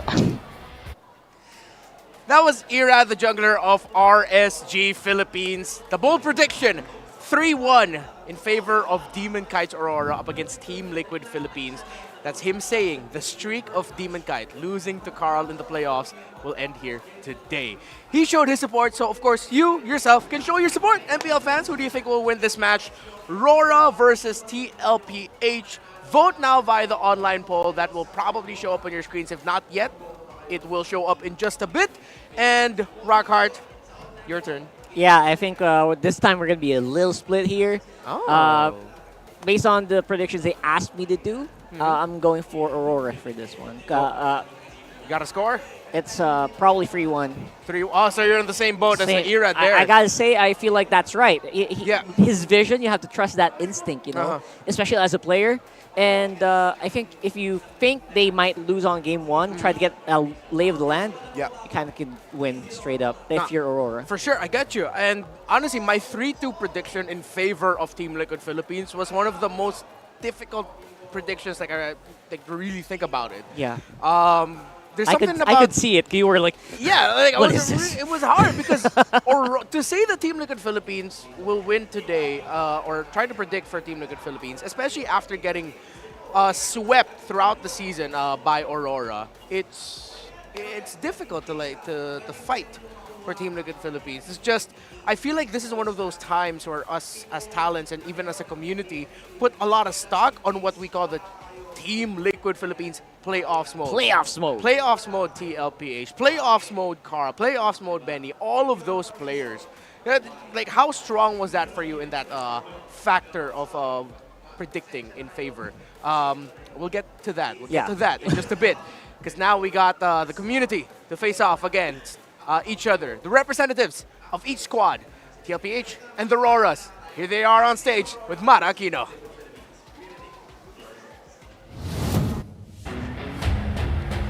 It's time for the face-off!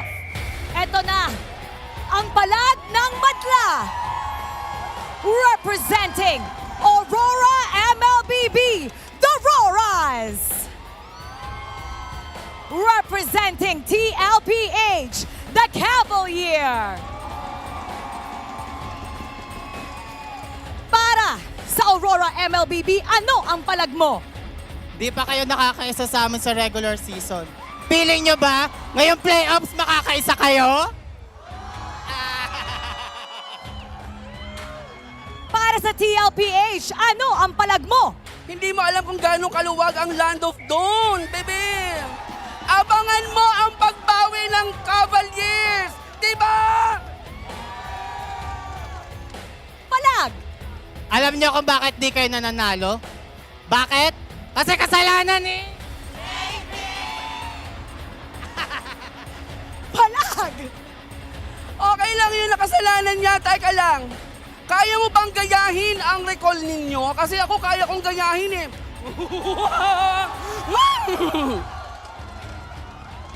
Palag kung palag! This is where either dreams are made or shattered. One team will be eliminated, and one team will move forward. Who will it be? Let's get it started.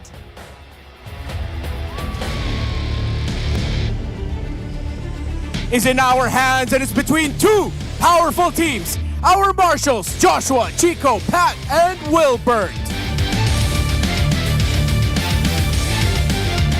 The lights are illuminating once again. It's Aurora versus the reigning champions of the MPL Philippines, Team Liquid. In the EXP lane, it's Edward and Sanford.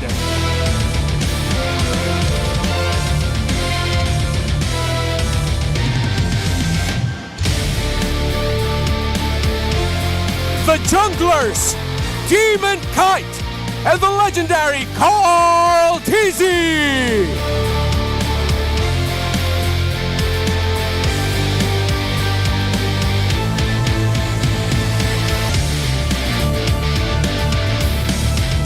In the mid lane, Yue and Sanji.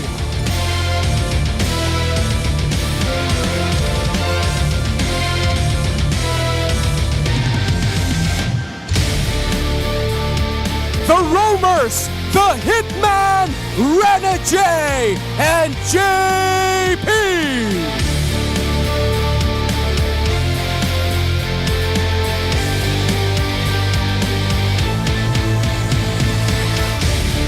The Gold Laners, Domeng, and the Storm, Benny Cutie.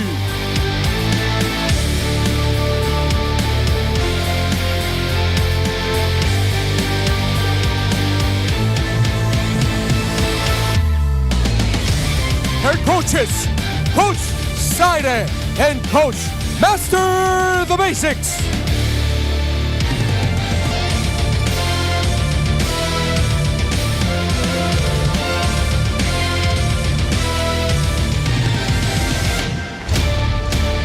This is Aurora and Team Liquid Philippines.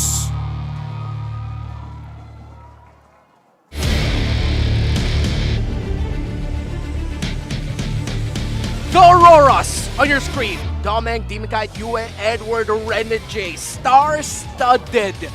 Each one of these players have MVP performances in games under their belt in Season 14. Only one has yet to achieve an MVP performance for Aurora. That's Domeng. But he has been tremendous this season. You know what's funny? Because he is the one who didn't get an MVP. Yep. His stats individually actually outshine a lot of the other laners here. So it's really something to say about Aurora here. But they are, again, facing off against the reigning, the defending world champions. Champions of the Philippines. Of the Philippines. Sorry. It's fine. Season 13. I keep mixing them up. It's Team Liquid Philippines. Come on. It's so hard to really disregard. And again, we're going to try to go back to that point we were talking about earlier where how did I actually predict Aurora going against Team Liquid Philippines? It's playoffs mode, man. Everyone knows their performance doubles, their stats double. There's math to back that up. But if we're talking about math, the head-to-head really will explain a lot.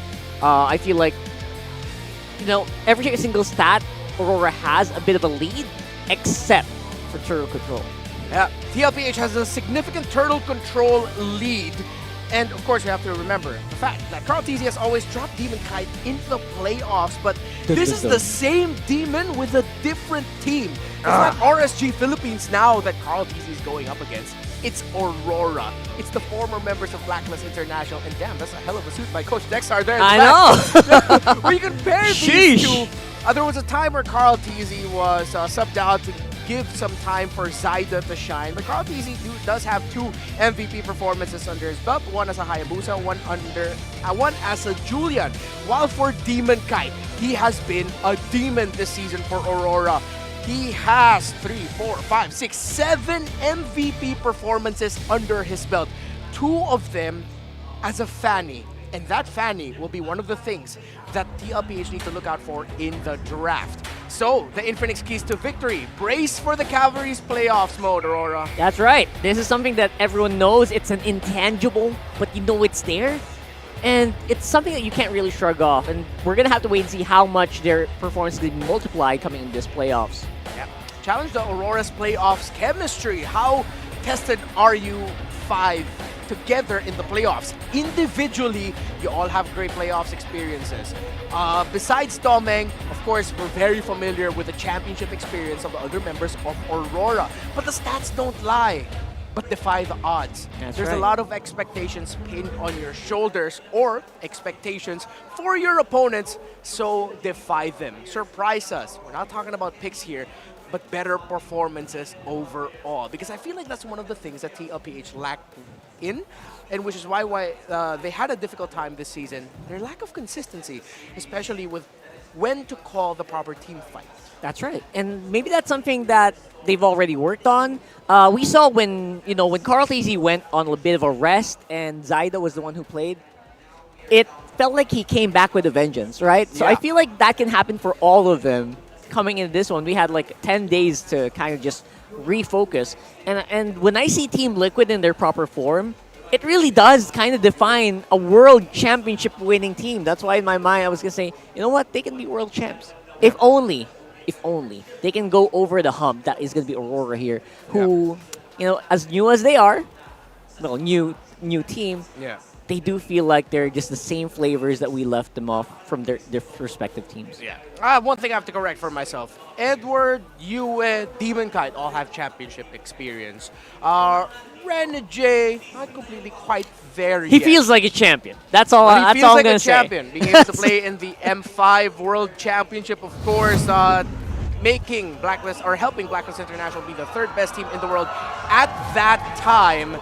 But now let's see how the Hitman will help his jungler, Demon Kite, in terms of handling the mid against one of the most experienced roamers in the league. A world champion and multiple-time champion in his own right, JP, Daddy, and Carl TZ, the young goat. And right away, Aurora are respecting 2 killer picks that TLPH loves. The Julian of Carl TZ and the Khalid of Sanford. And of course, another one. Actually, multiple players being targeted here, but most of it obviously going to be attacked here in the jungle area. So there might be a bit of shortage of really high-flying junglers here, unless Demon Kite is willing to go for that Fanny again. Fanny is open. So is the Hayabusa. Cho has risen in priority. So will Aurora still be willing to pick a Fanny, knowing that the show is available for Team Liquid Philippines? At the same time, Nolan is still out there in the field. One of the fastest skiers and most mobile. Aurora, go for the Phobies instead. No need to rush the Assassins. You still have 3 available in the pool. That's right. And actually, I love that they didn't really go for the bait or the trap of going jungler first, which a lot of teams were technically doing in the past few weeks as well here, and maybe internationally as well, right? Don't really need to rush it. I would actually maybe focus more on the roam, because if there's ever one single thing you want to do, or one single thing that teams have tried to do, is try to remove Renegade's roams. Which is, by experience, so hard to do. And folks, that's exactly why TLPH banned away the Matilda after how much difficulty that gave to Carl TZ when he played the Ling in that one series that they had earlier this season. And continuing the trend that Blacklist International showed, Team Liquid Philippines are drafting and rushing an Alpha, and they pick up a Moskov for themselves. Wait a second. Guys, does Alpha win games? We'll see here. We'll see here. We know for the 3-1 we had earlier, yes, it does. But we'll see for this one. That's right. So, you guys, that's something for you guys to maybe bookmark for later. If this wins, it's 4 straight wins for Alpha here in MPL Philippines playoffs. So, there might be some time for you guys to maybe start studying Alpha again. If you haven't tried it, there's the Fanny. I love it. And the good boy Harif right there. Yeah, Fanny and Harith together can make a snowball comp. Here's a quote from Coach Master of the Basics. I think number one is the consistency. We can see that a lot of the teams have improved, and we are also still improving our consistency. I think that is one of the things we need. Consistency is the key. I agree. And to be fair to TLPH, Aurora has had their fair share of shaky performances also throughout the season. Some of them coming from the fact that they were trying out unique lineups. So for TLPH now, they're not going to be getting their own pick just yet, but they get a pick for Sanji. Instead of getting his signature Aurora, they get the Vixana. And that's something that you kind of just want to attack soon. You have to really expect that Eternal Guard coming. So far, Aurora's lineup isn't really super prepared for that, right? They don't really have that instant answer to Eternal Guard. At the same time, maybe we're still waiting for the Cho to come in here for TLPH, because you know, if you have a Fanny on the field, it's always nice to have a Cho out there. Yeah. Or other really good targeted lockdowns. Yeah, that's one of the things for TLPH. They have to consider if they're willing to get a Cho with a Phobius on the other side. This is a really great ban actually by Aurora by taking away the Kufra, because Kufra will allow them to block all the dashes that Aurora has at the same time.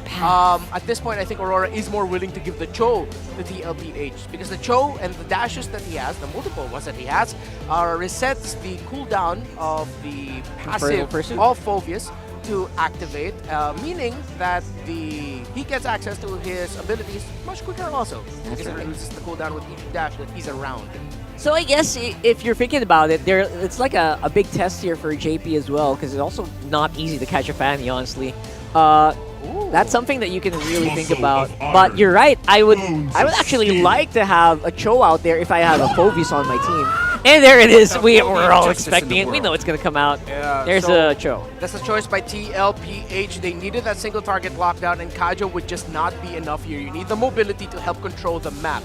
So, mobility it might be for Renegade. His Tigreal is still out in the field, as well as the Grot. He has shown a great performance with that as well.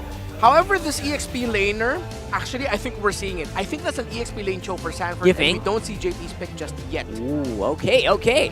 I mean, it sounds fair. There's a Tig. That's a Tigreal. Surprised it went through, to be honest. And Aurora. It's Aurora. Aurora for Aurora. Why not? Oh. Wait a second. Yep. Can still go either way. I stand corrected. More often than not, it's a Cho for JP. Yeah, it's not a Roam Cho. No, Roam Arlon. All right, yeah, there it is. All right, there it is. Locked in. All right, perfect. So, honestly, I don't think anyone got the big upper hand on anyone here. Yeah, I don't like the idea of getting an Arlot and a Cho when you're already up against a Phobius. They don't also have the right damage profile, it looks like, to deal with a Phobius.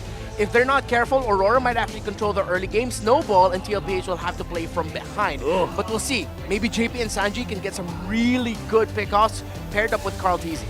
Early kills on. That's usually how they win. And the Alpha, really scary in the hands of Carl Teasy. Let's see if it's going to work. The Aurora lineup is looking scary. TLPH, let's see what happens.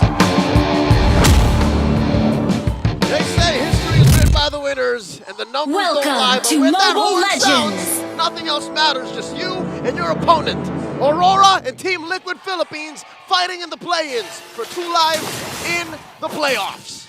Game 1 draft alone. Look at how mobile the side of Liquid is, bringing back their express kind of style, wherein they're aggressive early on, and they can afford to do it. Especially Carl Teasy with the Alpha. But just the same, Aurora, as mentioned by Renmar, has a great damage profile. And they're also playing with the threat of a Phobius, who, by the way, only has soft answers. You can never really shut out a Phobius. So with that said, in the hands of Abunjingjing, yeah, it's going to be worse. It's going to be so much stronger, given that, again, the aforementioned Arlo, the Cho, hell, even the... Benny, the little dashes, yeah. And of course, even Carl Teasy, he's going to drop those Infernal Pursuits. Yeah, for early cooldown for the Demonic Force. So right now, it seems like Aurora has a good answer with everything TLPH is giving them. But again, if TLPH gets their momentum early on, even without having to rely on Benny K's damage or Spear of Destruction, this could go really for the side of TLPH. Oh yeah, best case scenario, Benny just has the cold lane experience. Worst case scenario, the Hitman just gets all up in their face, and Edward gets infinite stacks on his Thunderbell. Play the lane. Again, this is a signature Arlott on Sanford. Don't expect much from him. At best, they would both want to rotate out. You know, I'm trying to figure out when was the game Renegade had a huge setup on the opposing team's purple buff, a 4-man implosion. I'm not sure if it's with TLPH or Omega, but we can see something similar to that, especially if Renegade starts things off aggressive and hasn't been shut down, can actually out sustain the damage of TLPH. So right now, TLPH starting things off with the turtle. That's right. Hitman checking out Carl D. Knocks him up. In comes DK! Okay, DK control not going to be enough to bring down Carl Tizzy as Carl Tizzy has to walk away. No turtle yet, but a first blood for Yue onto Sanford. Now here comes the attack coming in from Edward. Working on Sanji as JP tries to save him. So no turtle yet, but Aurora gets a kill. A single movement from Aurora puts Liquid on the back foot. Suddenly, they have to slow down. As a team, as aggressive, in their DNA, and just naturally, that's what Liquid wants to do. If you're forced to like back away from the turtle like that, with a single shot, with a single movement, oh, here we go! Oh, okay. There was a play coming in from JP, though, but no follow-up. He used the way of the dragon plus the flicker combination, so Aurora knows this. He was baiting something out. He was baiting something. Here comes Hitman! And again, Renegade! Implosion play! Takes away 2. Sanford might be the next target as Yue tries to chase after him, and the rest of the Aurora will work on the turtle. That's a free turtle for the Northern Lights. And it didn't really take him much. Again, Liquid trying to hit him with a 1-2 step. Aurora wasn't having any of it. Team Liquid now have to play from behind. Best believe, second turtle, they have to make a call 30 seconds before the turtle spawns. They have to draw out their rotations and decide, hey, you have eyes on Renegade? Do you remember if his flicker's off cooldown now? Yeah. Because if not, then it's just gonna get worse. They need to keep tabs on what resources Aurora has been using, and at the same time make a play right away, make a trade. Because if you're gonna go back to their second meeting, it was a sweep for Aurora in under 12 minutes for both games, and it started like this. A dominant start, 3 kills, now the third one.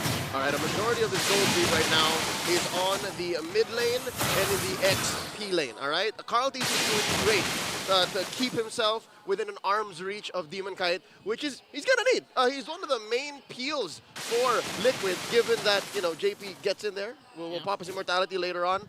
Sanford is a pseudo tank. So definitely you need some items on this alpha. He's on his way towards Warax, close to it. Now, a minute before the turtle goes up, 4.5 minutes in, Liquid clearly slowed down. Liquid, they're not letting JP cross as much anymore, not looking for any plays. And Carl Tizzy's taking his time. He's like, all right, I have to make better decisions, better calls. Yeah. And speaking of better call, I think the better call for TLP is really to just wait for Benny Q's potential power spike. But here comes the potential clash. JP goes in with a kick onto Yue. And here comes the ultimate coming in from TLPH, but they're not gonna... It's not gonna be enough though, as Renegade will fall down in exchange for Carl Tizzy. That is a way, way better trade for Aurora. The economy speaks for itself. Even if the 1,000 gold don't move for Aurora, the fact that he's traded a roamer for a jungler doesn't bode well for the cavalry. But some silver lining for Liquid. Carl Tizzy's back on the map long enough. All right, the timer's long enough for the turtle to elapse. Respawning, but I gotta tell you, during the whole time, DK was farming back up, so I'm guessing there's like a 200, 300 gold lead. And DK using 3-4 fingers as he used the Spanish. So right now the catch. Okay, JP goes in with a kick onto Renegade. Might get bursted down as Demon Kite tries to chase after him. Carl Tizzy will get the turtle, and now a kill onto JP, plus the implosion onto Renegade. All 3 ultimates onto Sanford, but 40 manages to escape. Cheats death. 40 cheats death, and now Benny. Okay, Doming pops his Purify because the potential of Carl Tizzy going in is just too much, and now they're going to catch Carl Tizzy. It's Edward and Renegade plus Hugh. It's going to be a 3-on-3. Carl Tizzy uses the Spear of Alpha just to walk away. So TLPH, they got the turtle, but Aurora got the kill on to JP. So far, that's fine. I'd say Liquid It's a better trade, are yeah. working up towards fixing the blunders of the first 5 minutes. And now JP, look, his mojo's back. Okay, they're gonna commit the kick once again on to Renegade. This is a signal. They're not planning to burst him down. Oh, Easy, okay? Here comes the Pride of Ice. He's just waiting for it and manages to escape the Frigid Glacier as well. Demon Kite's not there on time to bring out the damage. And now, okay, this is JP. What JP's doing, it's not actually to burst down Renegade. It's just to send the signal, to send the message that, wait, you can't just go cross your map doing Renegade things. You have to think about the potential counterplay of TLPH. Holding the Hitman hostage. And because of that, the gold lane opens up, giving Benny Cutie enough of a window to push in on that tier 1. Looking at the economy right now, there's about 100, 200 gold between Domeng and Benny Cutie. And Carl now up by 500. What's going on? Okay, Demon Kite with the steel cables. 1v1 versus Carl TZ. Hands him his 3rd death. And will get a turret up top. And just like that, the gold lead is gone. It's gone. I said 300, 400, no more. If anything, DK is up. There's still 400 gold lead. With Aurora this time. That's right. So again, a scrappy early game. Liquid though, very characteristic of them. We've seen them in the grand finals of the last season, which they won that finals 4-0. Conti would do the same thing. Well, it was a very different meta, all given, but he would constantly throw himself. Easy. Being a team player, a more mature player, he knows that there are some fights wherein he has to lose more his team to win the overall game. Ian, there's gotta be a thin line. You can't cross, you can't just constantly throw yourself at your opponent at the cost of the long-term economy. So that may have worked in season 13, but now, season 14, that might be the reason why they couldn't get one over Aurora. Especially since if ever we start reaching the time where the Lord has been spawning, you know it's going to be a hard time for TLPH if Carl TC's not in the picture for potential retribution. Hold up, look at this. They're holding the turtle hostage for about a minute now. The turtle wanted to turn into a Lord. Because you know Renegade wants to go for a setup. He's going to go on to Carl TC, but a counter-attack coming in for TLPH. Here comes the Frigid Glacier from UA as Domain goes in with the Zamin Force as well, bringing down Carl TC. Spear of Destruction will connect with Benny QT. Will just... Here we go! Okay, he casted the Spear of Destruction. Working on Edward this time as he gets a turret up top as well. Who got the turtle? Carl TC got the turtle. Carl TC got the turtle. Yeah, so that was enough of a shield for him to survive maybe a second or two longer, to hold 3 members of Aurora back and allow for the push up top for Benny Cutie to leave a wave to push in. So it's still an even trade across the map. Yeah, speaking of even trade, even if the kill scoreboard is 7-2, looking at the economy, the gold lead, it's just 800 for Aurora, almost non-existent. It's because this time TLPH always gets a trade compared to the first 3 minutes. Yep, check out the funnel as well. Benny Cutie up by about 500, 600 gold over Domeng. I actually like that Benny's joining fights sooner now. Yeah, I mean, he has to. At the same time, he's also doing his job, doing a good split push up top. And the Spear of Destruction, fortunately connected. It was a good time for him to cast that. I believe he was able to take down one, preventing Domeng from actually dominating that. Because honestly, Domeng's position was good. He still had his Purify. And at the same time, Zamin Force, it was connecting to a lot of members of TLPH, but with the threat, the presence of Benny QT in the picture, it prevented Domeng from, you know, just take it easy, sir. About 10 minutes into game 1 elapsed. So far, Aurora unable to find the full 4-man, 5-man engagement despite the Hitman's best efforts. I think Liquid are doing great in conditioning Aurora into actually finding these. That's JP's job this whole time. Yeah. And only dying twice with how dangerous he's come close to death.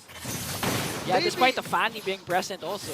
Yeah, but maybe Liquid are onto something here. Maybe they're playing the map, maybe they're playing all of us. Yeah, they can go for the macro gameplay. Again, they have the Moscow, but at the same time, Aurora has something similar to that, which is Demon Kite. And Edward. And See Edward, this? yeah. Edward hasn't died a single time. Okay, here comes the catch. Final slash! Water Energy from the backline! A beautiful implosion play. Here comes Frigid Glacier. A Demon Kite as well is here, but the steel cable is going to bring down Carl TZ. Sanji, the next target, working on JP. Will he be able to escape though? Because Edward's Infernal Pursuit is there. That's going to be 2 members down for Liquid. And all throughout that, Benny QT's just working on the push onto the top lane. That's expensive. That is costly. Carl and Sanji for a push. I mean, Liquid didn't need for that to happen. Benny throughout the SOD, but it's also going to come at the cost of a Lord. Okay, Baby Free Turtle, Carl TZ not in the picture. As Aurora gonna extend the lead. But again, still, TLPH was able to get at least a turret up top. At that point, you can't blame Benny if he was late or whatever, because that was a good setup coming in from Renegade. They started things off with a beautiful final slash from Sanford, but that's the thing with Renegade. He doesn't care if he's first or if he's second. He just wants to go for the proper implosion play, and in that case, he caught 3. That's right. And as you'll see here, I'd like to take your attention, ladies and gentlemen. Look at that. No Thunderbelt on Edward. Well, they're hedging on the fact they're going to win quick. Yeah, quick. I mean, again, last series, it was both games sweep, under 12 minutes. So, in terms of, is it worth it to go for a Thunderbelt? We're already on the way to changing things. A Thunderbelt for this game might be a good move. Right? So that might be a glaring change for this Phoveus build. But again, if Edward and RORA want to end quick, they got to do something now with this Lord. Yeah. Again, Renegade just really waiting for the opportunity against the emotion. His flicker is not yet up. Oh. And on the other hand, Sanji and JP and Sanford has theirs, so they can make a potential play here. JP is trying to zoom out Renegade as Demon Kite works on the bottom lane. Look at that fat wave. John Cedric Caranto brought in down bottom. Luckily, Liquid are good at defending as well. Luckily, even if they have Carl TZ, they send him out. A single Spear of Alpha plus his 1-2 combo should clear most waves. Yeah. So at this point in the game, 13 minutes in, later on it might be more of a problem. What we haven't really considered, what if this gets to the ultra late game? Yeah, so you're only hoping that Benny hits the SOD. If he misses... But Benny, admittedly, Benny rarely misses. But in crucial situations like this, I do agree. If Benny misses, that just makes the ultimate of Moskov non-existent. It's less a slight on Benny. Yeah. All right, I'm not assaulting the M4 MVP. I'm saying it's difficult to hedge your plans on a single ult. So I'm hoping that Liquid understand what this 2K gold lead means against Aurora and the map that, you know, is constantly against them. Because look, they're pulling a Liquid Ube right now. Yeah, they're pulling a Liquid. But this is how they should work, given that they're still finding a way to split up Aurora. Aurora wants to fight all in. Yeah, but at the same time, Aurora just also wants that they're grouping up. Because again, it's going to utilize a lot of ultimates for Aurora, Zaman Force, the Frigid Glacier, and again, Renegade's Implosion. They're all boxes. So for Aurora, they don't care. They have a 2.4k gold lead. They like it when TLPH groups up. They don't have to worry about potential split pushes if they know that Benny is with the group. So right now, I feel like Sanford really needs to make a huge play here, but to make sure not to catch Renegade, because that could be bad for TLPH. If they manage to catch Renegade, then Renegade pops his Implosion. That's right. Now we see the folly of an Alpha pick. There really isn't much an Alpha's doing if it's not active in fights. It's not like a Ling or a Fanny you can send off the split push. Right now, again, even when you're winning, right? You're remembering last match's Blacklist International's Alpha on MP the King. Yeah. You're a glorified bodyguard. You're glorified. That has great punish if the fight lasts long enough. Yeah, that can also catch Demon Kite's Fanny with the Spear of Alpha. But again, Demon Kite hasn't died yet. 204 KDA Not has once. been activated early on, first 3 minutes. And TLPH, luckily, going into this Lord, they still have their inhibitor turrets intact. So in terms of macro... Uh-oh. Renegade goes for the conceal. Going from bush to bush. The Sanji's up front. This is dangerous. Oh, Renegade goes in with the implosion. Benikitito being able to free hit. Demon Cat goes for Benikitito and brings him down.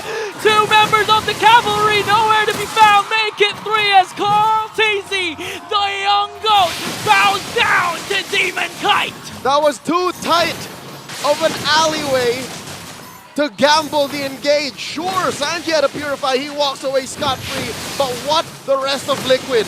Sure, they leaned into it, but I don't think they were ready for the fight either way. Can I just commend Demon Kite? Look at Demon Kite, eyes on the prize. Even if Benny pops his purify, he doesn't need it as Demon Kite goes in for the kill. Oh. Wow! Benny Cutie was served up on a pedestal. A clear pathway. And Demon Kite just ate him up. Look at that. Demon Kite built himself an antikiras. So he knows that if Carl TC comes in, if Sanford JP put me in. It's for the potential Spear of Misery. If ever he gets pinned down, he can somewhat sustain it. He'll and just they can hold it out. Yeah. But right now, he can afford to do that because in terms of damage, they're not lacking. I mean, Edward has damage, Yue has damage. Especially Doming with Harith, and right now, a push from Aurora. 6K ahead. Aurora are out gunning Liquid. And it would be lucky for Liquid to actually walk away with their base intact, given how Aurora are leaning hard into it. There's another wave of pop. Inhibitor down at the bottom lane as TLPH will manage to save Q. So right now, if you're TLPH, what do you do at this point? You have one inhibitor down, but luckily it's on the bottom side, meaning they can easily clear it during Lord dances. Maybe utilize BennyQT's split push potential. That just makes it the Spear of Destruction more crucial that it connects. You answered your own question, but let me add a layer to that, Okay. all right? I think Sanji has to take care of himself a little bit more and use the Eternal Guard in an offensive manner more than just, oh, here we go! Renegade again with the implosion, but they're not going to catch BennyQT though. They're going to bring down Sanford. Benny is still alive as they shut down Doming. This might be an opportunity for TLPH. They also saved their inhibitor. Here comes BennyQT! But Edward though has his immortality not yet been popped. He's fine. He's fine. But that's a sign that TLPH, they still have a chance for game one. That was Liquid's first kill in what seems like 10 minutes. Scores 14-3 in case you guys haven't looked up north on your screens right now. And it went to, they go to Sanji. I'm not even sure, but 14-3, a dominant game for Aurora. It went to JP. To JP, okay. Ironic. Ironic. But again, you take anything you can as this Liquid. At this point, yeah. Take anything you can, save everything you can. In this case, they were able to save 2 inhibitors. Good positioning from BennyQT despite almost 2 or 3 Aurora members literally going after him. He was still able to evade the potential death and dish out the Spear of Destruction. But unfortunately, Edward was able to out-sustain that. Even his immortality hasn't been popped yet. It's so difficult for Liquid right now. Benny just built his Wind of Nature. Sure, that should help as another layer of protection alongside his Rose Gold Meteor. But consider this, he's only really Wind of Naturing against Demon Kite. Sure, it'll help against Edward. There's some physical damage on the Phobius, but that death on Doming, it was just it was a little boo-boo. Yeah. It was a scratch. That was also a crucial kill, although they only got 1. It was onto Doming. So at least something good happened for TLPH. Counter blessings. Counter blessings as BennyQT has to worry about the top lane. Again, Spear of Destruction has been connecting, and this time it needs to really connect if ever they want the chance for game number 1. All right. Playing Bush Sniper here is Renegade and JP. Sanji doing his due diligence. Crossing his T's, dotting his I's, checking with his skills. Not his face, although he does have his Purify up. And now Crowd Easy. All in on the shuffle. I wonder if they know that 4D's here. We haven't seen a Flicker final slash. Not in a hot minute. JP gets caught. Oh, they're gonna catch JP, but JP Jitcon will be safe here. And now here comes the final slash Flicker combination. Able to burst down too. An implosion play coming in from Renegade. JP's gonna fall down. Taking Sanford as well. Demon Kite manages to stay alive, but a slither of health left. BennyQT, Spear of Destruction will not connect. He thought that Demon Kite was there as Carl TC goes in. Immortality will be popped here. Sanji just working on the members of Aurora. And it's gonna be a 2-for-1 trade in favor of Aurora. Some signs of life from the Cavalry. But one could only wonder how much frustration is setting in because they really couldn't finish the job! Doming out of nowhere, casts down and forces Demon Kite on the chase to bring down Carl. And BennyQT has to go home, has to defend this up against 3. Can he make it happen as Aurora locks their eyes on the prize and takes game number 1? The Northern Lights put a period on the inevitable. The early, mid, and late, we're just going to wrap up to this moment right here. Aurora taking game 1, drawing first blood in this best of 5. Can I just say what Demon Kite did there? Instead of going down, he went to the mid lane to avoid the Spear of Destruction completely. That was a huge big brain play. There's so many brain plays by Aurora. And of course, a point of improvement for a Liquid. Let's go over to the Infinite Game of the Buy and hear from Redbar and Rockhart.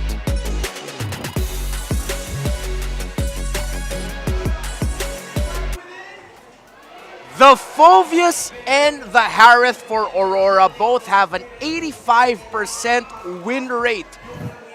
That was a difficult draft to pull off for TLPH because they gave so many comforts to Aurora. Yeah, you guys didn't see it on camera, but he was just getting ready. He was zooming through these stats. He's going to lay it out in a bit. But you know what? When he showed it to me, he's right. I mean, the Phovius was first pick, by the way. And Team Liquid Philippines, by the way, picked into this. Yeah. The Phovius alone against the lineup of Team Liquid Philippines. The R-Lot has no wins against the Phovius. Cho is 1 out of 3 against the Phovius. Vexana is 1 out of 4. The Moskov is 2 out of 8. That's in the whole league. And that's in the whole league.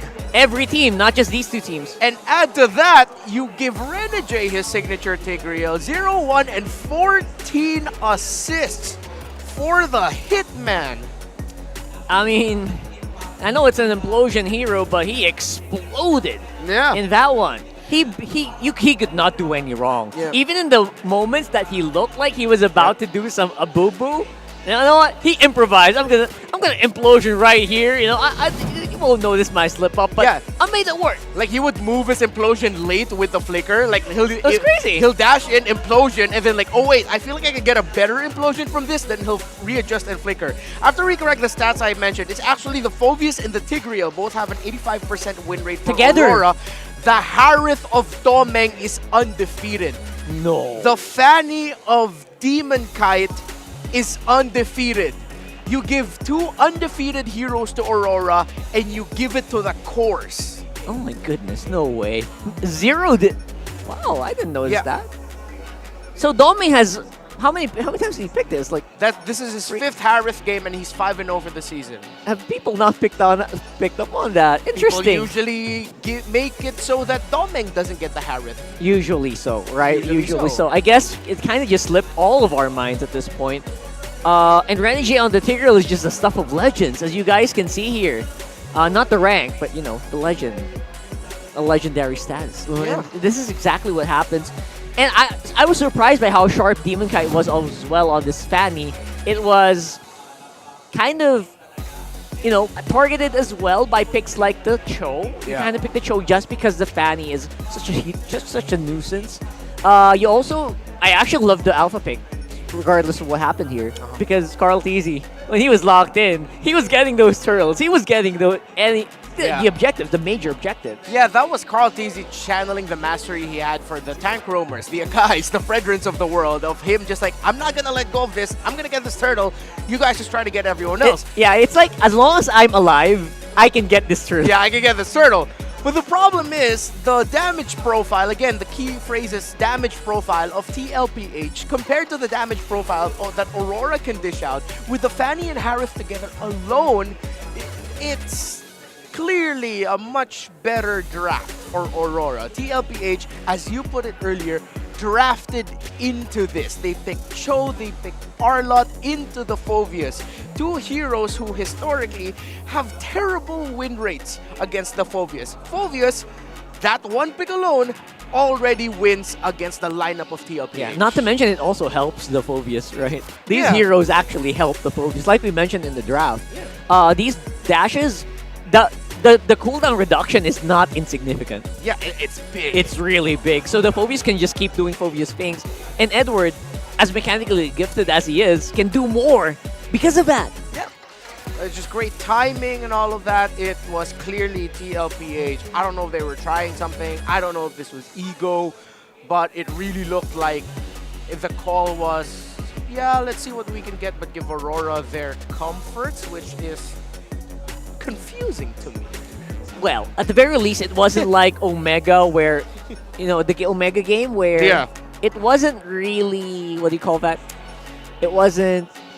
It still looked like them, right? It wasn't like out of the blue, like, what are these heroes? Like, what are they trying here? I mean, they're trying different combinations of heroes, specifically the Alpha coming into this one, but it didn't feel off too much. Yeah. It just felt off against the lineup, you know?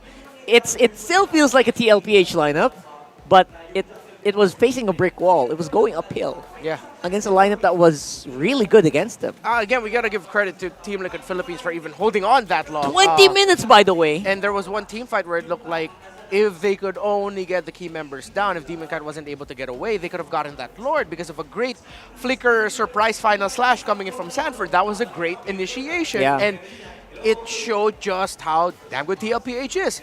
But it also showed just how easier the lineup of Aurora is to pull off compared to the lineup of TLPH. Not just because of, like, in terms of the matchup, but in terms of the mastery of the hero of the player using it. There it is. I mean, it's just that. We know Carl TZ has played Alpha before. It's not his first time. Yeah. We've seen this even when Alpha was not really meta. It wasn't as strong, like way back. So we know mastery is there, and they played into that. But then again, the combination of undefeated heroes, very comfortable hero picks for Aurora, yep. And again, I'm stunned by the Phobius going through the draft in the first place. Yeah. The Phobius went through, Fanny went through, Harith went through. That was all power picks. Power picks for Aurora. And here. I understand why Team Liquid Philippines needed to draft that Cho. They needed to have that single target lockdown. If not for the Phobius, then you do it for the Fanny. Yeah. Also the hope that the Cho will be able to rattle Renegade enough, pick off the Roamer first, so that hopefully that increases their chances of being able to survive against the Fanny and the Phobius. But again, it's a very hopeful concept that Team Liquid Philippines wanted to do against a very clear idea of what Aurora just needs. Yeah. Let Doming farm, he'll deal damage. They don't have enough damage to take him down. They don't have enough damage to burst down the Fanny quickly enough or to catch her properly. Because they have to commit the Way of the Dragon into someone else, it's tough, man. It's tough. I mean, the 18-4, I kind of understand it. They don't need the kill score, I guess, if you're TLPH. So they were trying to hold on for dear life there. I think they knew what they drafted into, and they said, you know what? Let's hold on, guys. Yeah. Let's just hold on. Benny can do this. We've seen him do this before. And there are times where I thought, you know what? If this Spear of Destruction just hit, Yep. that would have been a wipe. Yeah. But then again, mechanical malfunctions for the Express, I guess, is due. Yeah, it's about to happen. Needs a little bit more oil and some of the, Calibration. Recalibration, there we go. Yeah. A little bit more recalibration for the Liquid Express. So Aurora was the one that got the steamroll all over them. But again, it's not a fast steamroll. It's like a slow choo-choo. Yeah, it was inevitable. It's like, oh, this is not good for me. It will hurt me. There's nothing I can do. It's going to happen. Yeah, it's like a train going straight into like a cliff. But you see the cliff coming, but it's a bit slow. So what are we going to do? They were trying to fix it. Yeah, but you can't get off the train. You can't get off the train. You're trying to fix it. Yeah, you're just going to have to hope, like, somehow, I don't know, you get to build a new track somewhere else. It's tough. And again, and honestly, on my end, it kind of frustrates me as an analyst because we've seen an entire series with questionable drafting decisions. This one, it's tough. So, I think I'm going to pull Leo and it's like, Renegade, say some beautiful words. Comfort us. Renegade, please. Una po, ang tingin ko sa TLPH, syempre sila pa rin yung defending champion. So, sobrang laki ng ko sa kanila. Tingin ko sa kanila. Kaya, tingin ko gagawin lang namin yung best namin na ginagawa namin sa practice. At i-apply lang lahat ng mga natutunan namin since nung regular season para matalo sila. Wow. All right. You know what's funny? We didn't know what he was going to say there, but he actually comforted. Yeah, he was actually comfortable. He was like, yo. He listened to you, man. They're still the defending champions. We're going to still think highly of them. But I think that, again, similar to the trend of what happened earlier with Omega versus Blacklist International, it seems like in the draft, Omega didn't think enough of their opponent. While here this time around, same goes for TLPH. Again, the power picks that they ended up giving, the overall strategy that ended up in the hands of Aurora, that friggin' sucks, bro. I know. After that draft, you're just like, wait, I have to go up against that? All right, let's show what the defending champions are made of. They held on, but it showed, dude, that's just a difficult game. That was just a difficult game. I guess in that scenario, they were the ones getting stormed. They were like holding on for dear life. Yeah. Trying to hope for a miracle. Trying to hope for a mechanical failure on the side of Aurora. Maybe someone slips up. But then again, Aurora being very consistent, like what they mentioned earlier, consistent in terms of like not dying, consistent in terms of the call. You could clearly tell where the shot call was coming from. You know, Renegade was pulling some strings there, and they make really bad scenarios work. It's not like a stomp, it's not a complete stomp. There were still a lot of fights that, oh wait, 50-50. Oh wait, it's just 1-1. One down for each. There was stuff that happened like that. So I think they were kind of expecting or hoping for Aurora to mess up there. And then again, the consistency does come through, like the ones that they talked about there on some of these videos. Yeah. One factor we have to add now, as we look into what TLPH could potentially do, is a unique stat between these two teams. So Team Liquid Philippines has 38 unique heroes picked this season. Guess how many Aurora has? 28? No. 46. What? There's 8 more unique heroes picked by Aurora compared to Team Liquid Philippines. And that's where I feel like the root of the problem stands. Why? The draft, like, it's so hard to ban out any specific person? With TLPH, even though they're the ones that showed that Khalid, EXP, Sanford, cannot give. Yep. In terms of what else you can show in this current metagame for TLPH, what they've shown so far, it's tough. If they're thinking about like, okay, between this 38, let's pick the ones that we can use the highest effect. While Aurora, they have multiple heroes that they've used once or twice and are undefeated. And now if you're TLPH, and I get now where they're coming from a little bit better, if you think too much about your opponent, you're gonna end up overthinking. It's so hard to plan against these guys anyway. Yeah, 46 unique heroes is not easy throughout the entire season. To give you an idea, every week of MPL Philippines, the average amount of unique heroes used is around 43 to 45 in a single week, man. In a week. So in a season, this one team has 46 unique heroes used. And in those scenarios, you're going to ask yourself, why do I bother? Why do I even bother? I'll just do what we know can work best, like what these guys can actually play well. But then again, they did try that. They did try that. They did try that. Didn't really work that way. It's like minus the alpha, it was comfort versus comfort. That's true. In a sense. You know what? Speaking of Khalid, has Renegade played Room Khalid? It slips my mind. No, he has not. He hasn't, right? No, so he has played a mean Rome Terizla, though. All right, there you go. Probably not going to happen here, but I'm thinking about the Rome Khalid and Renegade, and I don't remember them mixing together. So, again, this is something that maybe Team Liquid is also kind of expecting, but if you're Aurora, why mess with what's not broken? Come on, right? Exactly. You don't need to mess it up. Yeah, and I think this also shows one of the sicknesses of this current meta. As much as I love this meta, Rockhard, there are 2 heroes now, and I agree with you. After the drafts, after what we've seen so far, there are 2 heroes that you always gotta ban on the red side. What? The Chip and the Suyo. So in the special case here of TLPH versus Aurora, TLPH needs to ban the Matilda. Maybe they'll give up that ban. We'll see. Maybe not. But Suyo getting banned out and avoiding Demon Kite ending up with that hero, it makes sense. By the way, what makes sense is you joining us in celebrating the achievements of our teams, players, and coaches in the Alamat Awards. Translated, that's Legend Awards. Legend Awards. That will, I'm right, right? Yeah. Okay. That will happen on the 3rd day of our playoffs on October 18th, so mark your calendars and be a part of the Legacy. That's the Alamat Awards, where we will be awarding the players, coaches, and teams for the season. So we're going to have like a voting thing going on. Oh, the voting has been going on already? Oh, it has been going on. I think the voting has closed, because the voting has been up for a while. Oh. Yeah. All right. Oh, no. Were you not able to cash in your vote? No, I didn't. Oh, no, you missed it, man. I didn't check the group chat. No, it's fine. It's the guy. I'm the guy who doesn't check the group chat, maybe guys. you can ask them if you can, squeeze in your vote just a little bit more. Just maybe, Hey guys, I have some 2 cents here. Yeah. But then again, coming back into this one. What's an old Team Liquid lineup that we love seeing? What's that old form that they have? I think maybe similar to Omega. Maybe they should just go back. You know the difficult thing is? What? The sad thing is, we saw it. That was already it? That was that kind of lineup. If you take out the alpha, sure, but that was it.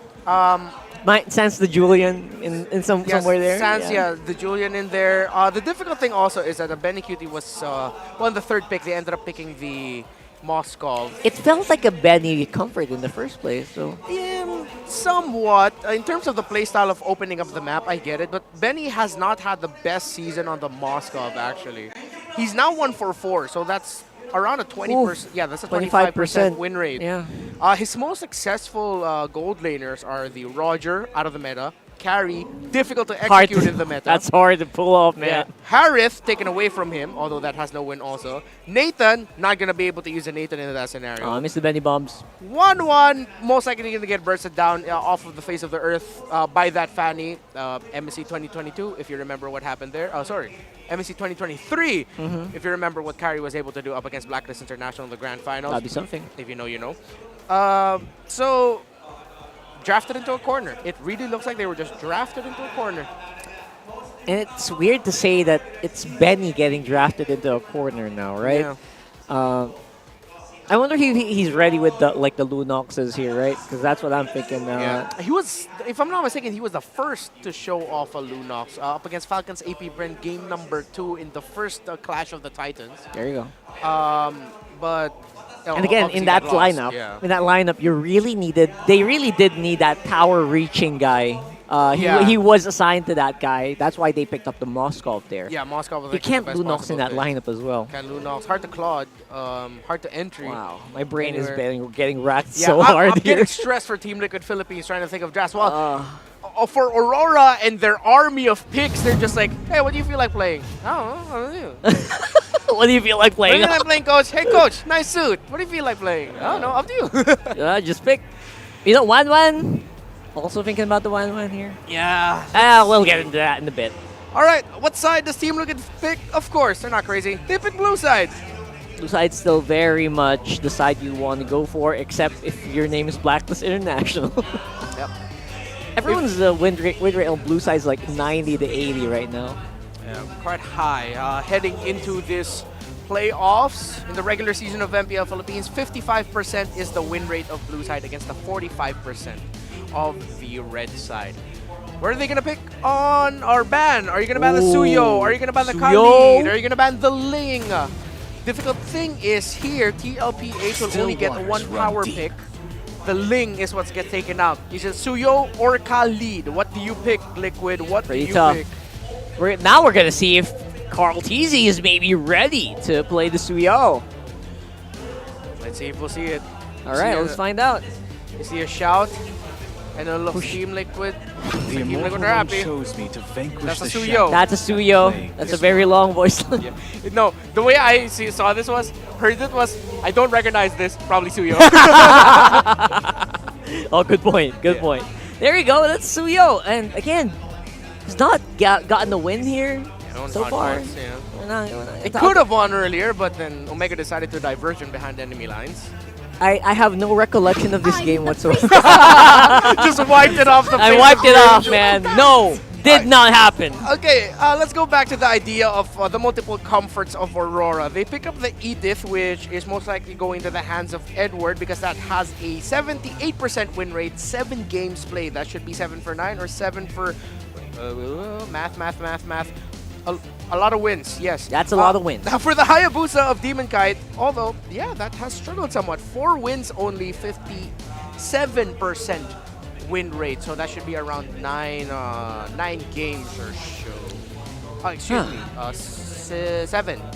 Could be 4 wins out of 7. That's close to 60 yeah. something. So that makes 50 scores. And there you go. You know what I'm so excited about is this.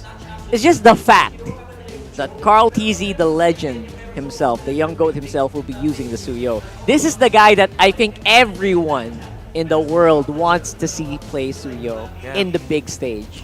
Let's see what it's going to look like in the hands of the young goat. See if they can win game number 2 to avoid getting put into match point.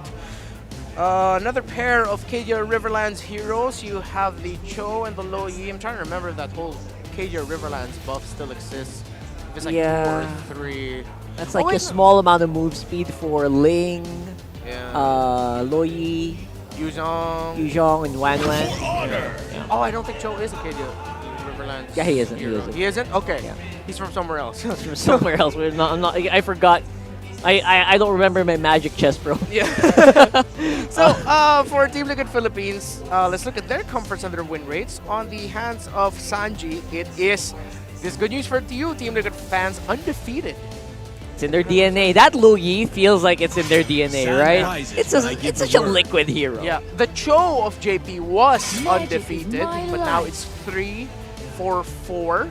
So this looks like a much better draft this time around for TLPH drafting on the blue side. They've taken away some strong comforts. The Claude and the Moss, excuse me, just the Claude, will still be open for Domeng. If ever they want to pick their gold laner into the 4th thing.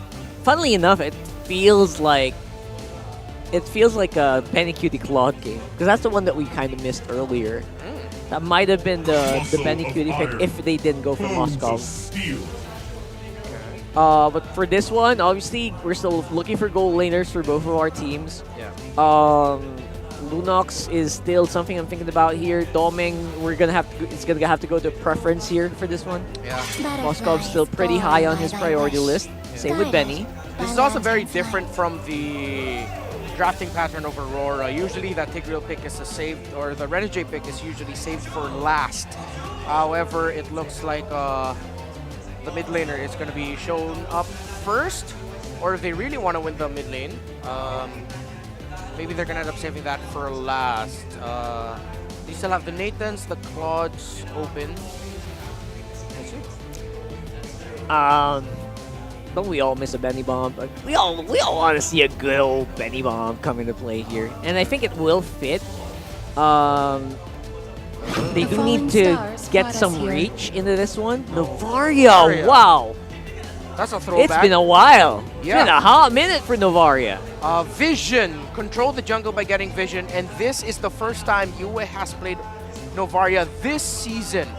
So TLPH, this is their best chance. Put the Cho in the AXP that will out-rotate the Edith. Faster clear.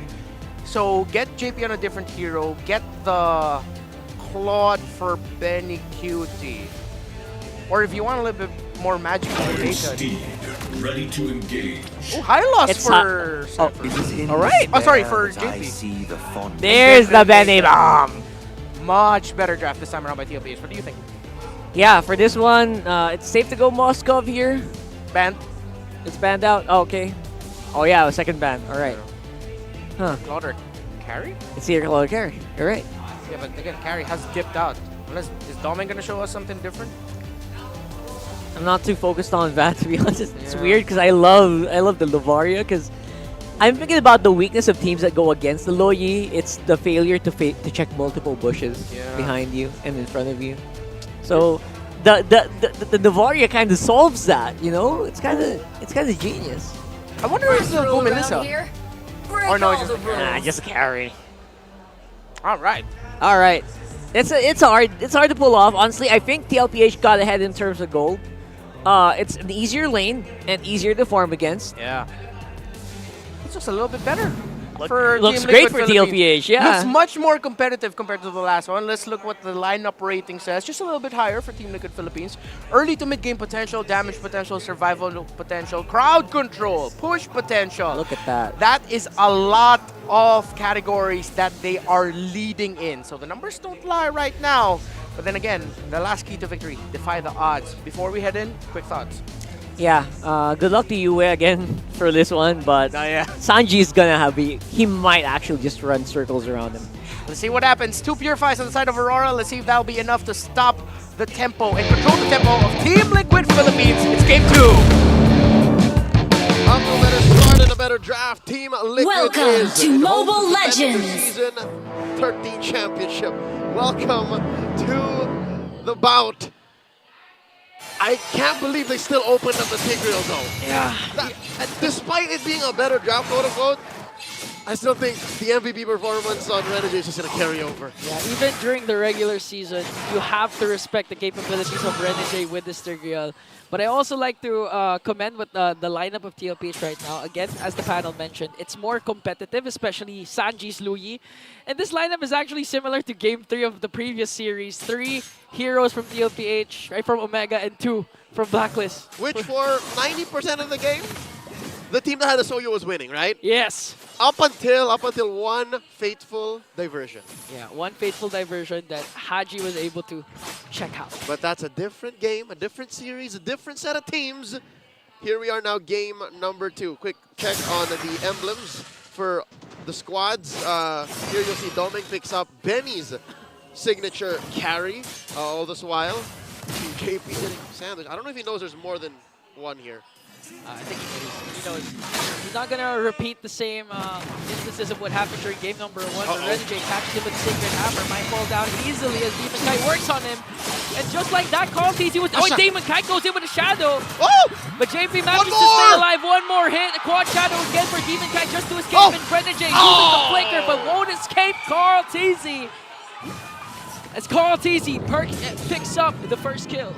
Got him with the Queller point blank. And I just want to commend what Carl TZ also did. He blocked the Astral, the Star Shatter of Yue. To protect JP. To protect JP. I got you, Dad. I got you. That's a call. Yes. That's a call. I got you, Dad. So with that, Liquid draws first blood, making a beeline to the turtle. Renegade can only watch as Carl TZ secures it, locks it down. JP looking for that kick. Still not level 4. And this is what you were saying. TLPH, whoever has the Suyo, will indeed dominate the early game. Again, a good catch from coming in from Carl TZ. Early to mid. Yeah, plus the cherry on top was JP didn't die. He was able to escape. That's why they were able to get also the turtle and preventing Renegade from reaching level 4. So right now, he can't set up any UD JP. And look at this. Renegade playing his own version. Oh, look at this. Entropy in the face. Oh, BennyQt knows that hero. He knows how to use it. He knows how to outplay it. So right now, again, TLPH has a slight lead. And when it comes to neutral objectives later, especially the Lord, they can still have those macro plays, especially Sanji again with the Luyi, which is a more TLPH lineup. Despite the Vex being better number 1. Mid laner, Renegade gets caught up. Oh, they want to burst down. The Hitman brings him down. Wiki Shadow kill coming in from Demon Kite. As he quad shadows out, here comes Edward once again. And just like that, they're gone. Dave Franco, now you see me. Now you see me, now you don't. Amazing work. That's the trademark Liquid comms we're looking for, all right? They had some signs of it in game 1, but right now they're calling the shots. 1,000 gold ahead, 3 minutes in. You can see it. JP's feeling it. He's already unlocked the Liquid recall. He's more confident, spamming, getting inside the heads of Aurora. Not a single Liquid recall game 1. Not, yeah, agree. He had a hard time, especially Renegade was the first one to get the level 4. First one to have a setup, first one to get the turtle. But again, Aurora, they still have Renegade, the implosion. We've seen a lot of games where Aurora was literally behind huge amounts of gold, but one setup from Renegade can turn things around. That's why the Hitman is so important. You see him for the past 4 minutes after that engagement in mid, wherein he died. He's playing this silent guardian role, wherein he's just hiding in bushes nearby his course, not really engaging, just to protect their farming. Now JP gets a kick, forces the Purify. Coming in from viewer, Energy flickers in for the implosion play, but it's not going to be enough though as Sachi gets the turtle. Here comes the attack once again. Liquid Express, they're working on Edward, trying to bring him down. Sachi with the diversion play, but they're not going to continue it because they got what they wanted. 2 kills plus the turtle. They call it a Liquid Stampede in the blue half. Well, technically the red side of the MPL arena. Come alive! Oh, cha-cha-cha-cha-cha to bring down Carl. And finally, an answer from Aurora. Demon Kite besting Carl TZ again. Mortal staining and protect you from that. Still a lethal ignition, Hayabusa. So a moment of vulnerability. And now look at this, the backline! A good catch by Edward, preventing the continuation of the Way of the Dragon with a good onward. Edward also making sure to protect his members as Renegade is getting targeted by BennyQt and Sanji. He's going to fall down, but Edward goes in once again, forcing the Purify of Sanji and just waiting for the diversion play. Now you see me. Now you don't. Amazing. Again, Liquid, technically right now, they're playing maybe their second best heroes. Still very comfortable, but I think it's more about tempo. For them, it's, sure, draft as a fundamental, but if they get that vibe, they get their groove, that's when you start seeing Liquid stampedes. 5 minutes in, 5-1, about 2,000 gold ahead. They are. We saw a lot of action down bottom. Now let's switch it up. Something tells me we're waiting for Doming. We're waiting for Doming to get in there and do something. Because, save for that one kill of Carlisi, I don't think DK can do this alone. Yeah, I mean, they have to. But that's why they got the carry for late game insurance. In case Demon Kite's Hayabusa doesn't snowball, and right now 1.8k gold lead, it's safe to say that they're not able to do it with a diversion play. They're going to send out Sanford and Sanji, the Sansan duo, to bring down Domeng. Late game insurance. Didn't even give him a chance to use Purify. That was quick. That was fast. At that point, it was useless to use the Purify because you're ganked up and JP. Renegade, okay, forced to use the Implosion play, but Sanford is here along with Sanji. Carl TZ, minutes away from being in the picture. No answer from Aurora, but Demon Kite. DK taking the Pixel Brush, checked it by 40. Just making sure. And now TLPH will work as 5 members here, work on the third man. All neutral objectives will be taken down by the Liquid Express. 3 for 3, the cavalry goes, taking everything on the map. So far, look at the perseverance by Doming. You know, he got beat up there, he got bodied, but look, he's back, he's just pushing. And it's just another day's work. Whoa! Wing Shadow kill from Demon Kite, not enough to bring down JP. Sanford uses the Glorious Pathway. Okay, they might go for the purple buff steal here. Renegade still has his flicker, but no implosion yet. They will successfully get the purple buff away from Aurora. And that's Grand Theft Purple secured. Carl DZ has 2 stars now. Looking at the way the map is going. Hold up. Is Doming really gonna get away with this? Okay, Doming needs to really work for it. Needs to. JP conceal. Oh, he's gonna escape. He's safe. He's fine. He's fine. All right, a free turret and a half. Yeah. At this point, Aurora just takes what they can, because TLPH will eventually take a lot from Demon Kite. We just saw them get the purple buff, make another steal. And so far, Carl TZ has been performing well. 3-1-2 with the Soyu. And even with the Star Shatters from UA, they don't care. Oh dear lord, here we go. Okay, Demon Kite goes in right after Sanji. The diversion is there. Gonna send out to... Where did it go? Backwards. Backwards, okay. All right, slight, dislocation there, but here we go. Okay, Sacred Hammer again. They're gonna commit everything just to bring down JP. And it might be worth it right now, because Aurora finally finding their groove. One fumble to another. I don't think they meant to send 40 and JP back.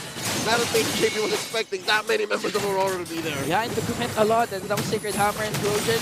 I believe, not sure what else ultimate they did, but they made sure to bring down JP this time, because there are a lot of Sacred Hammer catches Renegade has been doing onto JP, but they're not able to burst him down. So he has to commit the implosion for that move. I think that's fine, step by step, you take everything you can as a team that's down 3K, 4 kills, and of course the rest of the map. It's the same story with Liquid earlier, right? With JP, he's just gonna try and get kills, and now, even with the same hero, all these 2 roamers, it's the same story, but backwards. It's JP who's getting away with a lot of things, and Renegade throwing everything but the kitchen sink to get the kill. Now here's the diversion. Diversion onto the middle lane. Quick rotation. They do leave a bunch of minions to push, and now they can seal. Okay, this time's gonna be a 5-on-5. It's a matter of setup. A good Astral Echo coming in from UA. They know where Liquid is hiding. They're gonna catch Sanford there as Doming just continuing to free hit onto JP. JP has to walk away. Sanford into the middle, trying to soak up every damage. The first man down is JP in the hands of Demon Kite, plus a Doming kill. Working on Carl TZ. Manages to avoid that Star Shatter, but Aurora will get the First Lord. Divide and conquer. Aurora stand their ground and outplay Liquid. They defend their Lord take, and they get away with so much more. That was masterfully done. A good Astra Echo coming in from UA as we look at the Infinix instant replay.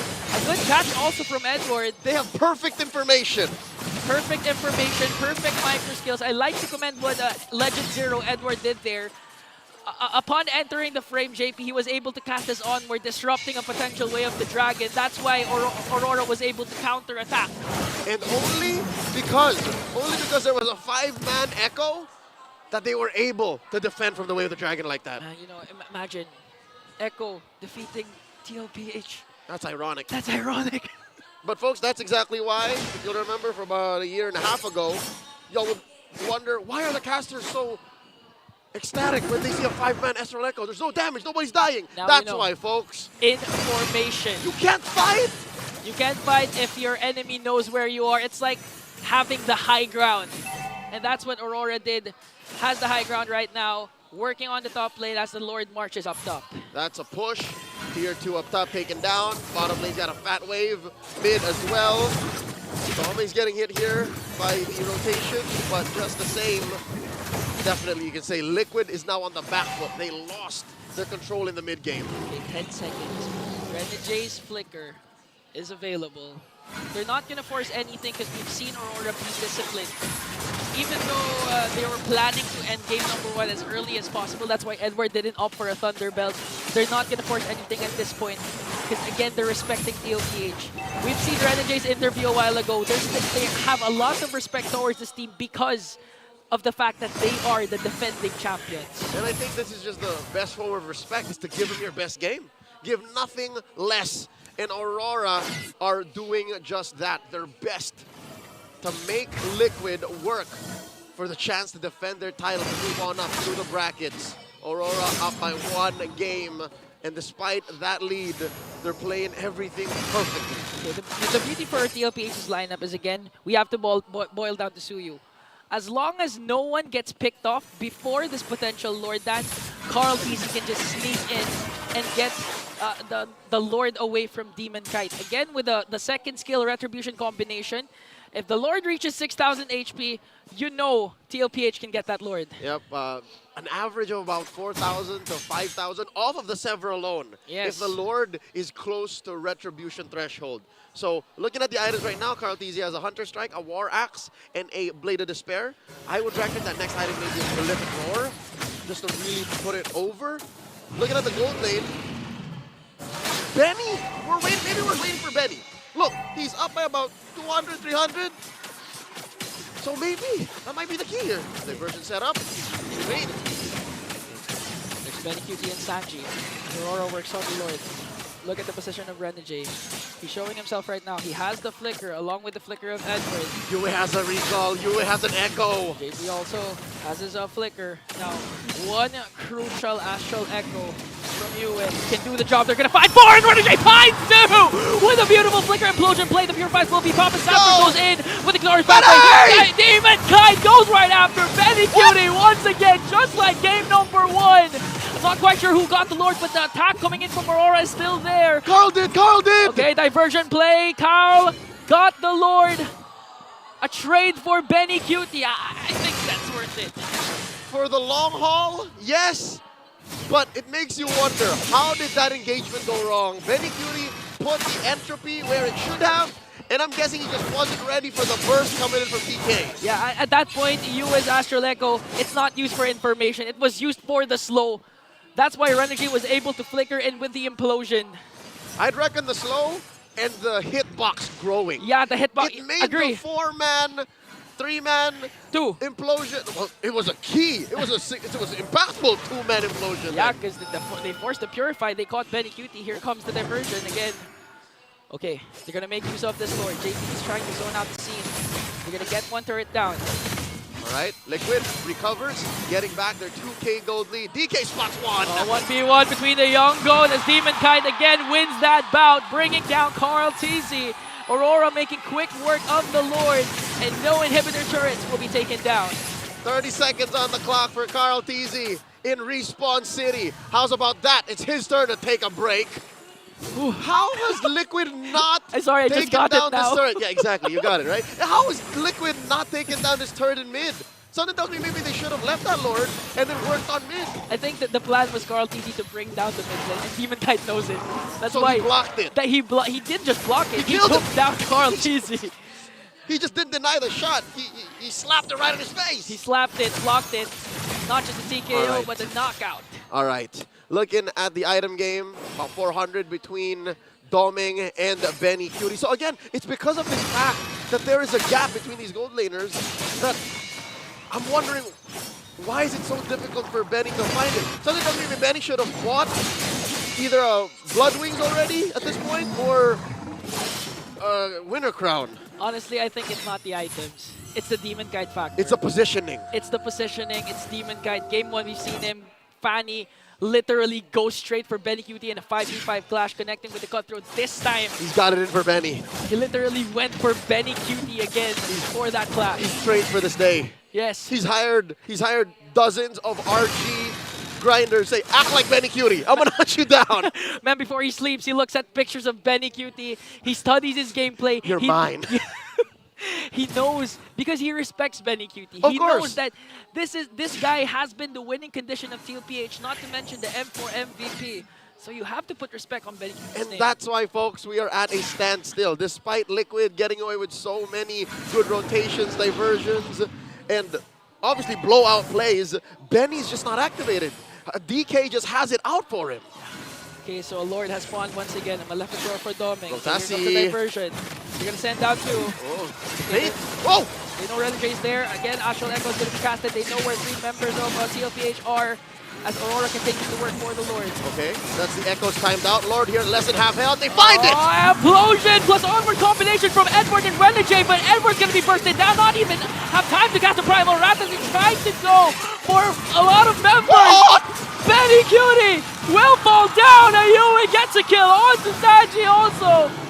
Oh, it was Doming who went down. And another Lord scored for Liquid, the third in this game. 17 minutes in, about 3K gold ahead. Liquid are about to gallop into the lead. And now Benny Cutie trying to take away the purple buff of Demon Kite. I'm so used to seeing Benny with the carry. I thought he was the one who died. You got a little confused. Got confused there. All right, one more look at that play. The instant replay brought to us by Infinix. Finally, Benny able to clap back. Where was DK this whole time? He was on the mid brush trying to work on the Lord. There he was, there he is, he's off. So this whole thing was solved by putting JP and Sanford between Benny and DK. Yes, that's how you make a Benny QT activated. Make sure there's no one can catch him. All right, and now there's a diversion. Oh, they're trying to catch Doming! Oh, they might catch Doming though. Uh-oh. But again, okay, Sanchi pops his Purify. As JP tries to work on the rest of the members of Aurora. Lord marching in the bottom lane, but Aurora's gonna make quick work once again. They're gonna burst it down. Demon Kite as well protects the mid lane.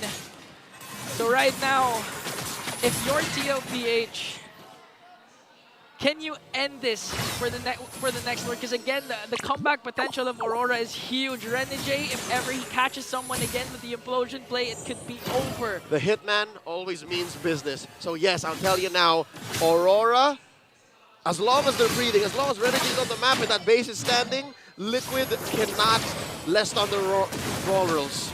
Rest on their laurels, but I don't think they should rush it either. If this Lord, whether they can score it or not in the next minute and a half, they shouldn't force it. Agreed. So basically turn down the Express for a while, try to play the safe. Put it in third gear. Put it in third gear. Third gear. Okay, from 6th gear down to 3rd gear. Again, you have the advantage.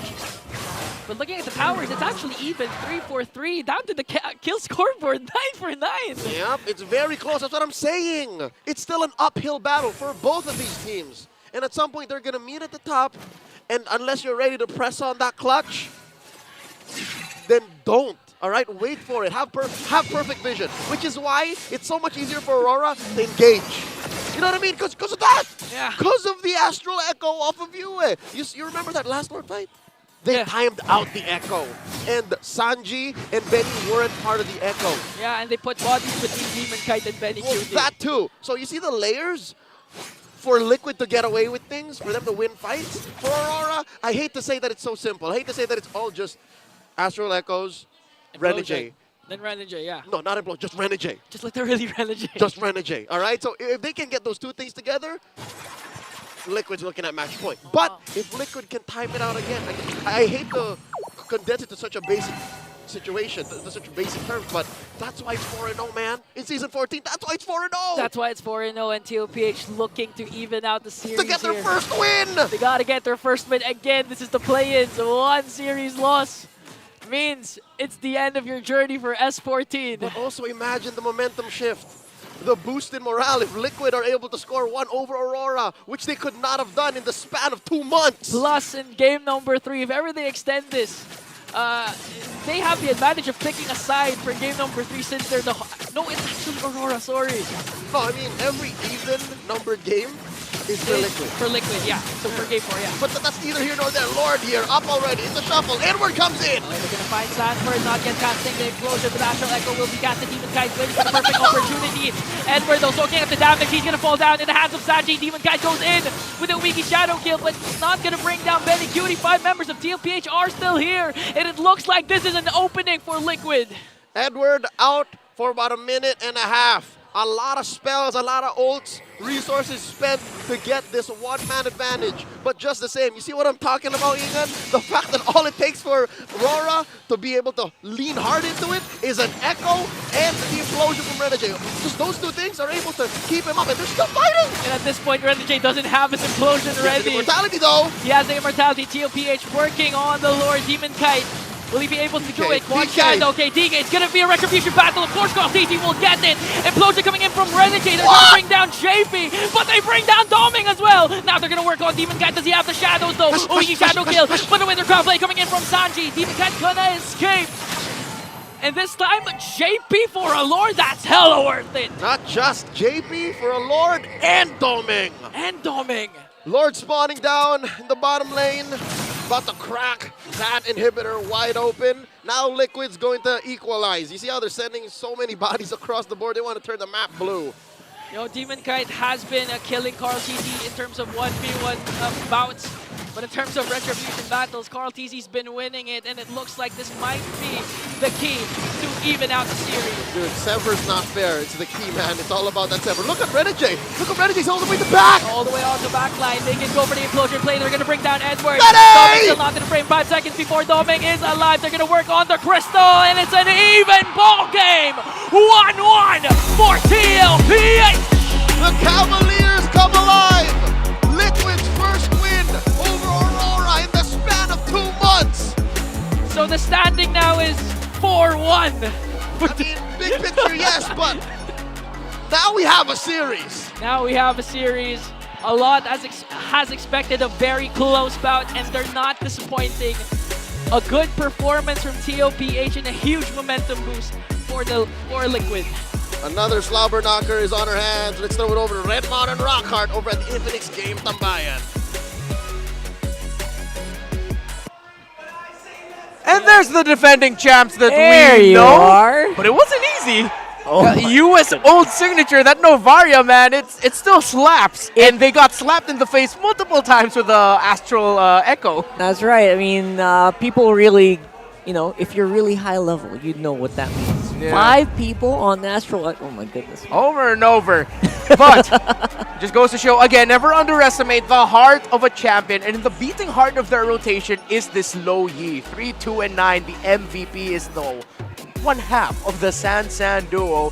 And again, still undefeated. 6-0 for this season is the Low Yi of Sanji. Bro, I mean, I really like the idea that they were trying to go for here. The Low Yi is a really big menace. But if you can maybe throw that Astral Echo in a really weird multiple bushes, you can find out the movement here. And you know what? For a lot of these team fights, it did work that way. We saw them find where Team Liquid was, but there's a problem, man. There's a big difference between finding where they are and doing anything about it. Yeah. And the big firepower problem here is that it's a carry. You can only go for a single guy at a time here. Yeah. And in most scenarios, it's great, but in a big gone 5v5 like this one, Domin could only look and take out someone who was right in front of him. Yeah, 1 by 1. And that put Demon Kite in an awkward spot where he actually had to... Ooh, that slaps. That slaps, bro! But again, it was CarlTZ getting the retributions. The Lords, Demon Kite was put in this awkward position where you saw that he had to use his shadow kill. If not, as one of the initiating tools midway through a team fight so that he can bring people down low as if he was one of the main sources of physical damage. Add to that the full stack Primal Wrath coming in from an Edith. So I agree with you there that put into a corner, they needed to pick someone with true damage, but it was really tough for this one to field a carry in this lineup. Cho and the high loss increases the threats a potential Claude pickup if in an alternate universe Doming picks up a Claude. It would have been, I get it, much tougher. They needed to have a gold laner who could just stay in the back and try to free hit, while Benny Cutie was free to do Benny bombs. They need the guy to go through a high loss, number one. Yeah. And also, you can't forget Carl TZ on immortal form. Suyo is a menace. It's very easy to forget that this is a fighter. Suyo is not an assassin. He's a fighter that can get 20% reduced damage on immortal form. Not to mention adding on to that one, the lower your HP gets. So there's a reason why they picked up this carry, and again, justified. In the small cases, in the small skirmishes, great. But in the big team fights, they need someone like the Nathan, and I think that's where TLPH really got on top here in the draft. That Nathan was the big AoE, the long-range hitter they needed in this lineup to really seal it up. And it just so happens that TLPH really prioritized this as well. Yeah, following their trends, it was the Benny QT Nathan plus the Hylos that was picked. That's right. The last two picks on the blue side. That is the tendency of Team Liquid Philippines. It's either Benny QT's pick plus one other half of the Sansan duo. Usually JP and Carl's picks come in the first phase, plus one member of Sansan, and then it's Benny QT and the other member of Sansan who doesn't have his pick yet. So, again, TLPH shows us something new, but it is the power prio with the new hero Suyo. But that is a very TLPH-coded lineup that we see. Now, for Aurora, other than the fact that TLPH answered Ren and Jace rotations a little bit better. They were catching out the Tigreal a little bit better. Shows how difficult it can be for a Tigreal to go up against a low E and set up properly, especially if there's Purifies on the other side. A much better response by TLPH, but again, this went 23 minutes. Aurora gave TLPH hell. This was not an easy win for the defending champs. It really wasn't. Despite, I think, in this one, Yue playing more not to die than to actually take the kills. Yeah. There were a lot of, like, really cool ones that made the crowd go, ooh. But, again, he's trying to really survive here in the lineup that's built to hunt down heroes like the Novaria. It's honestly a miracle for me that he didn't die so much here. That's true. Being a Novaria, very squishy with very little allowance for error here in that hero. Yeah, and to be fair also, for Team Liquid Philippines, or excuse me, for Aurora, what's the idea of trying to get on? Yeah. Yue really read the rotations of TLPH well, which, to give credit to the efforts shown by TLPH, if Aurora looked like they completely read TLPH, they still read TLPH in this one with a constant vision, but somehow TLPH was still able to make the right moves. So that's it for us for now, because we have midnight to fill in more details for that game number 2 between Team Liquid Philippines and Aurora.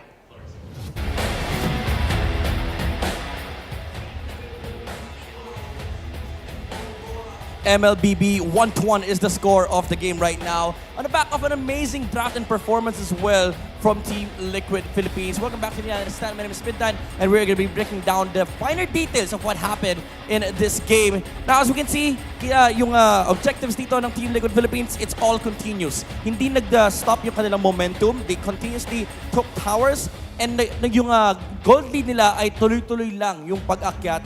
And Aurora, even though they keep finding these counter-engages, these counter-objectives against Team Liquid Philippines, the power spike of Team Liquid Philippines allowed them to pave the way to have an intense momentum in the mid-game. By the 8-minute mark, may hawak na silang 3.3k gold lead. Although nag-dip tayo on the 13th-minute mark dahil nakakahanap na rin ng power spike ang Aurora MLBB with the damage output of the carry and the Hayabusa. One thing is something na kailangan nating tignan, yung item changes dito from the side of Team Liquid Philippines, specifically on the roam as well on the XP. The selection between the Antique Kiras that nullifies some of the physical damage outputs na nilalabas ng isang carry at pati na rin ng Hayabusa. Once na mag-proc kasi yung passive or ng skill mo, your physical damage output gets reduced. And then lumabas pa yung immortality pickup coming up from the Cho.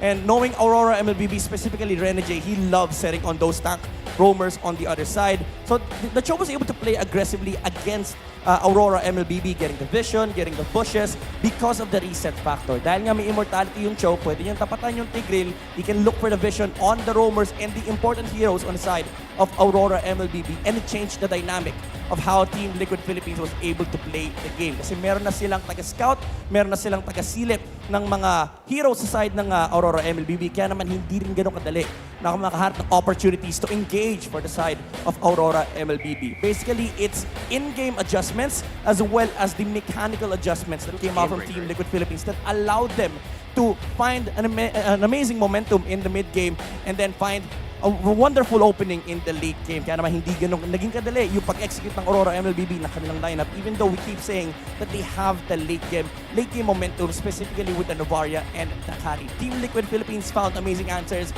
hindi lang sa kanilang paglaro, kundi na rin sa kanilang mga adjustments. In-game wise, position wise, it was an amazing game coming out from Team Liquid Philippines. Now the question is, will it be the same thing? Same thing for game number 3. Nabanggit ng ating mga casas na panel, draft and execution is a big factor in this matchup between Team Liquid Philippines and then Aurora MLBB. Before we proceed to game number 3, let's throw you over to the MPL Playground. This is your very own Odin, at samahan niyo ako i-discover kung ano nga bang meron dito. Right here is the message wall. Pwede kayo magsulat ng inyong mga mensahe sa mga iniidolo ninyong pro players, talent, o kahit sino sa community dahil makakarating yan sa kanila.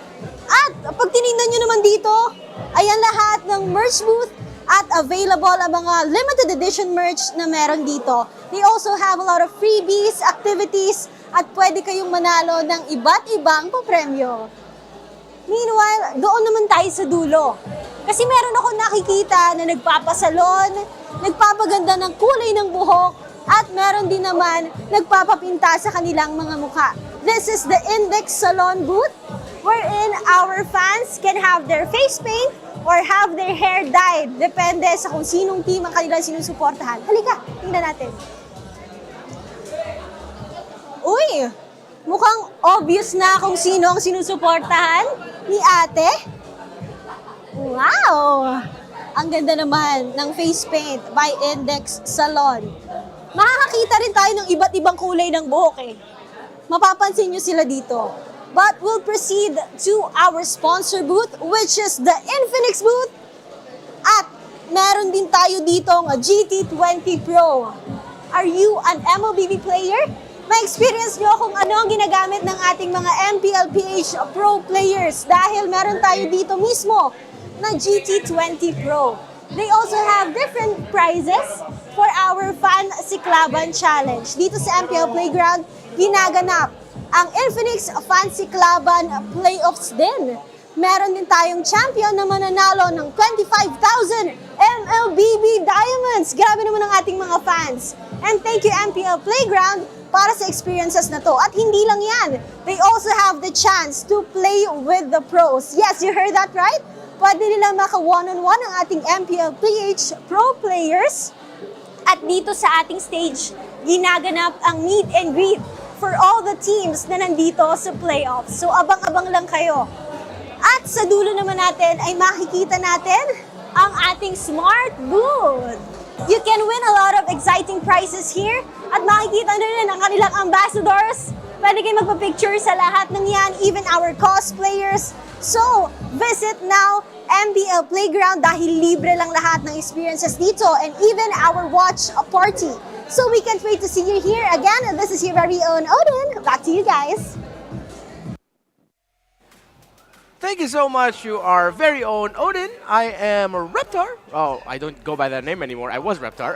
That's a Rockheart.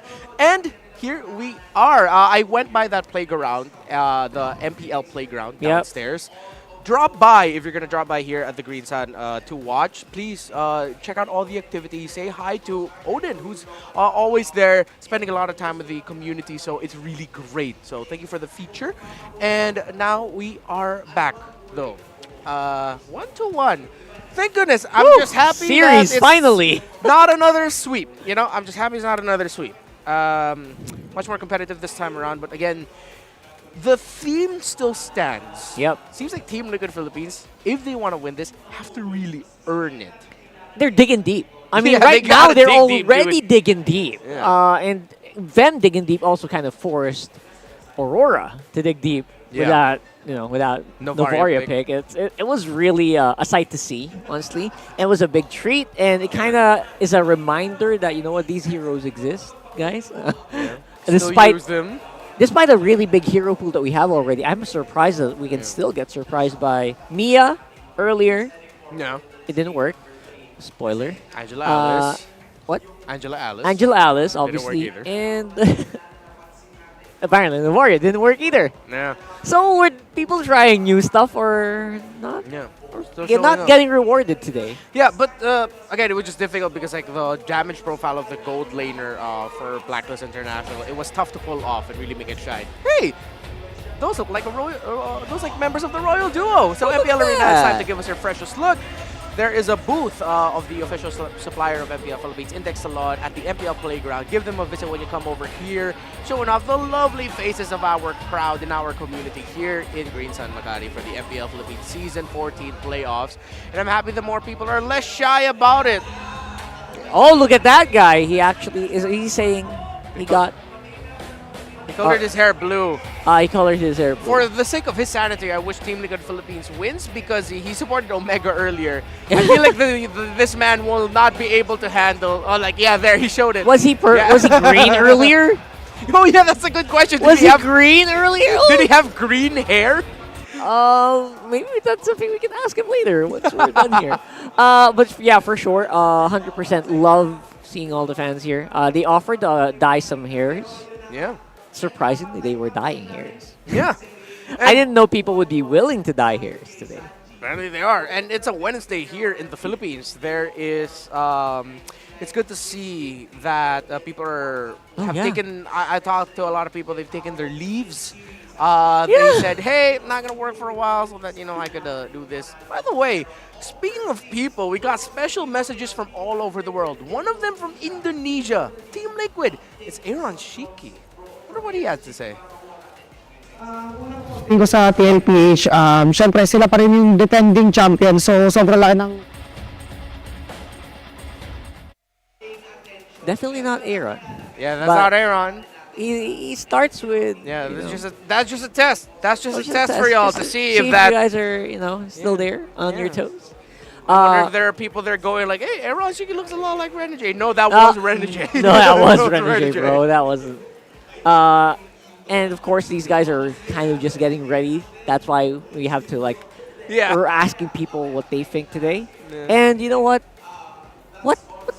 How's Team Liquid Indonesia doing Pretty damn good. compared to TLPH? Oh, well, they had... Is it pretty far? They had a much better season. Yeah, pretty far. They had a pretty iconic battle against RRQ Hoshi for their battle for first at the end of the regular season of MPL Indonesia, but it was the Kingdom who was able to trump the Cavalry in Indonesia. So Team Liquid ID ended the season at second, really just because they couldn't defeat RRQ Hoshi. So that's an interesting story to see heading into their playoffs. But here, Team Liquid ID, Team Liquid Philippines has struggled. But again, finally they got to get a win over Aurora. I mean, it had to happen sometime for Team Liquid Philippines, who has been super dominant for how long already. Then again, we did see them kind of participate in international tournaments. Big difference in their performance. If you think about it, they play a lot better on home soil, I have to say. After that M4 stint, they play a lot better when they're here for some reason, and I'm all for it, honestly. But then again, we are yet to see FCAP. That's tomorrow, I believe. Oh, no. Yeah, that is tomorrow. So these are things that I'm super excited about. Like, the counterparts, obviously, for RSG, I'm a bit heartbroken that across the board, we haven't seen them perform in any playoffs or, win in any playoffs. Yeah. But other than that, I feel like if we're looking for a TL, a TL. A Team Liquid, yeah. A Team Liquid to come out on top. You know what? TLPH is looking still really strong here, honestly. If they can beat Aurora, if they can do this, you know what? They can do anything. Well, Who's the? Oh, obviously FNOP is yeah, like. FNOP right away, and they don't have a win up against FNOP either. I'm gonna have to double check. Maybe they have one game if I'm not mistaken. They're not completely winless against FNOP, are they? I'm gonna have to double check that. Yeah, later but on. you know what? We'll talk. Yeah. You get a bit. Well, a bit. hopefully, we'll hear from Team Liquid ID eventually as the series goes on. But before that, we have to enter our draft. There it It's is. Draft time. Gotta love the lights here in Green Sun Makati. It is even more badass in person. So if you don't have tickets yet for days 2, 3, and 4, come on over. The question is now, what is the ticket for these two teams to get a match point lead over the other? Aurora picks blue side in the draft, and they ban the Link, Julian, and Khalid, while TLPH respect the hell out of that Phobius, and they take away the chip. Well, so far today, blue side has been winningers. Yes. Especially in this particular series specifically as well. Yeah. So it is, if I'm not mistaken, we've had 3, 4, 5, 4 out of 5. 4 out of Blue 5. side wins, yeah. So you know what? I don't think that's gonna be a big factor here too much. Not like compared to like the previous series, but this one, I'm feeling good. I'm feeling good, especially because they have access to like so much. They can pick Suyo. I'm excited to see if Demon Kai is willing to pick that up. Yeah. But you know what? Leaving the Fanny open feels like a trap. Me to vanquish the shadow. Yeah, they go for it. I love it. So TLPH, oh, they rush to Harith. Oh, they're pinning Domeng in the draft. Always on the way. And they pick up the Matilda as well. That's a double hit on Domeng right there, right? This has to be a Claude pickup. If not, it will get banned. You're gonna have to pick up your one of your top gold laners now that you've played so far this season, Domeng. And for Domeng, I wonder if he's actually ready coming into this playoffs with like more. Obviously, we have a lot of staple picks for Domeng, right? So many good staple picks for Domeng, but you have to be ready for those scenarios where you're being pinned against a wall like we're seeing right now. And you have to have stuff ready under your sleeves. That's just a given in the BLPH playoffs, brother. Right? So, I wonder. Will you get his Zaz? I am the priestess of primal lightning, the That's hunter it. of all the evil gods. Oh, excuse me. Of course, why get the Zaz when you can get Yue on his main comfort, which is really the Valentina. Even surprisingly more iconic than his Novaria. That's true. TLPH gets the Jushin. Magic damage is what they show first. So, Aurora know that they have to really ban out, consider banning out the Alpha this time around for Carl TZ, because that would slot in much better alongside the Matilda. Again, Alpha is 4 for 4 right now? 4 for 5. 4 for 4. I believe it did it lose earlier. I don't think it did. Oh, 1! For MP the King, 3 out of 4. Oh, 3 out of 4. Carl TZ lost on 1. Yeah. Right. And then again, we are going to have to keep the momentum swinging if you're thinking about gold lane bans. If I was... Oh, look at that. They answered it. If I was TLPH, I would love a gold lane ban here just to put a little bit more pressure to Domeng, who seems to be, you know, if you're thinking about TLPH, they could be targeting this guy. I wonder if that means Carl will just get the Ling as 4. There it is.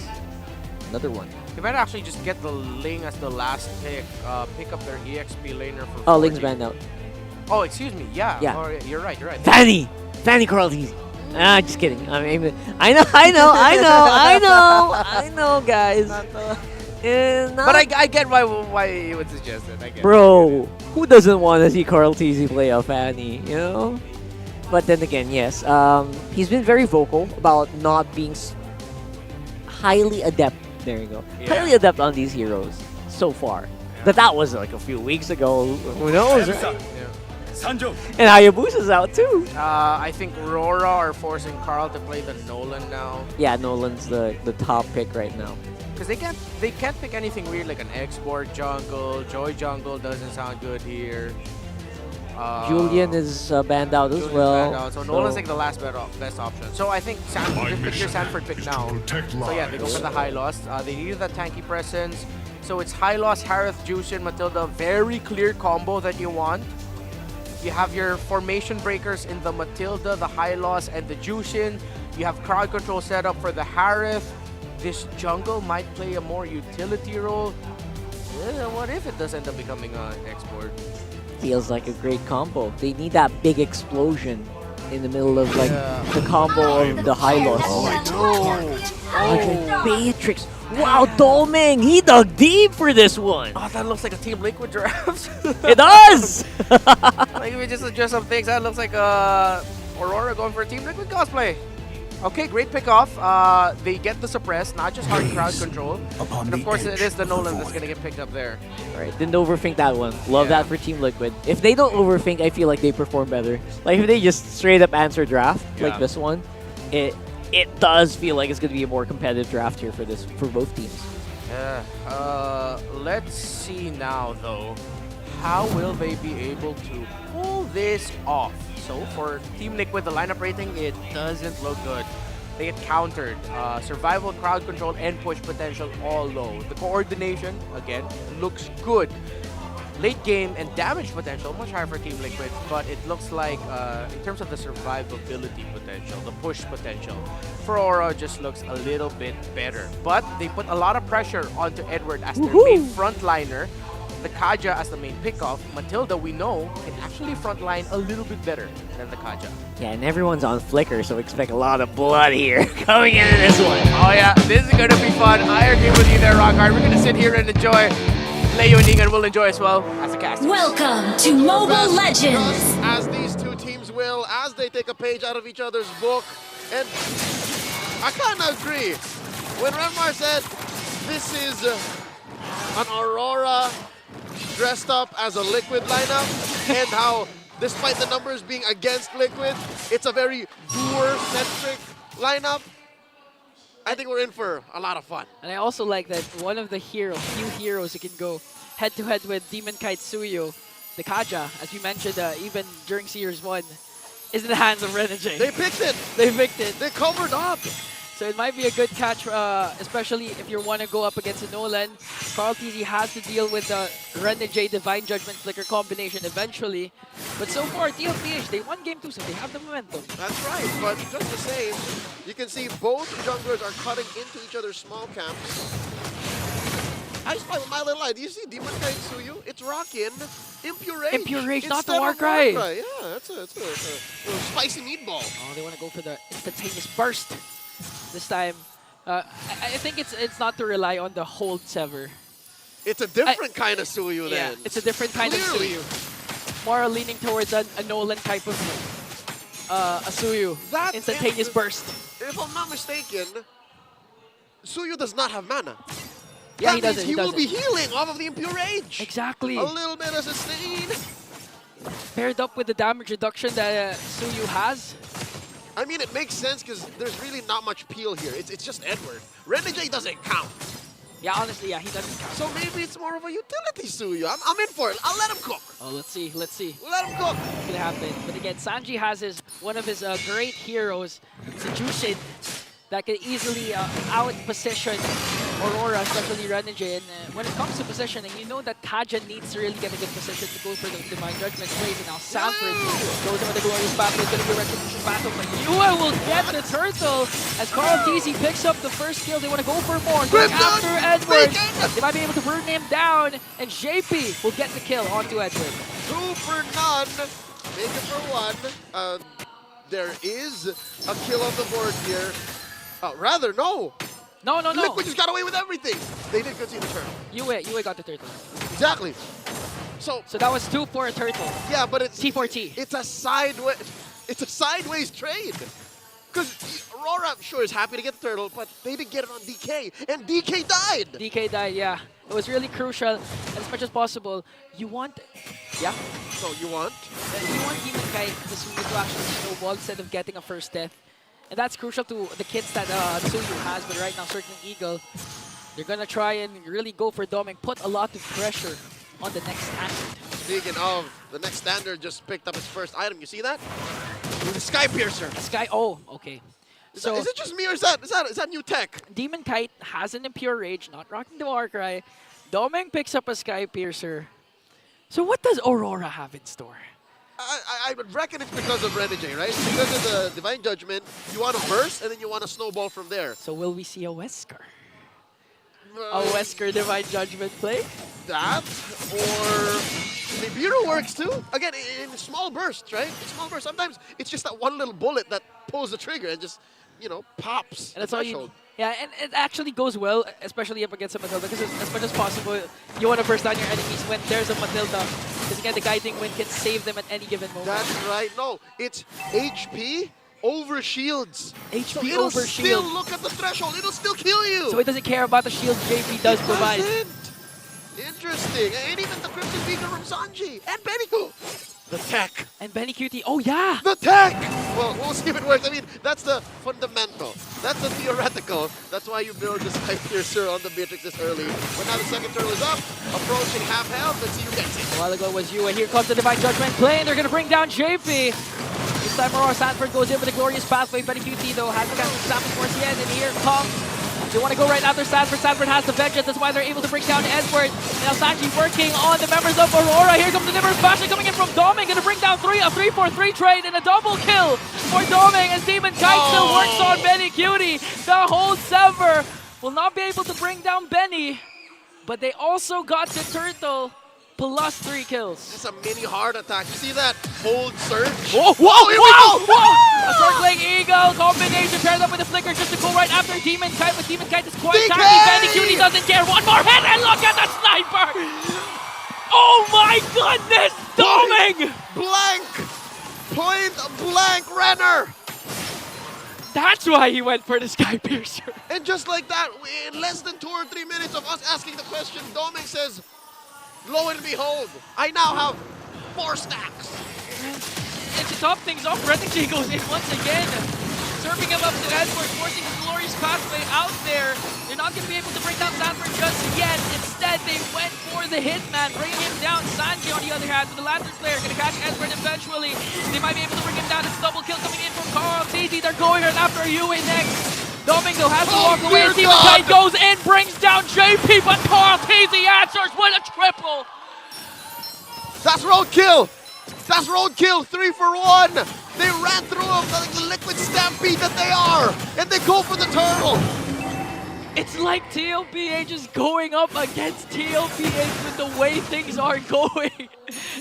A 1.4k gold lead for TLPH, but at this point, I still don't know who's clearly on the lead, who's dictating the game. Me neither, until they shut down Doming and Liquid find a clear answer to the shenanigans that this whole Sky Piercer rockin' Beatrix is gonna come up to. It's never clear, it's never a lead. Even if this does balloon up to 2,000, 3,000, Edward spotted by Carl. Edward managed to stay alive. So right now, TLPH, if you're TLPH, your main priority isn't Demon Kite, isn't you or whatever. It's literally Doming. Doming, and for the side of Aurora, at this point, you don't just have to think about Benny. You can't. Anybody. You have to worry about Carl TZ with the 6 points on this Nolan. You shut down Carl, that's bingo. Anybody else, I think you're very capable of, especially if you're building up stacks on Doming. Yeah, and actually a silent hero right now for TLPH is Sanji. Okay, they're gonna work on Sanford again. They're gonna come into Divine Judgment. A lot of KCC just to bring down the horse. They're gonna feed it off to Doming! But wow! How is there that much burst? Carl DZ sent 3 or 4 dudes packing. He sent 1 to the grave. That was a quick response from Carl TZ. 7-1-2, now gonna work on Yue, but they're gonna catch him off guard. Will he be able to escape though? Here comes Circling Eagle coming in from JP just to save him out. We're gonna work for Doming. Does he have the render though? As Edward will fall down in the hands of Benny Cutie. Doming going head to head with Benny. Fortunately, Doming at that time, he didn't have the render, so he wasn't able to take a snipe onto Carl. Alright, I am in awe of what Carl DZ is capable of on this Nolan. But let's talk brass tacks here. There's still the glass ceiling that TLPH are staring up at, and that is Doming's 501. 501. Say what you will about what you can do as a lineup, but as long as Renegade and Doming are running around with that many stacks, this is dangerous. underexplored here. Now that's going to tell. Oh, goes in Renegade, but certainly Eagle coming in from JP just to counter out. Here comes the Glorious Pathway as well. Coming in from Sadler as they burst down Renegade. Plus Carl gets the Lord. No trade for Aurora. Clear win for Liquid there. Didn't have to give much to take down the Lord. Even took the Hitman down along the way. You know what? Maybe I am just crying wolf. Maybe I am just saying the sky is falling. The sky is falling with the whole Kanja, Beatrix, Sky Piercer combo. It's going to have diminishing returns the longer the game goes. Yeah, plus it's kind of a double-edged sword. It makes Doming try to play safe as much as possible. And only go when it's a clear win. When it's a clear win. But the problem is, it's never a clear win when these two teams are playing. That's right, especially Sanford Okay, with a huge Glorious Pathway. Okay, they're just going to clear up, but look at this. Sanchi goes in with the Crimson Beacon. They're going to bring down Carl TZ. Finally, a monster kill coming in from Doming, but it's chased for his own life. Metacutie picks up a kill. A 1-for-1 trade, but they also got the mid lane turret. A shutdown for a shutdown. Okay. 40! A quick response coming in from Aurora. They're going to bring down two right away. They're going to work on Benny. Able to shut him down. Demon Kite bouncing back with a double kill. Again, the clashes just don't stop. The fumble of all fumbles. Each team sacrificed a huge core, but just the same, Liquid may have misread the situation. A moment of misunderstanding leading to so much bloodshed. They got a bit too aggressive because, again, the presence of Doming. Without Doming, they thought that they could take it, but you can't factor out the damage coming in from Demon Kite still. And there's only so many shields and guiding winds to protect Kyle TZ. So he literally just leaned into his own death. Yeah, and with that clash, they erased the lead established by TLPH. It's now down to 500. Nothing. It's nothing. Kaput. So again, an even ball game, even down to the kill scoreboard, 11-12, quite close. Even the mapping, check out the map. Even down to the turrets, equal. I mean, Liquid has one turret up. Just one in mid. But that aside, again, the fights are so much simpler for Aurora to do. Especially since Doming is going to start building back up. And not to mention, Yue hurts. Yue has been hurting. Depends on what angle you take him from and what ult he has.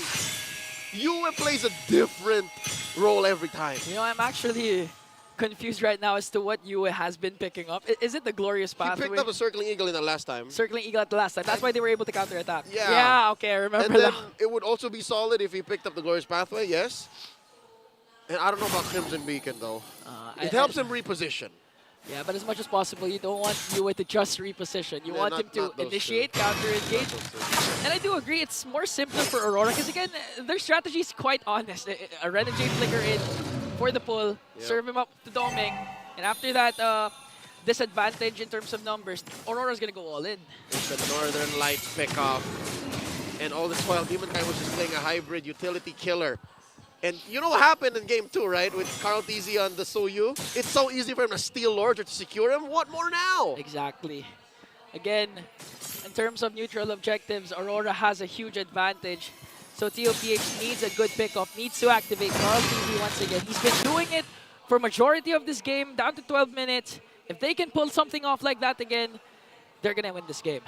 Much like that old saying, you're only as good as your last engagement. And Carl TZ slipped and fell that last time he went up against Aurora down in the bottom part of the jungle. Well, to be fair, they were also able to take down Doming. Sure. But best case scenario, right? Doming is more fragile than Carl. So Carl has to protect himself. Yeah. Plus, Carl also has JP with Circling Eagle with a guiding wind, so... That's true. Instantaneous burst, then go out. All right, there's the Malefic Roar on the Nolan. So even Edward has to think twice. Renegade as well, double time. Everyone. Even for the side of TLPH, they have to think twice because of the damage output Doming has been doing. US still not taking any ults. Okay. There's the pull, the guiding winds. There's the flying horse. But it's not a Pegasus. It's not a Pegasus, okay. This is low cost footsies for Liquid. Like, because JP can save them. Because you'll be Renegade flicker in! Flickers in! He's gonna catch Sanji there! Even with the Winter Crown, he wasn't able to cast it. An instantaneous burst once again. And TLPH has to counterattack. They're going after Renegade. Edward goes in with the Earth Shatter Flicker combination. His Metacutie works on the backline with the Salmon Force. They're going to bring that call. Teasing. Doming's down. And Doming is down as well. Plus Renegade. TK! TK works on the backline. Benny. It's just Benny again. Onward combination. More Legend Zero. At this point, JP, who do you save? No one. And it looks like a clear win for Aurora. He's a patientless hospital.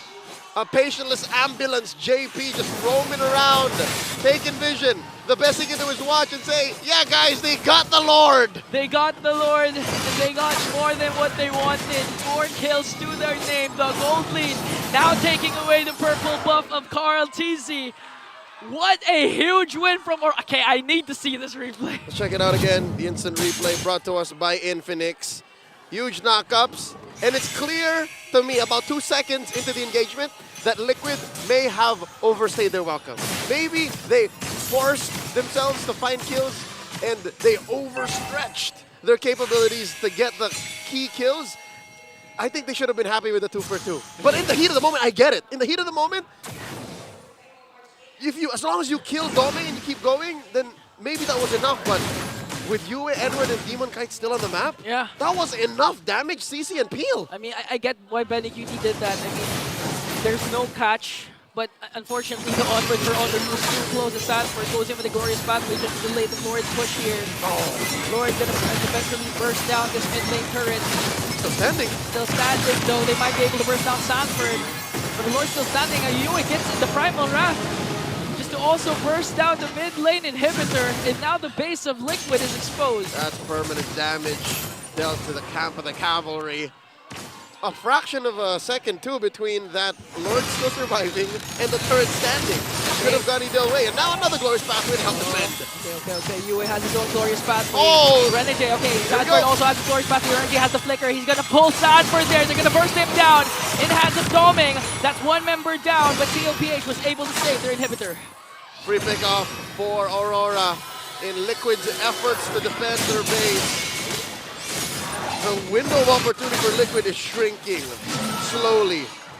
Given the simplicity of Aurora's lineup, it's just a matter of time. Oh no! Hey, they're looking for JP. JP can't Circling Eagle. They want to go for Demon Kite as JP falls down again in hands of Dominic. 922. Nexus calls Casey. Sachi's the only one left. Renegade makes sure to bring them down. Oh, wipe out for Aurora. And a Game 3 win for the Northern Lights. We are at match point. Aurora 1 game away from moving on through the brackets. Champions indeed are in peril. By far, that was the best game I've seen today. Renegade's Kaja, whole nother beast. Let's throw it over to Infinix Game Tambayan to break down Game 3. And we're not alone this time. It's not just me and Rockhard. Welcome the coach of the MSC champions, Selangor Red Giants, Coach Arcadia. Welcome back to the Philippines. Hello, thank you guys. Champion! Thank you for welcoming me back. It's nice being back here.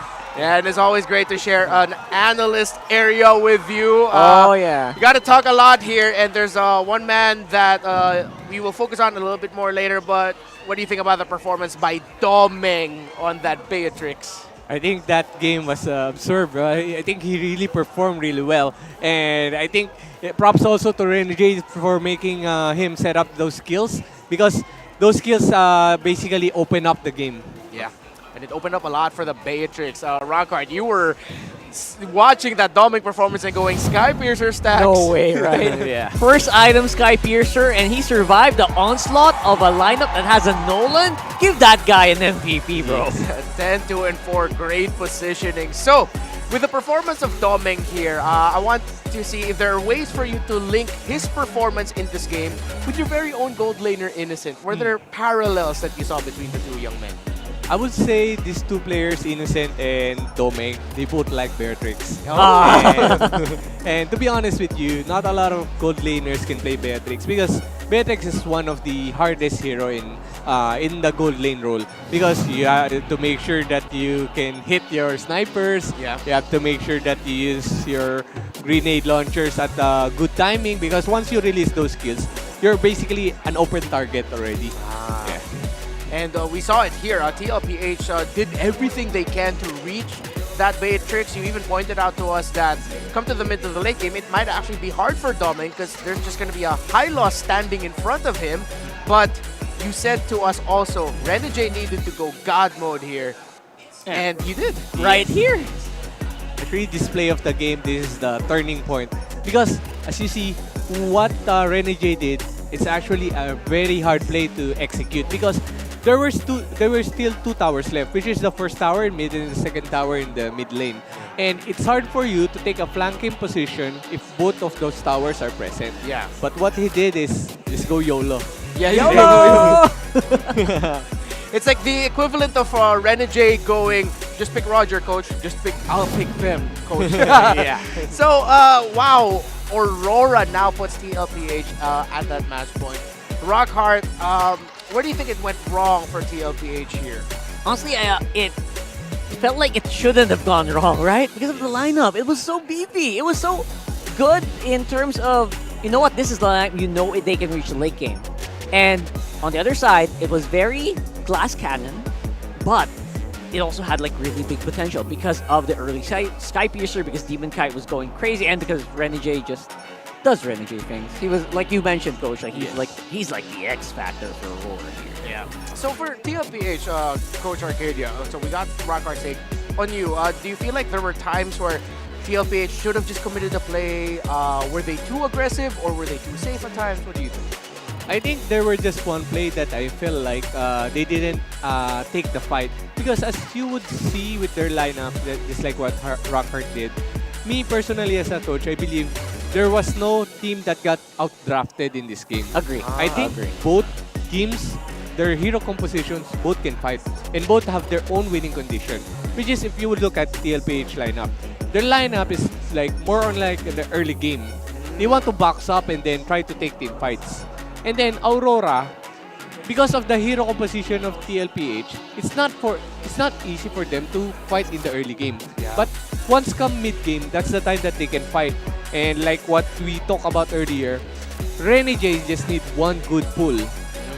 And to be honest, TLPH, they're also commendable when it comes to battle spell because TLPH, Sanford, he get the vengeance. And actually, Beatrix can only kill high loss at maybe early to mid-game. Yeah. Late game, it's kind of hard. But because of the vengeance of Sanford, it's not easy for the Beatrix to also to kill him in the early game. Oh, okay, I get you. And we saw that it was actually, there was a time where it was Doming who suffered just attacking the high loss and the vengeance up. You're so nice, right? You're saying it's kind of difficult. Yeah, it's bloody hard, bro. Doming was hitting himself because of vengeance, right? He was like, oh my gosh. All right, so yeah, I agree, and I think the survivability of the Doming was super commendable here. I think, right? I feel like, bro, how did he not die that much in this game? Yeah.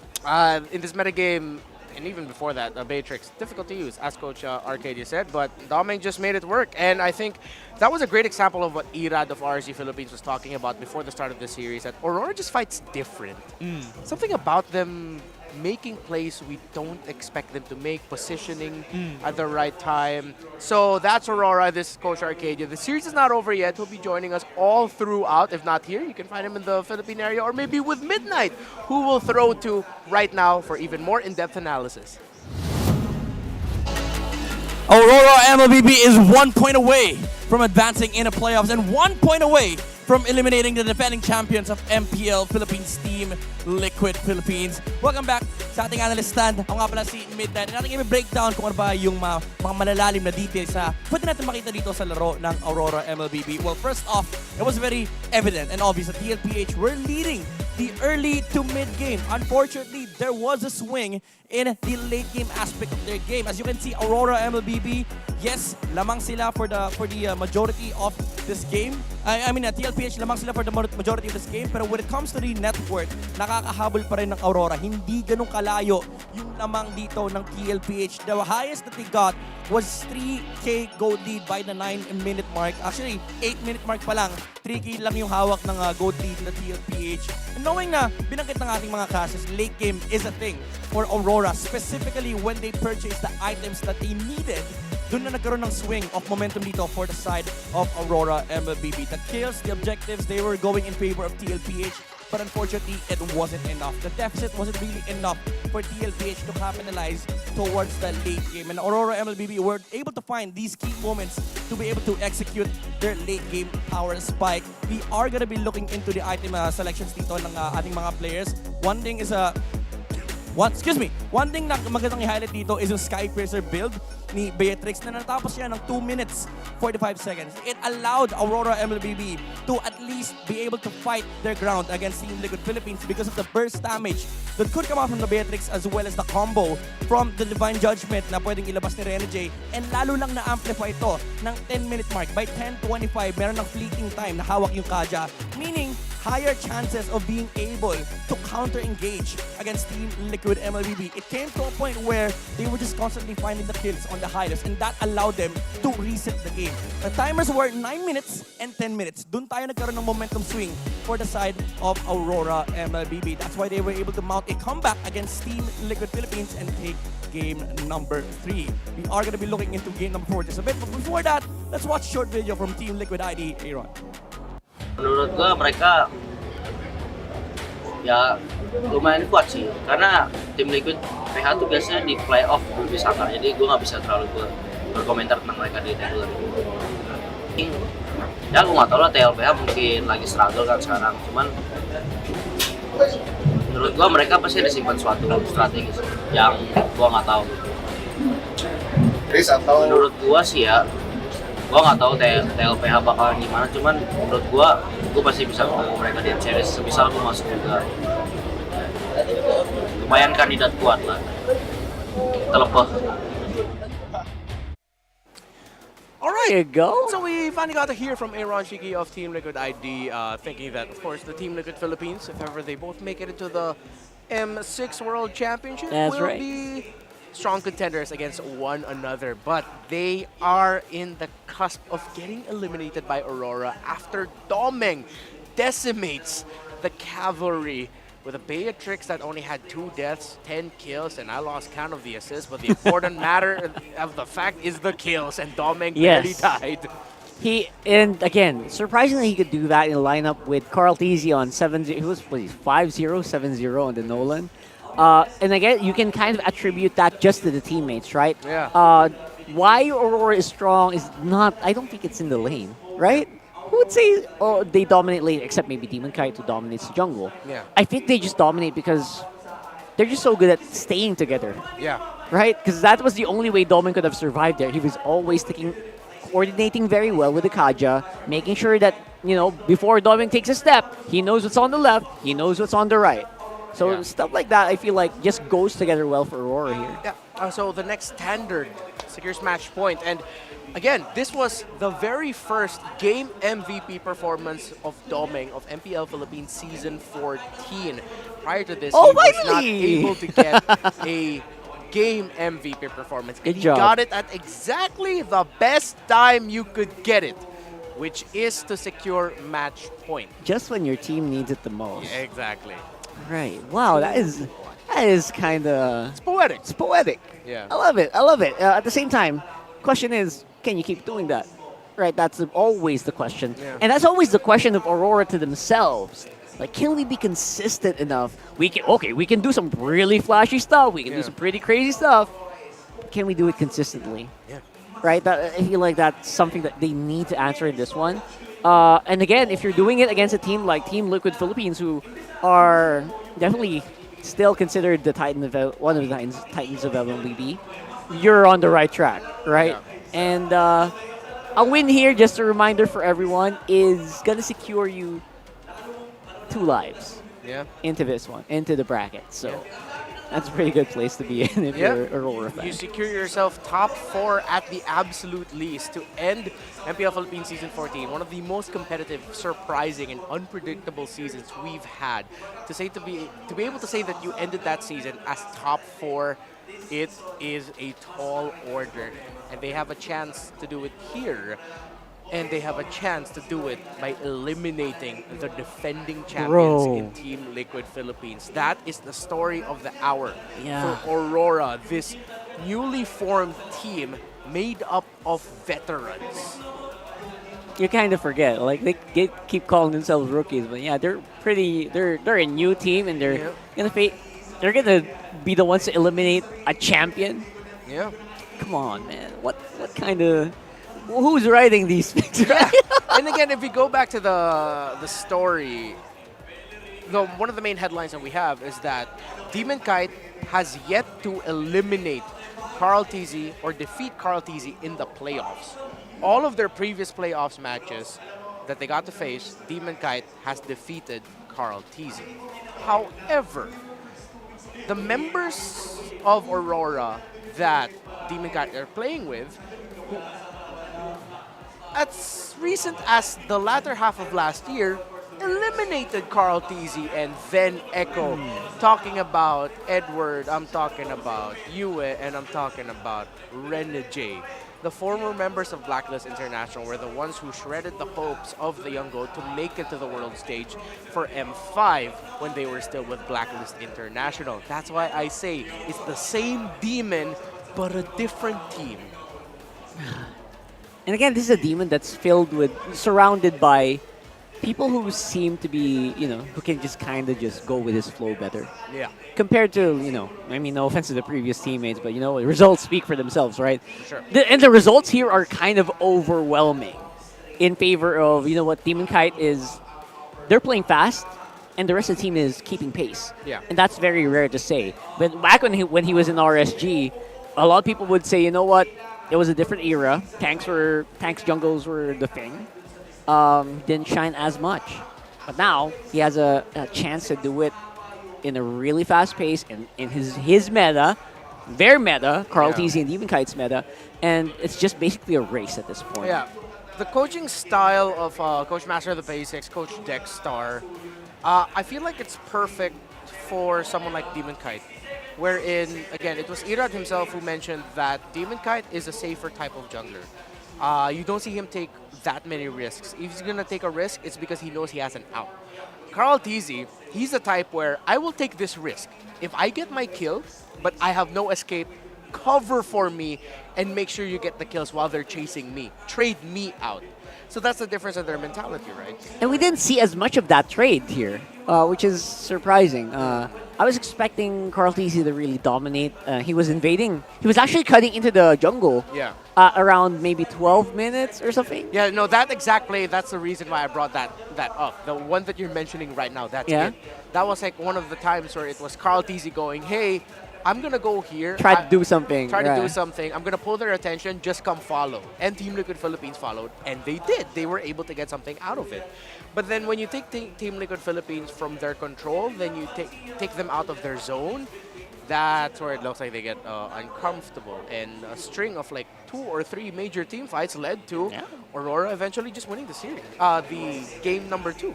You're preempting there a little bit. I'm not preempting. I'm not preempting. We all heard it.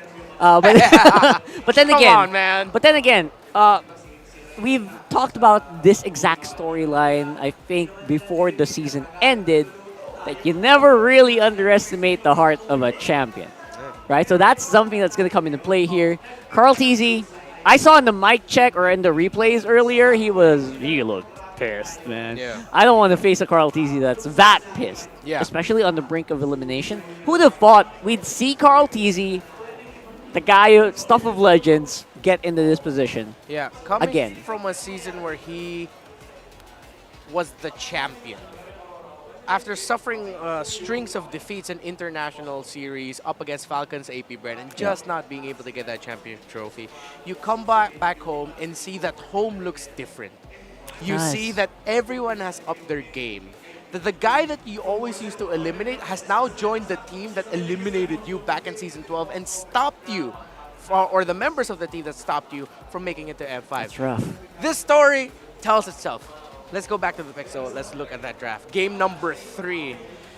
I agreed with looks good. Yeah, with what Coach Arcadia said. It's there was a part of me that liked the draft of Team Liquid Philippines a little bit better, and he explained that to us as the early to mid game for them looks quite good.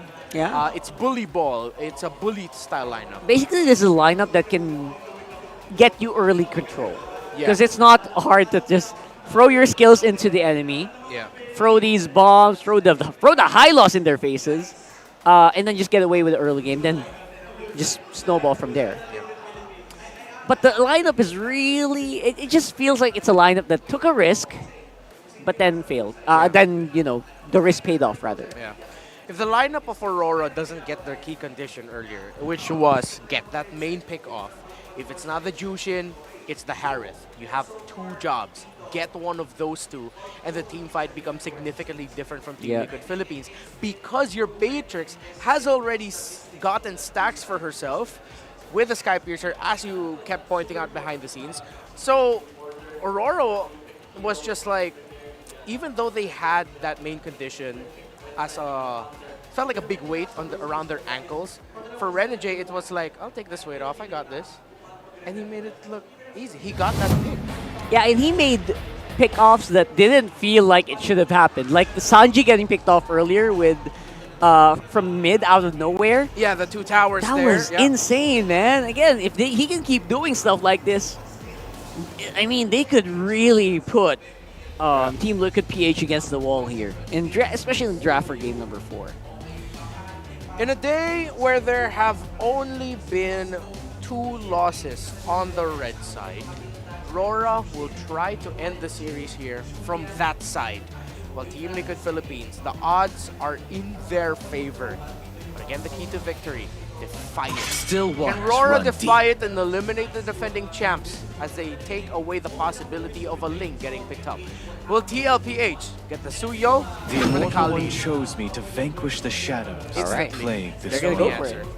Suyo, I think was only snubbed once overall.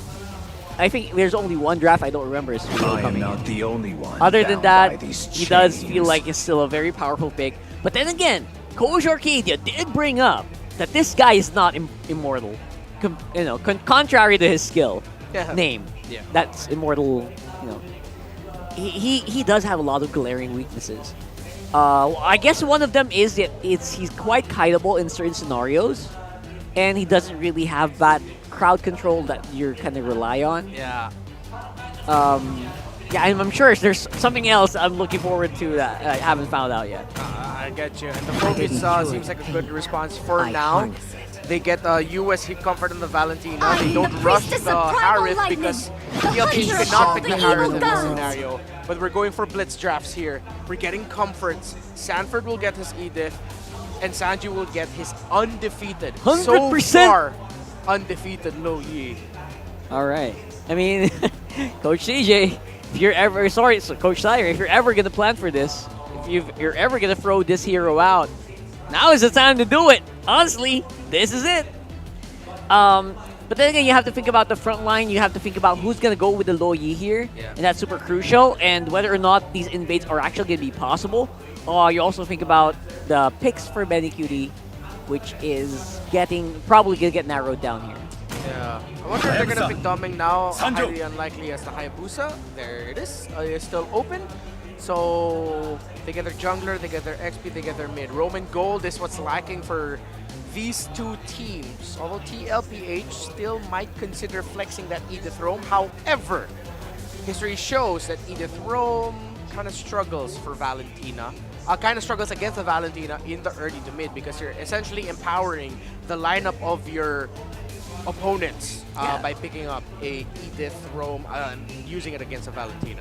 You gave away Primal Wrath. That's usually not a favorable scenario here. And I guess the win rates would probably reflect that if you have that up, right? It's not a really good scenario to throw yourself in. But at the same time, you don't kind of mind as long as you get good trade-offs for it. And I think the trade-off here is if you go with the Lo Yi, you're pretty good. You have a setup, you have good damage from Lo Yi, so that's almost immediate -1 anywhere on the map. Except for the Phobius, sorry. Oh yeah, you're right. You can't right. -1 the Phobius with just 2 people. Sure. Actually, this season, it's 50-50, so it depends. But that also takes into consideration the stats of Rome and XP Edith. So that's one of the things that's difficult to see. But especially if it's flex, right? Yeah. But those are the stats that we have to look at now. There it the is. Matchup in the mid. Undefeated is the Lo Yi of Sanji. 62% is the win rate of US Valentina. It's funny because it felt like for me that whenever UF picks up a Valentina, they get such a good win rate. I'm surprised it's only 61. Tigro gets banned, Kaja gets banned now. What will be the fourth pick of Aurora? Are you gonna go Grog? Are you gonna go pick off again and this time maybe go Jawhead? Are you gonna go hard tank? Renegade has 16 unique heroes picked this season. The amongst all roamers in MPL Philippines Season 4. If time 16. is a river, I'm swimming against. And they're actually gonna leave his pick for last. Okay. They steal a Benny Cutie hero. The damage profile and spread of Aurora is beastly. TLPH. Are they just gonna end up having to pick the Claude, or will they go Lunox? Because they don't have the damage right now to go for that Phoveus. And the carry is risky here. Yeah, we've seen that happen. The carry matchup against the Nathan, it's grasping straws, bro. But they're not gonna go for a marksman. They go for the Alice Gold instead. That's what we said. Magic is what they need. High loss ends up in the hands of JP. All in, says the cavalry. All dive, no range. So what will RORA respond with? Atlas? Dude, did we just mind link? I was just thinking like, what if Aurora is crazy enough to give Renegade his 17th hero and pick Atlas? We would jump for joy here probably. Yeah. They're going through the options. There's a lot of options. Yeah. History, if you think about history, think about Renegade. Let's pick off. What did they pick? Cho? Minnow. Oh, he goes Minotaur. Same but different, but still same. Only one game played for Renegade as that Minotaur, but that was a win. So they call back and draft another lineup that is very Team Liquid Philippines coded. Oh my goodness, you're right. That looks like a TLPH. That looks like a TLPH lineup. Oh my god. Early to mid, better for RORA, and that's where they could snowball, while Team Liquid Philippines might have to wait a little bit longer. They have to get Ben Cutie farmed up quick. They have to win the gold lane. They cannot let this Nathan run wild. Potentially the last game of the Cavalry this season. Does it end here, or does it go to game number 5? Let's go to the Land of Dawn to answer that question. It's up in the air, and it's down to these world-class athletes. Welcome to Mobile Legends. 5 per side to figure out if they have what it takes to force it to go to game 5 or to end it right here, right now. Ingan, I gotta ask you, man. Yo. Why is Aurora doing this? How are they able to draft very similar to Liquid and get away with it? You fight fire with fire. That's their main strategy. They've swept TLPH during the regular season by doing the same strategy, which is going head-to-head. Exploiting the potential mistakes that TLPH can make and eventually just outplaying them at any given moment. But so far, you even mentioned this a while ago, whoever has the Suyu wins in this series specifically. And we'll see if TLPH can extend it towards the late game to activate Benny Cutie and extend the series. Off of that single stat, just the fact that there's a Suyu for the Cavalry, I'm not so sure, but that's what the numbers dictate. But as this series goes, both teams looking to defy all logic and push forward through the brackets. Lane to lane, I can tell you now, just for now, maybe 40 can win. But later on, when the fight actually begins, I'm looking at like 5 or 6 minutes. Maybe that's when 40 has to be smart about his engagements. Yeah. Again, it's tempting to go for those Earth Shatter onward combinations because looking at the battle spells of Aurora, there's not a single Purify.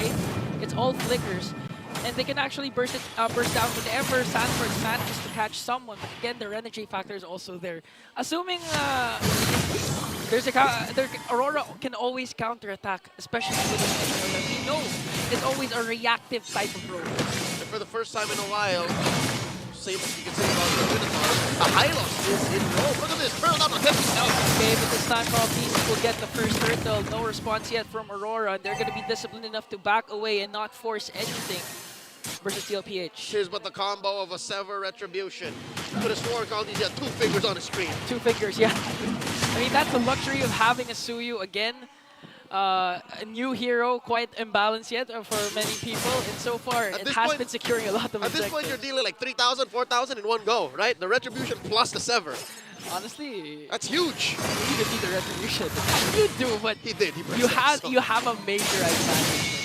And Carl TC can actually use this to advantage by trying to, invade early on and prevent Shimon's Knight from getting his buffs. That's right, which is contradictory to what our analysts said. And again, even to the logic, because Aurora aren't pushing their early game to mid-game advantage as much. Yeah. This is the first time in this 4-game series now that the first 3 minutes are relatively peaceful.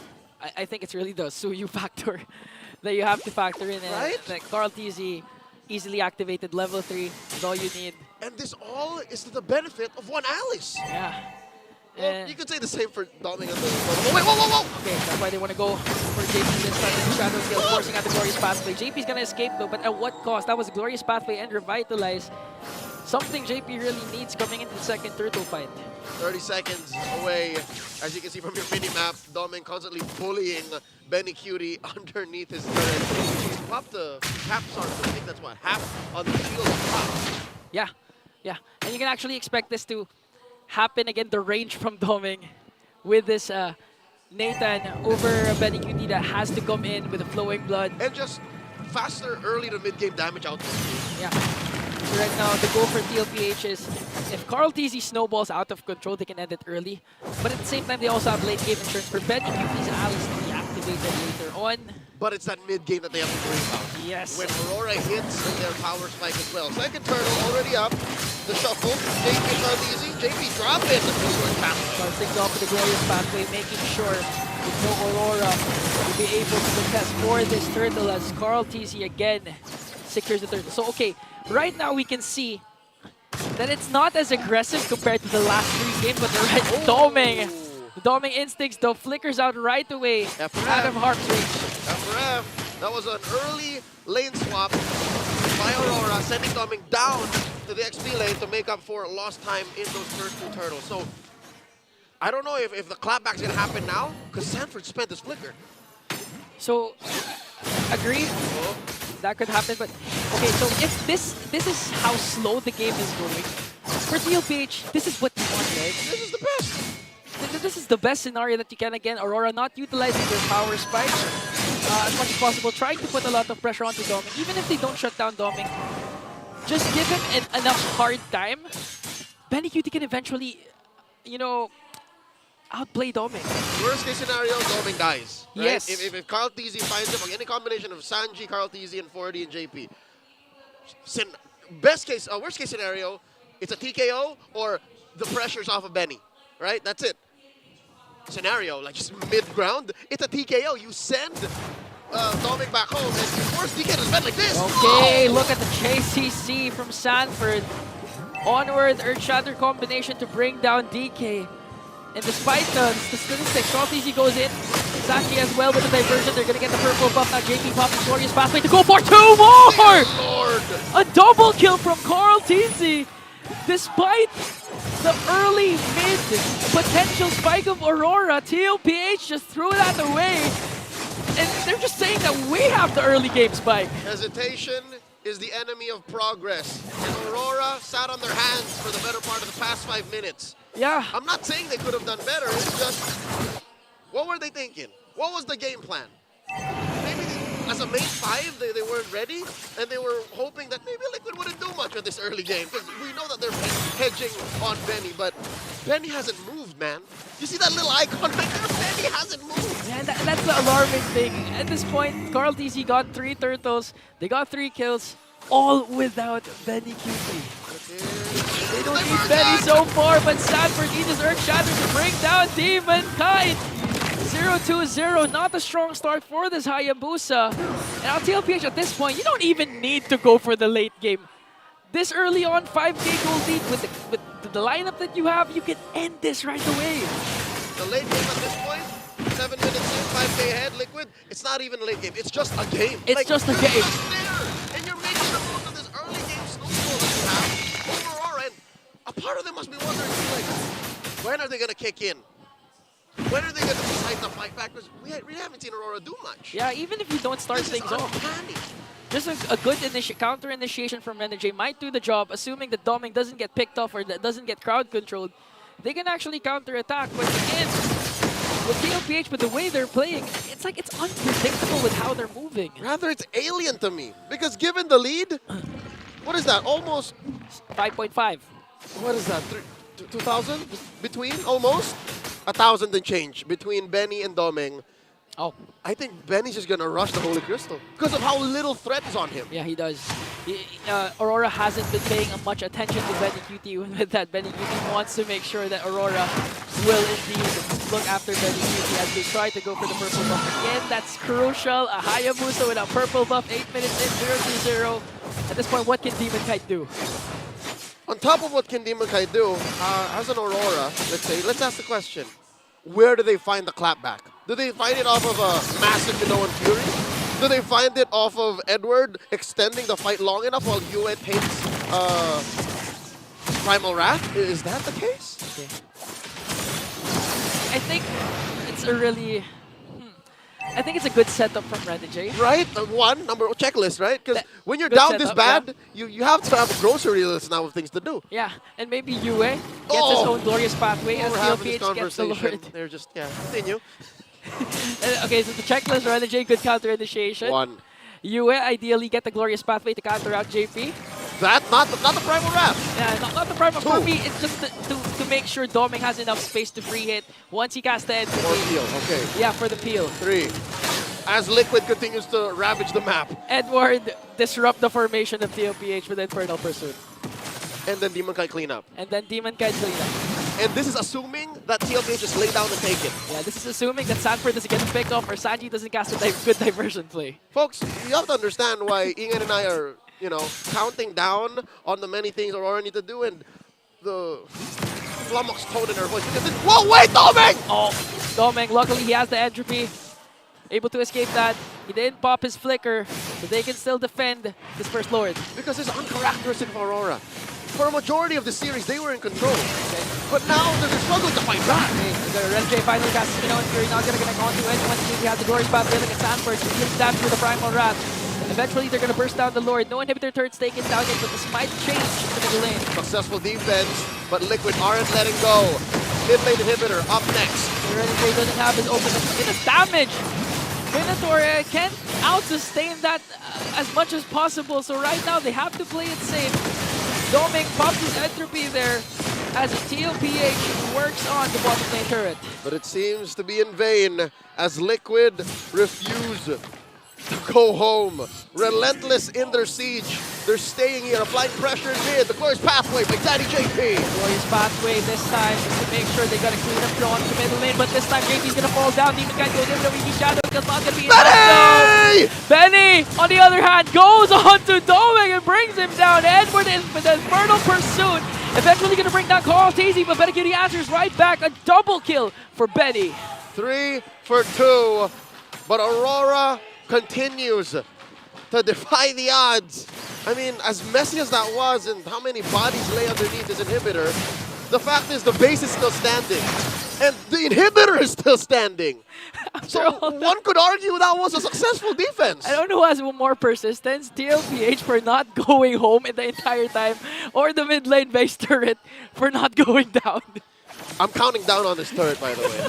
This turret's days are numbered. Checking out the items, that's more than a 2,000 gold lead now on Benny Cutie.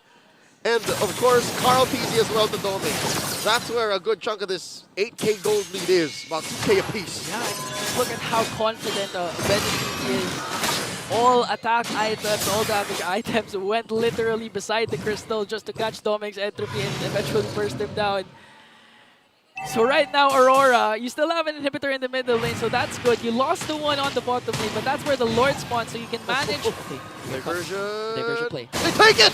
They're going to catch Renegade there. James catches Dorian's fast stage, forcing Aurora to retreat. And it looks like TLPH has the higher ground here when it comes to the Lord's Pit. Oh no, that's a lot of resources spent by Liquid. And Aurora is still ready. Popped up. Oh, they're sending Domain back on the 45. Yeah, but they know Domain is on top. And it's disadvantage here for Aurora as Carl TZ will secure another Lord. Relatively low cost Lord. Liquid still in control, clearly in the driver's seat, and they're also in control of the music. And we're dancing to their tempo.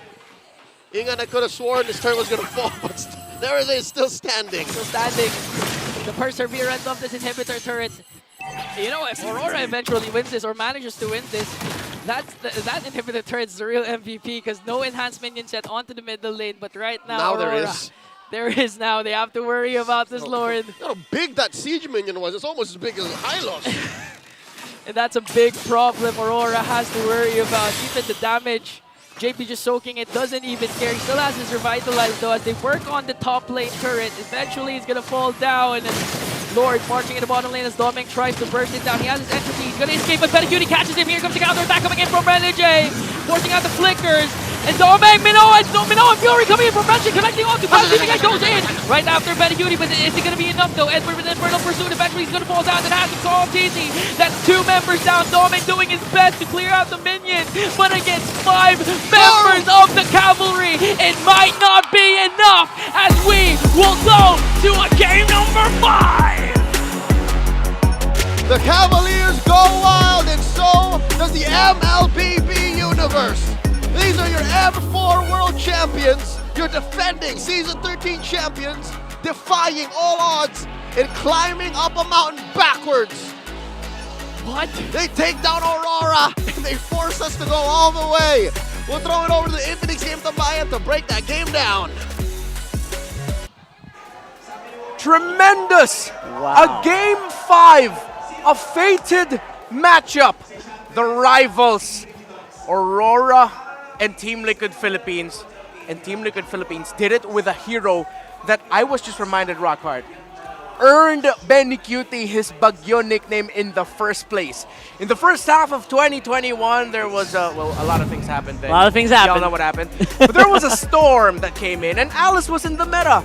So that's how Benny Cutie got his name. But Sanji, again, showing why his low Yi is undefeated and just how comfortable he is. Bro. He didn't play this with 3 feet. Don't get confused about that. That's not correct, don't worry. But he might as well have played it as if he did play it with 3 feet. He was everywhere, honestly. Yeah. And I really like how they were layering all these crowd controls so efficiently, just as you expect Team Liquid to do so with these hero picks. Yeah, outside of the macro, when you look at the micro, I agree with you there. The layering of crowd control by Team Liquid Philippines, right there, it's perfect. That was a great tower dive to pick off. You get that knock up, you get that stun, then you get the little bit of a sucky coming from the rotation dispersion. That's what it does, guys. It sucks you into the center, yeah. No doubt about it. And you also have to really consider the pace and how they did it. They were insta-stun locking people under the turret. And they were tanking it well, and they were juggling the turret aggro so well. It resulted in this game becoming like almost insurmountable by 8 minutes. There was like a 2-level gap between most of these lanes at around 7 to 8 minutes. Imagine that. TLPH just went crazy. Just went bonkers. Benny Cutie was double laning for majority of the laning phase. That's why we were surprised when Benny Cutie was level 8 already, comfortably in level 8. Doming was only level 6. And he had a 1,000 gold lead. And Doming died multiple times while that was happening, so I guess I would understand that. The funny thing was that we saw that during a time where we didn't even see the first blood yet in the game. Really? Yeah, Benny Cutie. There wasn't a kill then? There wasn't a kill yet, dude.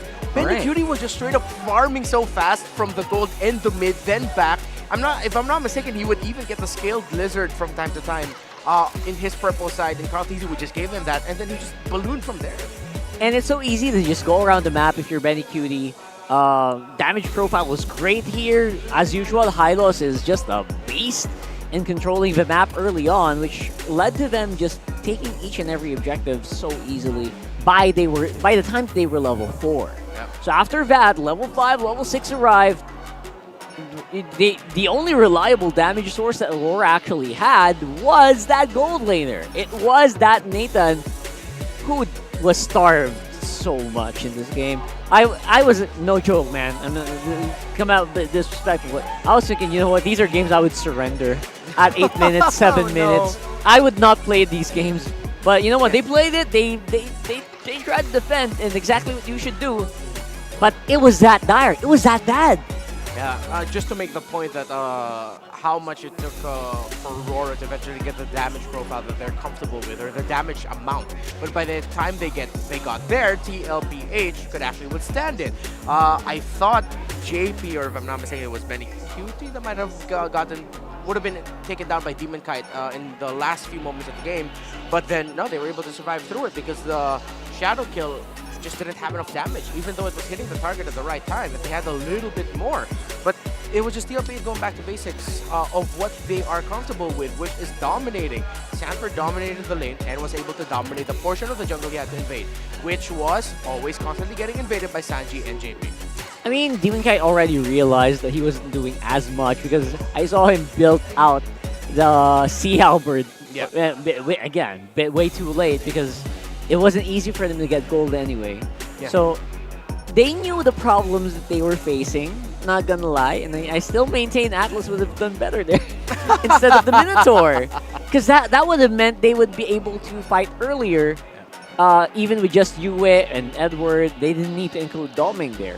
But because it was a Minotaur who kind of just wants to crowd control and heal up for you, compared to an Atlas that will crowd control you and then do some pretty good damage. Yeah, and then also stay there, dishing out even more crowd control. But I think you said one of the key words as to why Aurora wasn't crazy like us and picked up the Atlas is because they needed that heal coming in from the Minotaur. The high loss was packing the Revitalize. So one of the principles of drafting right now is that if your opponent has a heal, you want something like that for your team At as least, well. you know, kind of be level. Yeah, right? just level it out, balance it out. But this next guy is OP as all hell. Great analyst, and he's going to take the stage.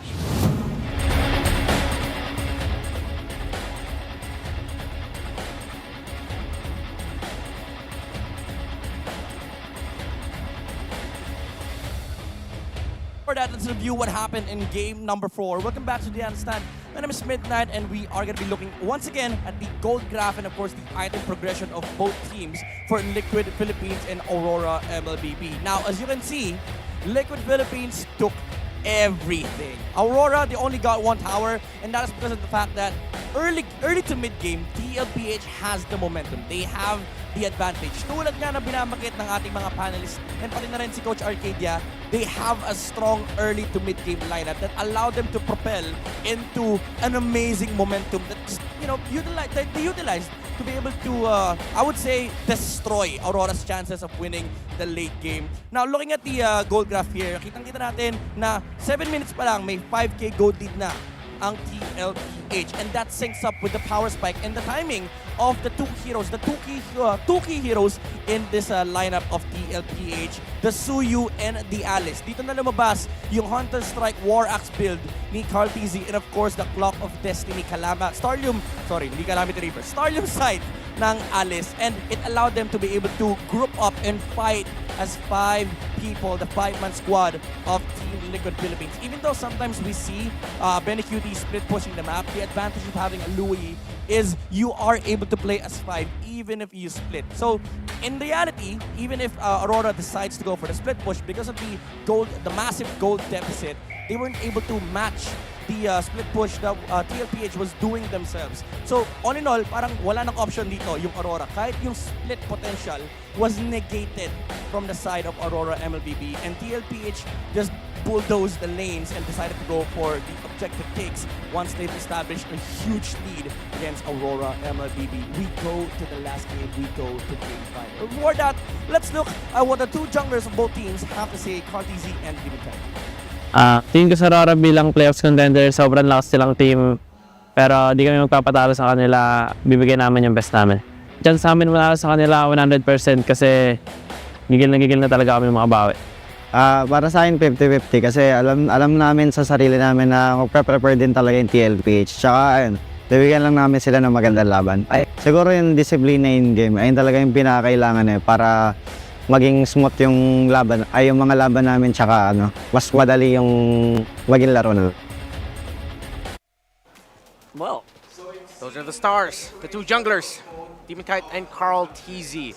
Discipline is what will be needed here in this game number 5. But too much discipline is still a bad thing. Yeah, we saw that. Yeah, too much discipline means you're scared, and you cannot be scared. You gotta be fearless. That's what Carl TZ looked like he was game number 5. If Team Liquid Philippines, the 5th seeded team at the end of the regular season, wins this game number 5 against the 4th seeded team Aurora in the best of 5, again, poetic. Absolute cinema. Because Aurora, they're going to get blue side, man. And red side has not won in this series. No way. It's all blue. Really? Wait. It's all blue. Am I thinking last series? I'm probably thinking last series. But yeah, you know what? This is... there is one red side win. I think there is a red side win. There's one red side win. All right, all right. Thank you for that. Oh my god. Goodness. All right. So, coming back into this one, right? I don't know about you guys, what you guys predicted right now, but predictions are out the door right now. Yep. I think even the players agree. We're not going to predict for us. Yeah. Even the players are not predicting for them. Predictions aside, I feel like this is just going to be a coin toss. And I think you're right, and they're right. It's all going to be about like timing your discipline. Not just being disciplined, timing when to be disciplined and when to go for a play. Because you know what? Coaches like Coach Arcadia, how many coaches have we interviewed here? A lot. A lot of coaches. Dude, a lot of right? coaches. Just in season 14. And all of them, almost each and every single coach we interviewed, their biggest advice to their players is just go for the play. Go for the play. But then again, you also have to think about, every time they say that, I think about, all right, but when do you actually hold back? And I guess that's what separates like these players, right? Some of these players know when they need to go for the fight, when they need to go to play, and when they need to kind of reel it back. Yeah. And again, they communicate that very well with their teams. And again, that's probably the biggest difference maker between them right now. Yeah. That's what separates Aurora from a lot of these teams. Coach Arcadia agreed with us, and it has been a theme of Aurora that their team fighting discipline, and when they pull the trigger in surprise set-up plays, is different from amongst these other teams. Let's see if that's going to take an effect in this game number 5, because they're coming from a stomp loss. They got ran over, bulldozed, trampled. However, again, the kicker is it's going to be blue side for Aurora. How will team going up against a Beatrix that unfortunately snowballed? So many questions here right now for Team Liquid Philippines. Well, Aurora, again, it's easier for us to ask questions for TLPH because Aurora has so many answers. Yeah. Whatever question you throw at them, it's like, no, it's okay, we got this, we got this, we got this. While Team Liquid Philippines, it's like they have to be surgical about it with the sheer amount of heroes that Aurora can play. In all fairness, if you look at the draft right now, this lineup, if you look at it straight up like that, it looked like it was a good lineup. But when we came into play there, it got bullied so early on. Yeah. I just felt bad for it, to be honest. Yeah, so, I don't know. I don't know where the X factor was in that game number 4. Probably, obviously, BenQ was insane here. And the Loyi, I think, should get banned out if you're Aurora by this point. Yeah, if no one... it'll be funny if like no one bats it out and then... Aurora will end up, or TLPH will end up picking it up later as the first 2 picks red side. You can't give the low E. And especially if like Renegade doesn't have the right hero to really make that low E struggle. Because we saw that that Minotaur struggled against a low E. The Valentina struggled up against a low E. So, the most important match in the rivalry between 2 talented generational junglers.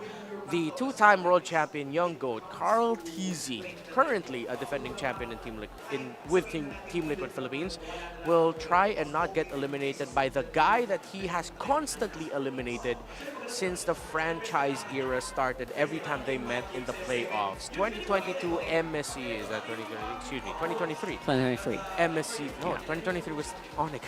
There we go. 2022 MSC champion Demon Kite and MPL Philippines Season 9 champion Demon Kite. The story tells itself. It's absolute cinema between Yeah. these two. And again, we're talking about Demon Kite in RSG. Aurora is just a completely different mix of people. Even they agree that, you know what, we feel like newbies in this one. They said that in an interview where we feel like we're all rookies here. Yeah. We don't know what it is. We've been playing Mobile Legends Bang Bang for so long, but we all feel like rookies. If they're all rookies, give Demon Kite his second Rookie of the Season award I mean, he this could. season. That's right. He could probably be a Rookie of the Year here. The way that he performs, which, and again, in teams that, in lineups that have that Fanny, which again, I'm hoping for here, fingers crossed. At least, if you're going to go out with a bang. Yeah. You know what I'm talking about. So, bring out that Fanny, bro. Yeah. I think, though, Team Liquid Philippines should not give that Fanny. They're going to at all. ban it out. I know. You got to ban that out straight up. Yeah, and again, you also think about the Loyi now. Yeah. In both drafts that we saw Aurora play, they did not ban it out. It was a Loyi victory. Yep. So, what does that tell you, right? What does that mean? So, come on.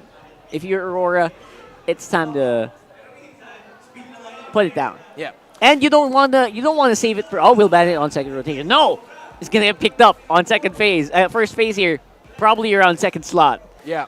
First 2 picks on the red side. But again, what if Aurora surprises Team Liquid Philippines and decides to say, hey, we're not drafting blue side. In this game number 5, with our choice, we will draft red side. That should throw something a little bit more different to Team Liquid Philippines this way. And what if they're the ones who pick up who decide to go global? Right? A lot of ways to think about it. 10 seconds before the draft starts. Whew, oh my god. All right. The last series for Season 14 for one of these two teams. The defending champions may get eliminated. Oh my god. Aurora might get eliminated. When you put it like that, I can't. It feels like every day is going to be a finals day here, if that's the case, man. Well, starting tomorrow, teams have second lives. They have but, second like, lives, at least. This is going to be a finals day up until day 3. Day 3 is when we start seeing eliminations again. That's right. It's going to be a long day. By the way, best of 7 lower bracket finals. Yeah. So something for you guys to look forward to. Usually it's just a best of 7 on the grand finals, but now here in MPL Philippines we go even better. Yeah, it's poetic because it shows one of our best strengths. It really hammers on the idea, like, yeah, go through the lower bracket in the Philippines, like, you know. We're the lower bracket country. Yeah, we're the lower bracket. We win championships from the lower bracket, bro. That's oh, and they're doing it as like early practice for M6. Yeah. We're gonna go lower bracket on M6, guys, and then we're gonna take M6. Let's see if that will actually As usual. happen. Yeah. Oh man. I'm just kidding. Not sure. I'm My not mind right now is just going crazy with the possibilities. I feel like there's a smell in the air that the draft will show up in exactly 2 seconds when I'm done speaking this sentence. 0. And I told y'all. It happened. It happened. Oh, there's another countdown. Come on. Nice try, brother. Nice try. Almost. This is it. There cannot be almost. There you go. For either of these two teams. Loyi ban. It has to be definitive. It has to be sure. So with the Julian getting taken away, RORA respect the snowball potential of TLPH. This is it. Carl Teasy's one of Carl Teasy's best jungler picks this season. The blue side win rate of Aurora and red side win rate of TLPH are on your screens. The odds, once again, are not in the favor of the defending champions. If I'm TLPH here, ban the Fanny or ban the Phoveus. You cannot give one of those two. Or be prepared to have JP play a Kufra. Pick it up earlier if he could. Yeah, either way. Because we saw them bat it out. Of primal lightning. They're willing They're to doing it! Of all the evil gods. Are they? So RORA, Phoveus or Fanny? Phoveus or Fanny, take a pick. And you know what happens if TLPH... Or Suyo. It's also Oh my open. goodness, all right. You're right. Suyo is also open. Highly contested hero but so far. Here in day 1 of playoffs. Always on the way. They go for a none of the above, bro. The Matilda of Renegade. The only one bound by Suyo. this chain. Phoveus. Oh, Phoveus. Yeah, Phoveus Suyo. or The immortal one chose me to no, yeah, there. Oh my goodness. You can't pick Harith. I know what I feel about that. Is this a fanny pick? Is Lock this a fanny it. pick? Lock it. I don't know, man. Can't overthink it because, okay.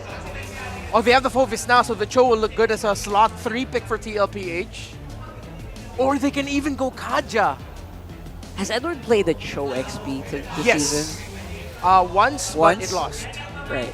But it is an option for Aurora for the first time in many seasons. Oh, they surprise and go Alpha! This draft is not going the way I thought it would.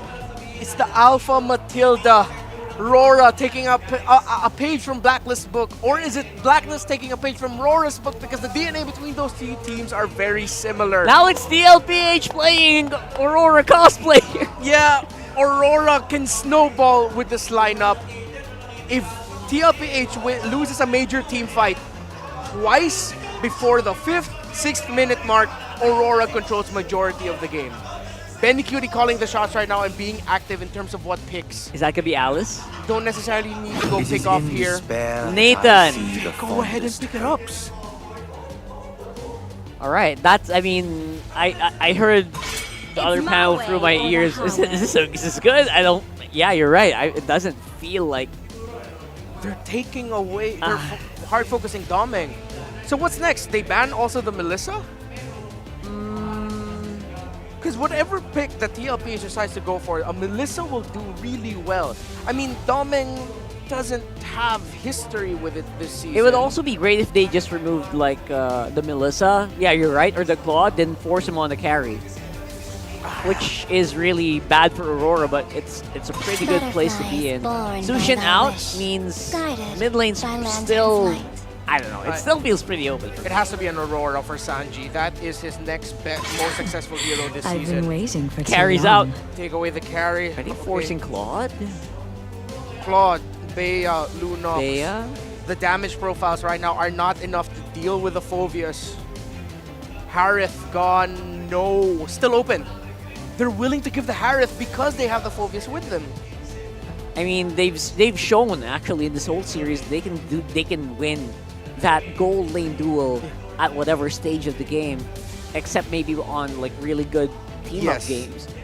So I guess you're right. It's fine for them to pick up the Harith here.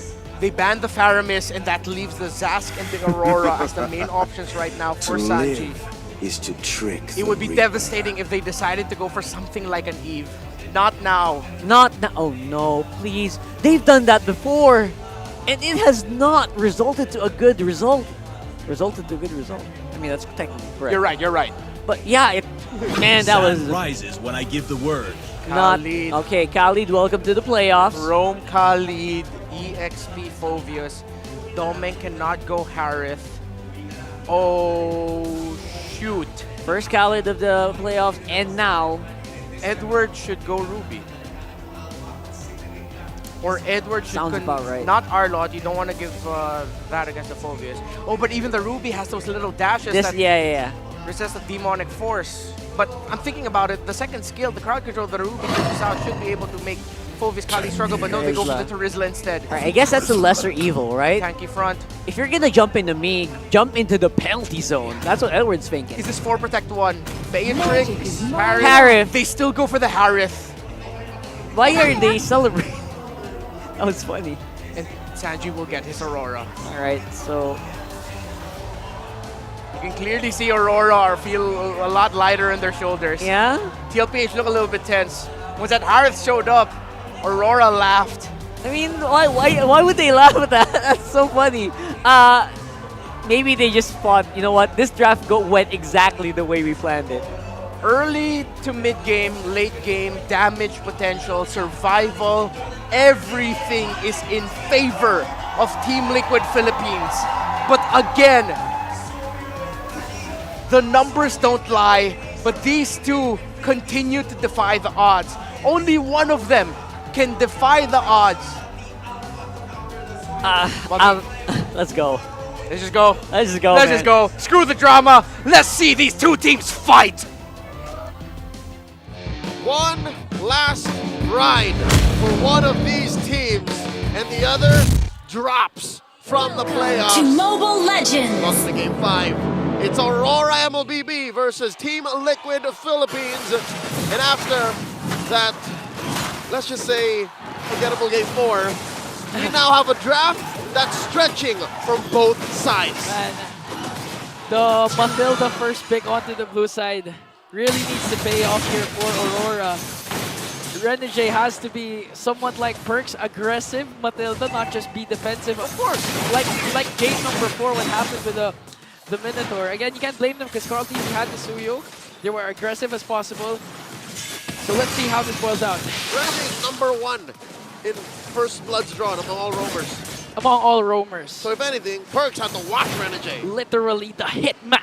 Play this Matilda. Find me a more fitting nickname for such a roamer, for such an MLBB talent, a superstar. Yeah, literally. He also sings, you know. By the way, he has songs, so literal superstar for Aurora needs to shine brighter than the... You as well sing. Good, by the way. Hey, here we go. Big engagements again. JP on Khalid. I think our analysts mentioned this is the first Khalid in the playoffs. Great way to tempo break Aurora. And you can see in the rotations of Liquid how they're playing aggressively. Again, this is their tempo. Yeah. But again, I do like to point out what the panel has mentioned, that Demon Knight Alpha is a good counter compared to Suyu, but right now they go in the tier of Alpha. Gakam out to 3, and JP draws the first blood. Okay, he's saying right now that I too, as a roamer, can rock a first blood. I mean, he's Daddy JP. And he's a Khalid. He's disciplining all of these young bloods. He's been doing this since even before the World Championship was a thing. Did you know that? Yes. You know that? JP was part of the first team sent out to compete in Malaysia. Here we go, Turtles out. Inspector shows, okay, Edward goes in with a penalty zone, but Coffee gets the turtle and clashes into it right now. Coffee might fall down, Demon Knight's gonna fall down as well. A jungler for a jungler as JP goes, flickers out, but Sanford though. Ganked up by 3 members of Aurora. That's a 2-for-1 trade. But TLPH gets the turtle. Liquid may have pulled away sooner than the rest of them expected, but Aurora punished hard. Now we're at deadlock, 2-2. And yes, that was a bloody turtle at the cost of a Carl Teasy and Sanford. But we're back to business here. Looking at Aurora's build right now. I assume that's Starlium Sight first up for Dome. Yeah, for them. Yeah, and right now looking at TLPH, you know that the power spike of a Khalid is really 5 minutes in as they try to work on him. He does cast a Raging Sandstorm to make sure there's no kill onto Aurora. So TLPH, we all know whenever you pick a Khalid, you want to be as aggressive as possible in the early game, first 5 minutes. Try to disrupt the rotation of the jungle. If you can get a purple buff or an orange buff, that would be great. But TLPH needs also to instill discipline because they have a Renegade Matilda that could easily go out and counter-engage again when Edward has his penalty zone. For sure, and you know the whole Phobius Harris situation with Dominic and Sanford, that only comes into play later on. Yes. So you wait for that to kick in before you gauge your aggression. So it's a difficult balancing act for Daddy JP, but then again, this is a world champion, an MDL champion. MVP also, by the way. Finals MVP. JP can do it, but against a 5-man stack like Aurora, easier said than done. Imagine Aurora, debuting team, newly assembled, has a chance to bring down the defending champions for this game number 5. It possibly their worst season yet. Yeah. Maybe only as bad as when Echo debuted in season 9. Second turtle already up, 3/4 of its health in. JP and Carl up front, immortal form on the Suyu. Yeah, again, this is Carl. He's going to Suyu. He can easily get the first, but here comes the frigid Glacier. Toming going to get the turtle and the kill onto Carl TT. The next target is JP. Has a quick Sanford, but Edward goes in with the penalty zone. Next target, Sanford. They really want to go right after him despite the infernal pursuit. He's not going to bring down Demon Knight, and Yue gets a triple kill. Sanji on the other hand answers with a kill. But look at this, a trade for a trade, blow for blow, and Edward it's a wipeout! It's a wipeout! It's a wipeout! But there's the bride of ice, but Edward doesn't care. It's a wipeout. Wipeout for Aurora. Liquid may have overstayed their welcome. This is the same paradox. This is the same problem we told you about, the puzzle that Liquid have to work with. Yes, we should be aggressive in the early. But when are we ready? When does that actually pay off? Yeah. And again, Aurora, this is what they were missing in game number 4. The aggression, the confidence to dictate the game, to go in, to full commit. And in that sequence, they weren't afraid to go in. Aurora, after game 4, in the opening minutes of game 5, they woke up. They is awaked. They awake. They're now ready to go head-to-head with the defending champions. Again, we have to commend Edward with a beautiful penalty zone. Despite the frigid glacier of Sanji actually connecting to a lot of members of Aurora, they still save that penalty zone for the counter-attack. And now, the delayed payoff, the conversion from Aurora. They took this patiently, and they've now demolished the very first turret of the game. Quick look at the items. You can see the Stardom Scythe and the, oh wow, the Feather of Heaven already built up on Doming, while you can see here, Benny Cutie slightly behind. Yeah, you can expect this. Again, this is a Harriet. Despite, that's what makes it more better or more outstanding, or because Doming more impressive there. Because there's a Phobius on the opposing team, and despite that, you're still able to do that. You haven't died yet. 1-0-4. You even got the turtle as Aurora works on the turtle. Okay, let's see if Froggy will try to contest, but Edward is really as aggressive as he can be. Demon Knight secures the turtle, raising that over JP just to walk away. But the circling eagle will be enough for Aurora to take that purple buff away from Carl. Carl got it still. Carl got it still. But at the cost of so much. Aurora are bullying them. Yeah, you're sending them back even in their own jungle, JP! You're even forcing JP to use a Raging Sandstorm defensively to escape. That's not a good sign if your TLPH and Aurora works on the mid-lane turrets, and they will bring it down successfully. So many picks from Liquid should be doing better against Aurora. But the synergy and the from out of nowhere aggression that Aurora is showing is taking Liquid off of their footing. Yeah, and the catalyst for me, for the side of Aurora, is really Edward. Out of nowhere, the flicker penalty zone connecting on to 2, plus the aggressive Matilda again of Renegade. It's enough to push 40, Carl Teasy out of a bush, and that already ruins Liquid's approach. Yeah, it was enough to force JP to use the Raging Sandstorm to back off defensively. And that's a non-starter. Carl Teasy here finally built up his War Axe, but he's no longer as ever present in his jungle, because again, these bushes are infested with RORA members. Look at that. Demon Kite in that orange buff bush. They're marking their territories. They're saying this is ours. You can't just randomly walk into a brush without having that sense of urgency. What if there's one member of Aurora there? And what's difficult is Sanji has to throw out a skill to check. And this is a mid-range mage you're looking at, the Aurora. So she could as well have popped her passive, and then, only then, does Liquid have full information. Even Benny Cutie, sure, you could throw out a random skill, but you're at risk of being forced to use your Purify and your Entropy. So right now, the name of the game for TLPH is as much as possible extend the game.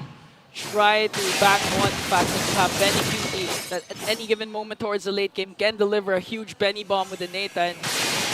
And Aurora knows that, that's why they're trying to go for the Lord right away. Here we go, Lord now doesn't have health! Again, a penalty zone coming in from Edward. It's going to be a retribution battle, but they're forcing Carl Teasy out of the picture as Demon Kite gets the Lord.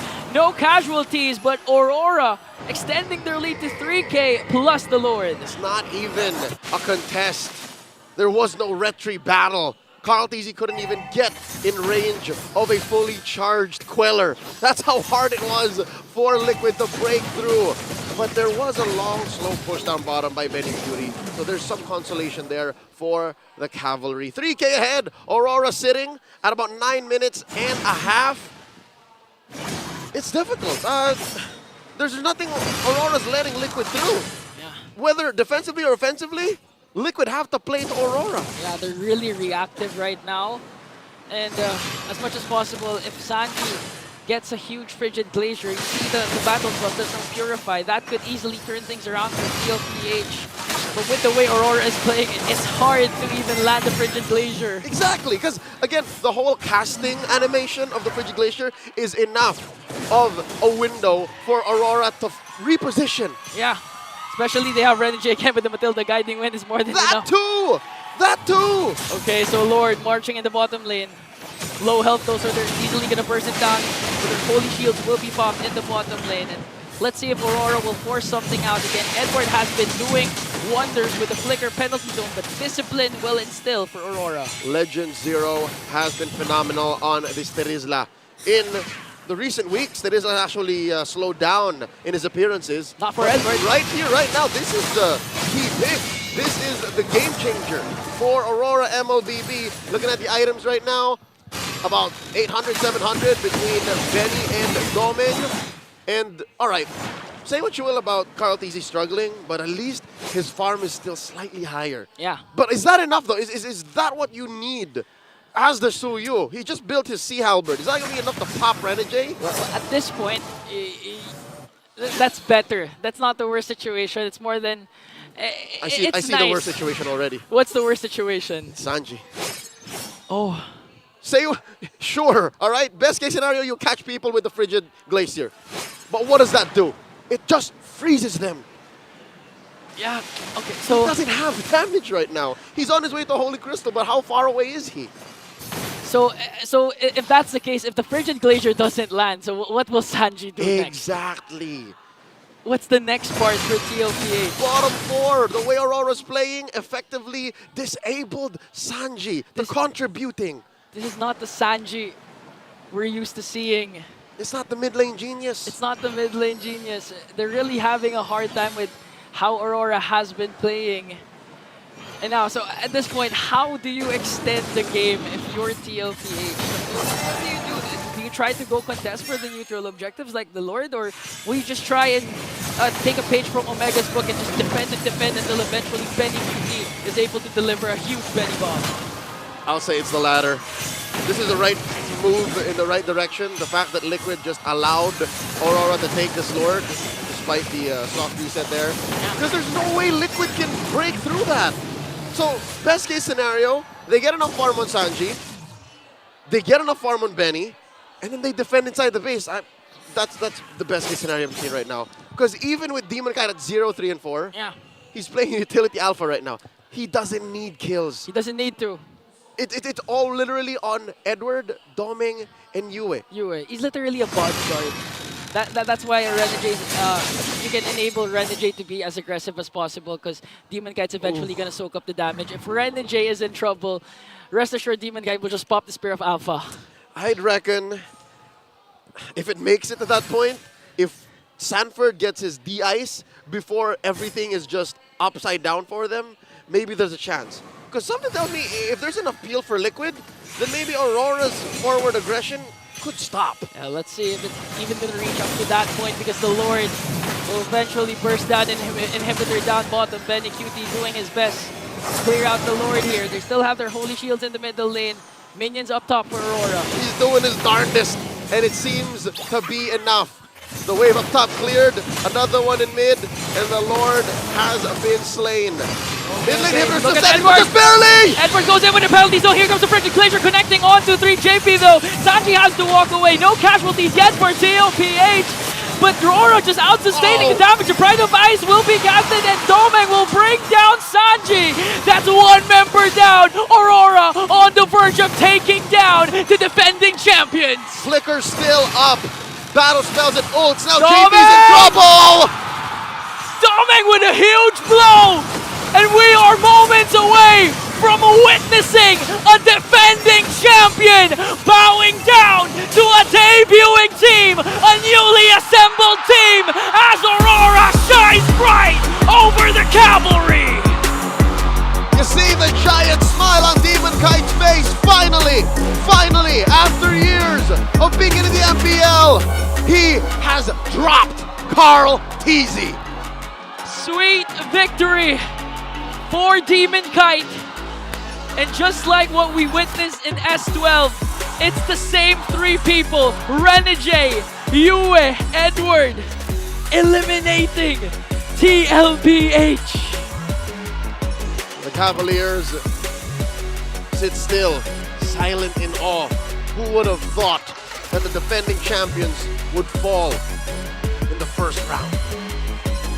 Huge props still, of course, for TLPH for putting on a show, forcing 5 amazing games and really testing the limits of Aurora.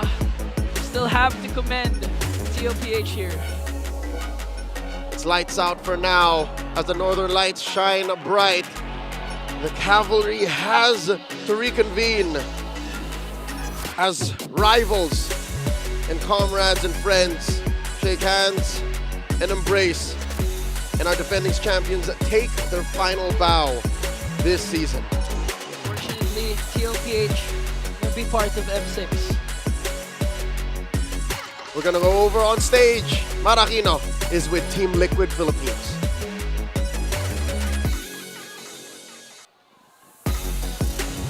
For the first time in a very long time, TLPH will not be moving forward in the playoffs. Carl, anong gusto mong sabihin sa lahat ng mga sumusuporta sa inyo? Sa lahat ng sumusuporta dyan, sorry, di kami makakapag-worlds ngayon. Di namin madedefend yung crown, pero sobrang gusto ko talagang ipanalo this season. Despite top 5 kami ngayon, sobrang gigil na gigil ako manalo, pero medyo kinulang pa talaga kami. So, hindi namin mag-improve pa. This may not be your season, but the whole world is waiting for you to once again become the champion. Let's give it up once again to TLPH! For the final time, you may now take your bow. And your journey ends here. Keep your head up, TLPH. We expect you to come back stronger. And now, the winning team, Aurora MLBB. Demon Kites. Congratulations! For the first time in the playoffs, natalo mo si Carl Tizzy. Ano ang pakiramdam at what does it say about your rivalry now? Ano ba? Siguro masaya lang po kasi since season 10 di pa nananalo sa kanya. Tsaka, ayun, nice game lang kay Carl. Bawi na lang. Bawi na lang next season. Ito naman kay Domeng, alam mo, ang tagal na, hindi kita nakakausap. 6-0 ang iyong heret. Now, ito ang pinakamalayo mong narating sa playoffs. Ano ang pakiramdam sa bago mong personal achievement? Siyempre po masaya, pero hindi pa po dito yung nagtatapos yung ako. Pero gusto ko pa rin po talaga mag-champion. Next, paano mo ba paghahandaan? Kasi ang next na kalaban nyo, matindi. FNOP and Kelra. So, how are you going to beat them, seeing that nag-struggle kayo sa kanila nung regular season? Kaya naman po namin talaga sila. And siguro mamaya makakapag-prepare kami and momentum din kami. Yun. Nasaan nyo na ang momentum ngayon and use that for tomorrow. And now, it's time to announce our MVP. Who do you think it is? Sino? Let's take a look at the screen. Maraming sumisigaw at nakuha niya ng tama. Domeng! 6-0 with the Harris. Anong gusto mong sabihin sa lahat ng mga Roras? Siyempre, thank you sa lahat ng sumuporta sa amin ngayon, sa mga pumunta na sa venue. And, may merch na rin pala kami. Yun. Oh, yung merch, yes. Bagong merch. Ano ba? Oh, si Demon Kite na lang. Sige. Yung available na yung merch namin. Bilhin ang kanilang merch, lalo na nanalo sila ngayong araw na to. At hindi lang yan. Meron pa tayong isang lucky pa na mananalo ng 5,000 diamonds. Come on up! Dito sa playoffs talagang mamimigay kami ng mga papremyo. At syempre, we always, there's 2 of them. Mag-share ng 5,000 diamonds. Hello! Hi, you look shy. It's okay. How about face the camera right here? Come here. What's your name? Rupert po. Rupert. Sinong kasama mo, Rupert? Si ate po. Ate! Anong pangalan mo, ate? Alexi. Alexi, okay. Tignan natin, harap tayo sa favorite team natin. Sino dito ang favorite mo, Rupert? Si Eduardo po. Si Edward! Ikaw, ate? Yuwa. Yuwa. Si Yue. Yue and Edward! Dito kayo. Tabi kayo sa kanila. Huwag kayo mahiya. Oh, anong gusto mong sabihin kay Kuya Edward, Rupert? Galing niya po maglaro. Magaling ka daw maglaro. Anong gusto mong sabihin sa kanya? Thank you, ayun. Pakabait ka rin ka mabuti. Oh, magpakabait ka daw. Ikaw, anong gusto mong sabihin kay Yue? Magaling mag-mage. Magaling mag-mage. May message ka ba sa kanila? Maging mabait na bata. Ay, maging mabait na bata. Okay. Alam mo, ito para to sa inyo. Pupunta ka sa tabi ni Yue para gitna kayo. Ikaw naman, pwede mo bang hold this hand? Magbabaw kayo together. I'll take this mic. Congratulations, you won 5,000 diamonds. You may now take your bow. And take your walk of victory. Go ahead, you can walk with Edward. Ikaw then, you can walk with Yue.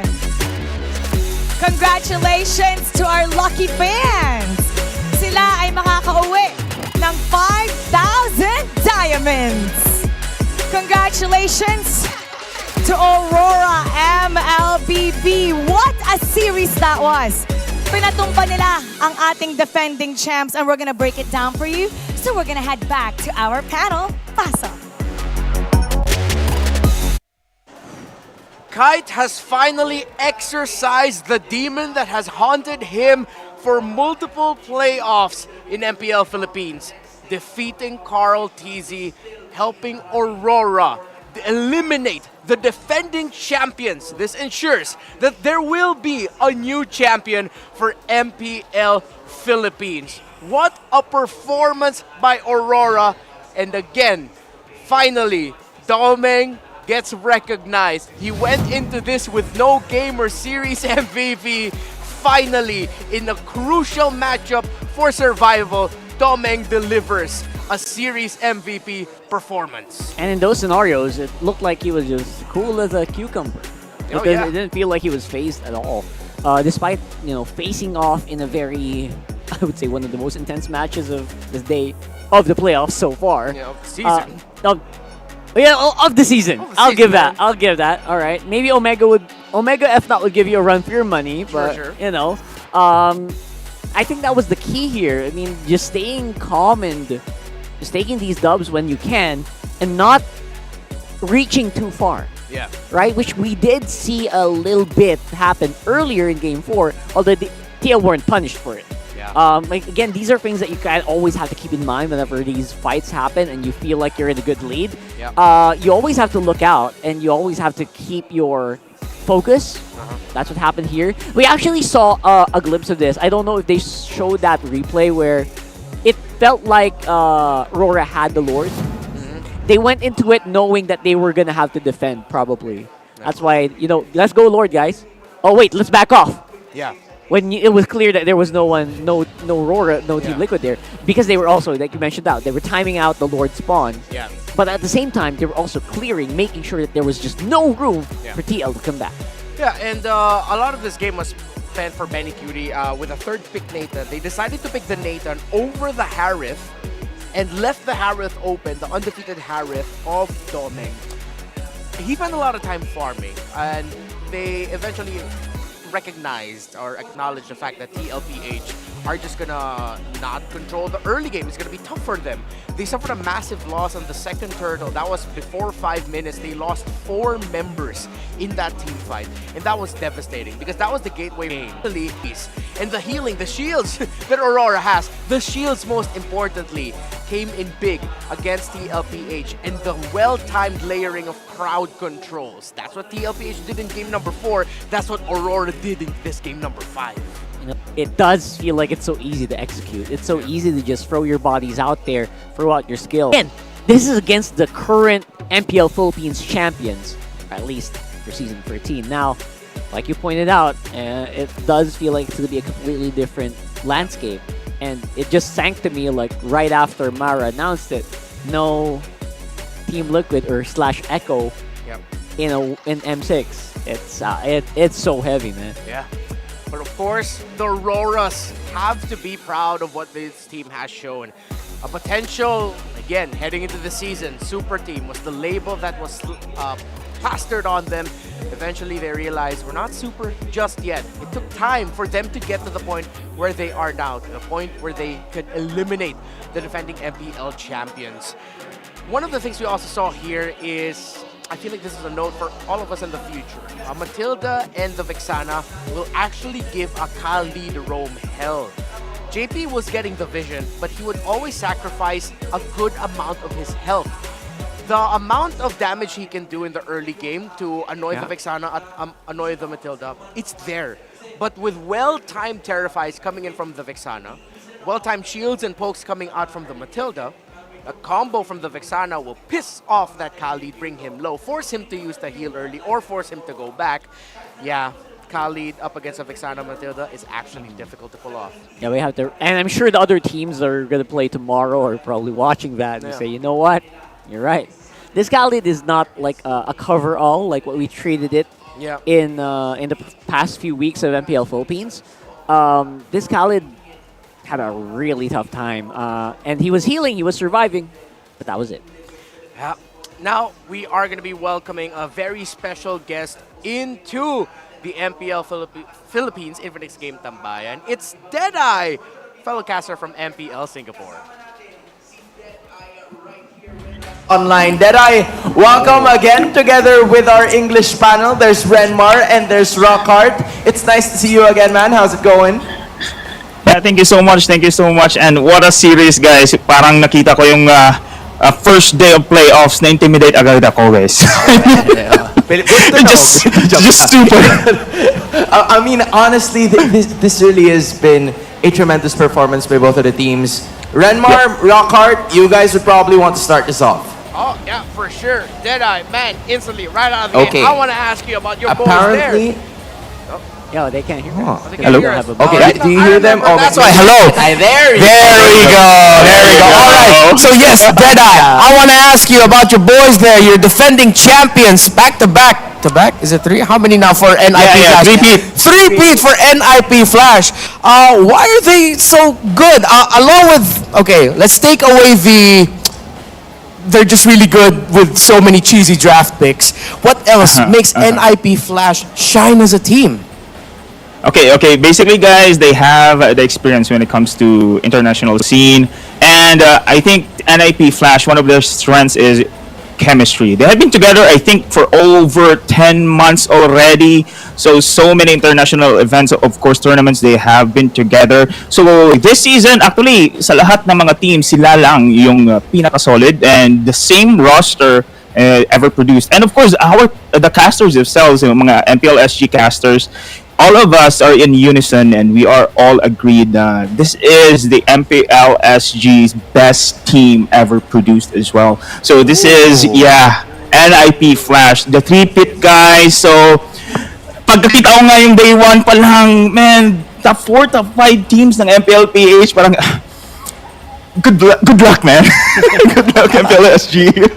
Honestly, we've seen a lot of it. Umi, you have something to say? No, I'm just saying na nung performance nila during MSC as well is already evident kung ano yung kaya nilang ibato eh. So feeling ko, kaya naman pumalag ng Actually, isa sa nakalaban ng NIP Flash ay ang SRG.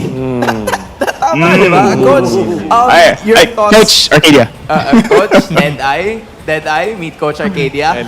Coach, I want to know your thoughts about NIP Flash because you've had first-hand experience going up against them. What makes NIP Flash so strong at ano ba yung dadali nila sa M6? Siguro, pag tinitignan natin yung NIP Flash, usually yung unang actually na napapansin doon is yung si Diablo, yung XP laner nila.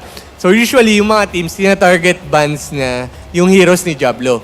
Pero para sa akin, yung something na that really makes them unique is yung the way they drop. Because sometimes you will see Kurt TC, post 4, he'll play Martis, he'll play Esme. Funny. Yeah. So pag hindi ka ready, kumalaban ng mga ganitong klaseng teams na hindi mo maintindihan yung draft, dun medyo mahirapan ka. You need to make sure that you're ready against Deep Flash before facing them. Well, correct. I can follow up for that one as well, no? I can say na yung NIP Flash when it comes to the season, MPLSG season as well, alam na namin eh. From the day one itself, all of us knew that they will be the champions. So, malaki yung gap. Merong teams like Team Evo, they have Marky, they have Boyet, magaling din sila mga players, but you can really see the gap in between. Then, ang NIP Flash, they had the time to experiment when it comes to the drafts. That's why makikita natin very versatile sila when it comes to the season. And but the real challenge for NIP Flash, and I do believe their real potential will show for the upcoming M6. Alright, I see it. You currently see most of the heroes that they use, you know, the favorites, halos 80 to 100% yung win rate ng mga to. Rockhart, you're probably gonna have some questions about this team as well. Yeah, actually, Deadeye, isa sa mga biggest questions ko right now, if, halimbawa, itong NIP Flash, obviously, they're representing Singapore, right? Yeah. If they're gonna fight against one of the four remaining teams dito, in a best of 15, dami. Sino ang lalamang and sino yung pinaka-dikit sa kanila and ano yung score? Alright, so it's like you're asking Deadeye, like, which of the four teams that we have that he thinks NIP Flash can beat if ever mag-meet sila sa... In a best of 15. In a best of 15. Guys, you're putting me in the spot again! Ito yung options mo. Again, we have Falcons AP Bren, Fnatic Oni Philippines, Blacklist International at Aurora. Sino sa apat na teams na yun pwede talunin? Kaya talunin ng NIP Flash? Okay, I can say Blacklist, Aurora, yes. Say that again, what? Say that again? That day we hope to still have you next time. But we're talking about the marathon here. Sabi nyo is 15 games, right? 15 games? Yeah. Okay, remember MPLSG started late and we ended first. So basically, when it comes to marathon, we have the fewest games to all MPL esports there. So dito pa lang merong ng advantage yung ibang teams, especially MPLPH. They are on a long haul here. They have the experience, they have the stamina to do that one. So yes, malaking advantage yan for the other region. But however, of course, ina-expect na to ng NIP Flash when it comes to fighting other regions. Ina-expect nila na sila yung underdog. But alam na, remember in the Filipino panel a while ago, you have been talking about lessons, right? So I do believe this lesson, merong ano yan, yung NIP Flash, yung dala when it coming in the upcoming M6. Alright. Okay, Deadeye. Meron akong last question sa'yo. Ano lang to setup lang to. Have you heard or watched any face-off dito sa MPL Philippines? Yung kay Mara. Oh, yeah. Okay. Yung Okay. As the representative of MPLSG and by extension NIP Flash versus MPL Philippines, ano ang palag mo? Ayun na. Ang palag ko ay ito. Itong palag ko. Tama naman. Sa totoo lang, maganda yung palag niya. Tama. Panis by stinger. Yaki. Maganda yung palag niya. Maganda. Maraming fans si Diablo dito sa totoo lang. Ready. Pinaghandaan. Deday, maraming salamat. Hopefully sa lahat ng mga difficult questions, sana makasama ka pa rin namin dito. Sana hindi mo kami iwan. Tatanungin ka pa sana namin ng prediction mo para sa finals, pero mukhang hindi ka na namin matatanong. Next time na lang. Babalik ka naman siguro next time. Deday, maraming salamat. Thank you, Deday. Rockhart, see you guys soon, alright? Bye. Thank you. That guy was put on the spot, and Yeah. he answered pretty well. Where'd Good that job, Deadeye. Where'd that best of 15 question come from, Rockhart? That wasn't on the script. No, I know. It was off the script. And I just think, you know what? It's unfair if you just put him on like a best of 3, best of 5 right now. Right? So maybe the best of 15. Come on, you think NIP Flash needs like 15 games to defeat a Filipino team? Yeah. Come on, bro. No, okay, come on. That's not fair. But if we're talking about maybe, Aurora versus Blacklist, maybe they need to kind of grind up a little bit there. Yeah. But you know what? FCAP and FNOP, probably need 20 or so. Yeah, dude, like, let's be real though. For NIP Flash, I feel like one of their best qualities is that they are shining in a region that, well, overall, like, it struggles. Yeah, it struggles. Even the Singaporean talents and MPLSG admits that. But I feel like their performance in MSC really showed that even though they are shining and performing really well in a region that struggles in internationals, they themselves are just that damn good. But here's another team that was just really that good. It was a team that just eliminated our defending champions, Aurora. Let's hear what their mic check was. Nice one, Jay! Gagalaw, pre! Gagalaw, pre! Ay, ano, pwede taro. Taro, boys. Pasaro ito! Pre! Nice! Nice one, boy! Huli ko na tam, boy. Patay na itan. Tower. Soyo. Ay, tower.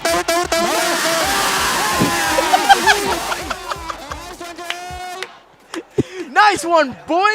They shout a lot. That's a lot of shout. That is like the opposite of nonchalant and calm shot calling. But I love it. It's just pure hype. That's how we sound like when we play our RG games. Oh, that's true. Yeah, we're just calling out, oh yeah, I got you this one. Yeah, I got you. Ah, yeah, we do that too. So I mean, just got fun. It's funny that they showed us. Yes. And I think that kind of comms. I hope they maybe just improve it. I mean, I think they're definitely toe to toe. That was super loud. Yeah. I don't know, man. If it works for them, that's yes, it works. I guess it works. Yeah, it works. If they win, it works. Yeah. Or But again, just big props Aurora for using that chaos to their advantage. I love what I saw, man. Yeah, and if I'm Fnatic Onyx Philippines, honestly, I saw enough here from this performance by Aurora that I feel like FNOP really cannot underestimate Aurora now at this point. Same goes for Falcon Safety Brand. We saw enough from the performance of Blacklist International, how they manhandled Smart Omega, the drafting prowess of Coach Bonchan, that they cannot really underestimate their opponents. So the two upper bracket teams, the ones who didn't have to go through the play-ins, Falcon Safety Brand, Fnatic Onyx Philippines, they really got to show their A game and play as if they're fighting for the World Championship already. And at this point, just fight for their tournament lives, because it's not out of the question for them to actually, get one-upped by one of these teams who I think caught a lot of people by surprise today. Honestly, big surprises all around for everyone today. For sure. In what was a beginning where we saw Blacklist International sweep Omega, wherein majority of the community thought or saw that we'd see Smart Omega move on. It was Blacklist who won. And now this time Aurora have eliminated the defending champions. But alongside our playoffs, we also have the Infinix Fancy Kalaban playoffs going on as well. That's being held right here at the Community Hub at Greensun, Makati City, alongside the MPL Philippines Season 14 playoffs. The champions will get to take home Infinix GT20 Pro phones and 25,000 diamonds. That is 5,000 diamonds for each player on the full 5-man. So, see you here. Okay. I just wonder, did they bring back the previous winners and just play there? Or it's a new batch? I have so many questions. Yeah, the communities have their own approach in terms of how they pick their 5 for their playoffs. But yeah, they all went through different processes. So yeah, let's see which between the fan teams are going to be champions of their very own little playoffs. They're getting a new phone. Yeah, they're getting a new Pro. The Infinix GT20 Pro, right there. That phone right there is what they're going to get. That's 1 each and 5,000 diamonds each. What a day to spend, right? You come into the venue, you watch your favorite teams, you watch games like this best of 5 that you drove everyone crazy, and then you win a phone, and then you win diamonds. What am I going to do with these diamonds? And what if I win as well with Mara's, fan of the day? Guys, just come over. Just come over. Join us here just in join MPL us. Philippines Season 14. There's You a win lot so of much. goodies for you. We have a lot of giveaways here in the broadcast. We have a lot more giveaways outside of the broadcast. We have the whole MPL playground going downstairs. You get to play with your favorite pros, get to meet them, lots of meet and greets, lots of merch. So come on, you're really missing out if you don't join us here. We still have tickets for days 2, 3, and 4. However, they are selling out, especially for day 4, getting very close because that is the best of 7 lower bracket finals that determines the last slot or the last team from the Philippines that will make it into the M6 World Championship. If you're looking for Grand Finals tickets, our friendly little reminder for you, please don't buy from any other source except from the official source, which is already sold out. So, That's right. Yeah, there's that. You're going to be seeing a lot of us more all throughout the playoffs. My name is Renmar. This is Rockhard. I won't be here, but he'll be here tomorrow and all throughout the playoffs. Thank you for joining us on this day 1. We'll throw you over to Mara Aquino. This is just the first day of the playoffs, and we've been on the edge of our seats since the games began. The epic rivalry continues as Blacklist International and Aurora MLBB move forward. Pero bukas, nakaabang na ang Fnatic Onyx Philippines and Falcons AP brand dahil bukas na ang kanilang tunay na bakbakan. I'm Mara Aquino, and you've been watching MPL Philippines Season 14, the playoffs. Keep it good vibes, everybody, and see you tomorrow.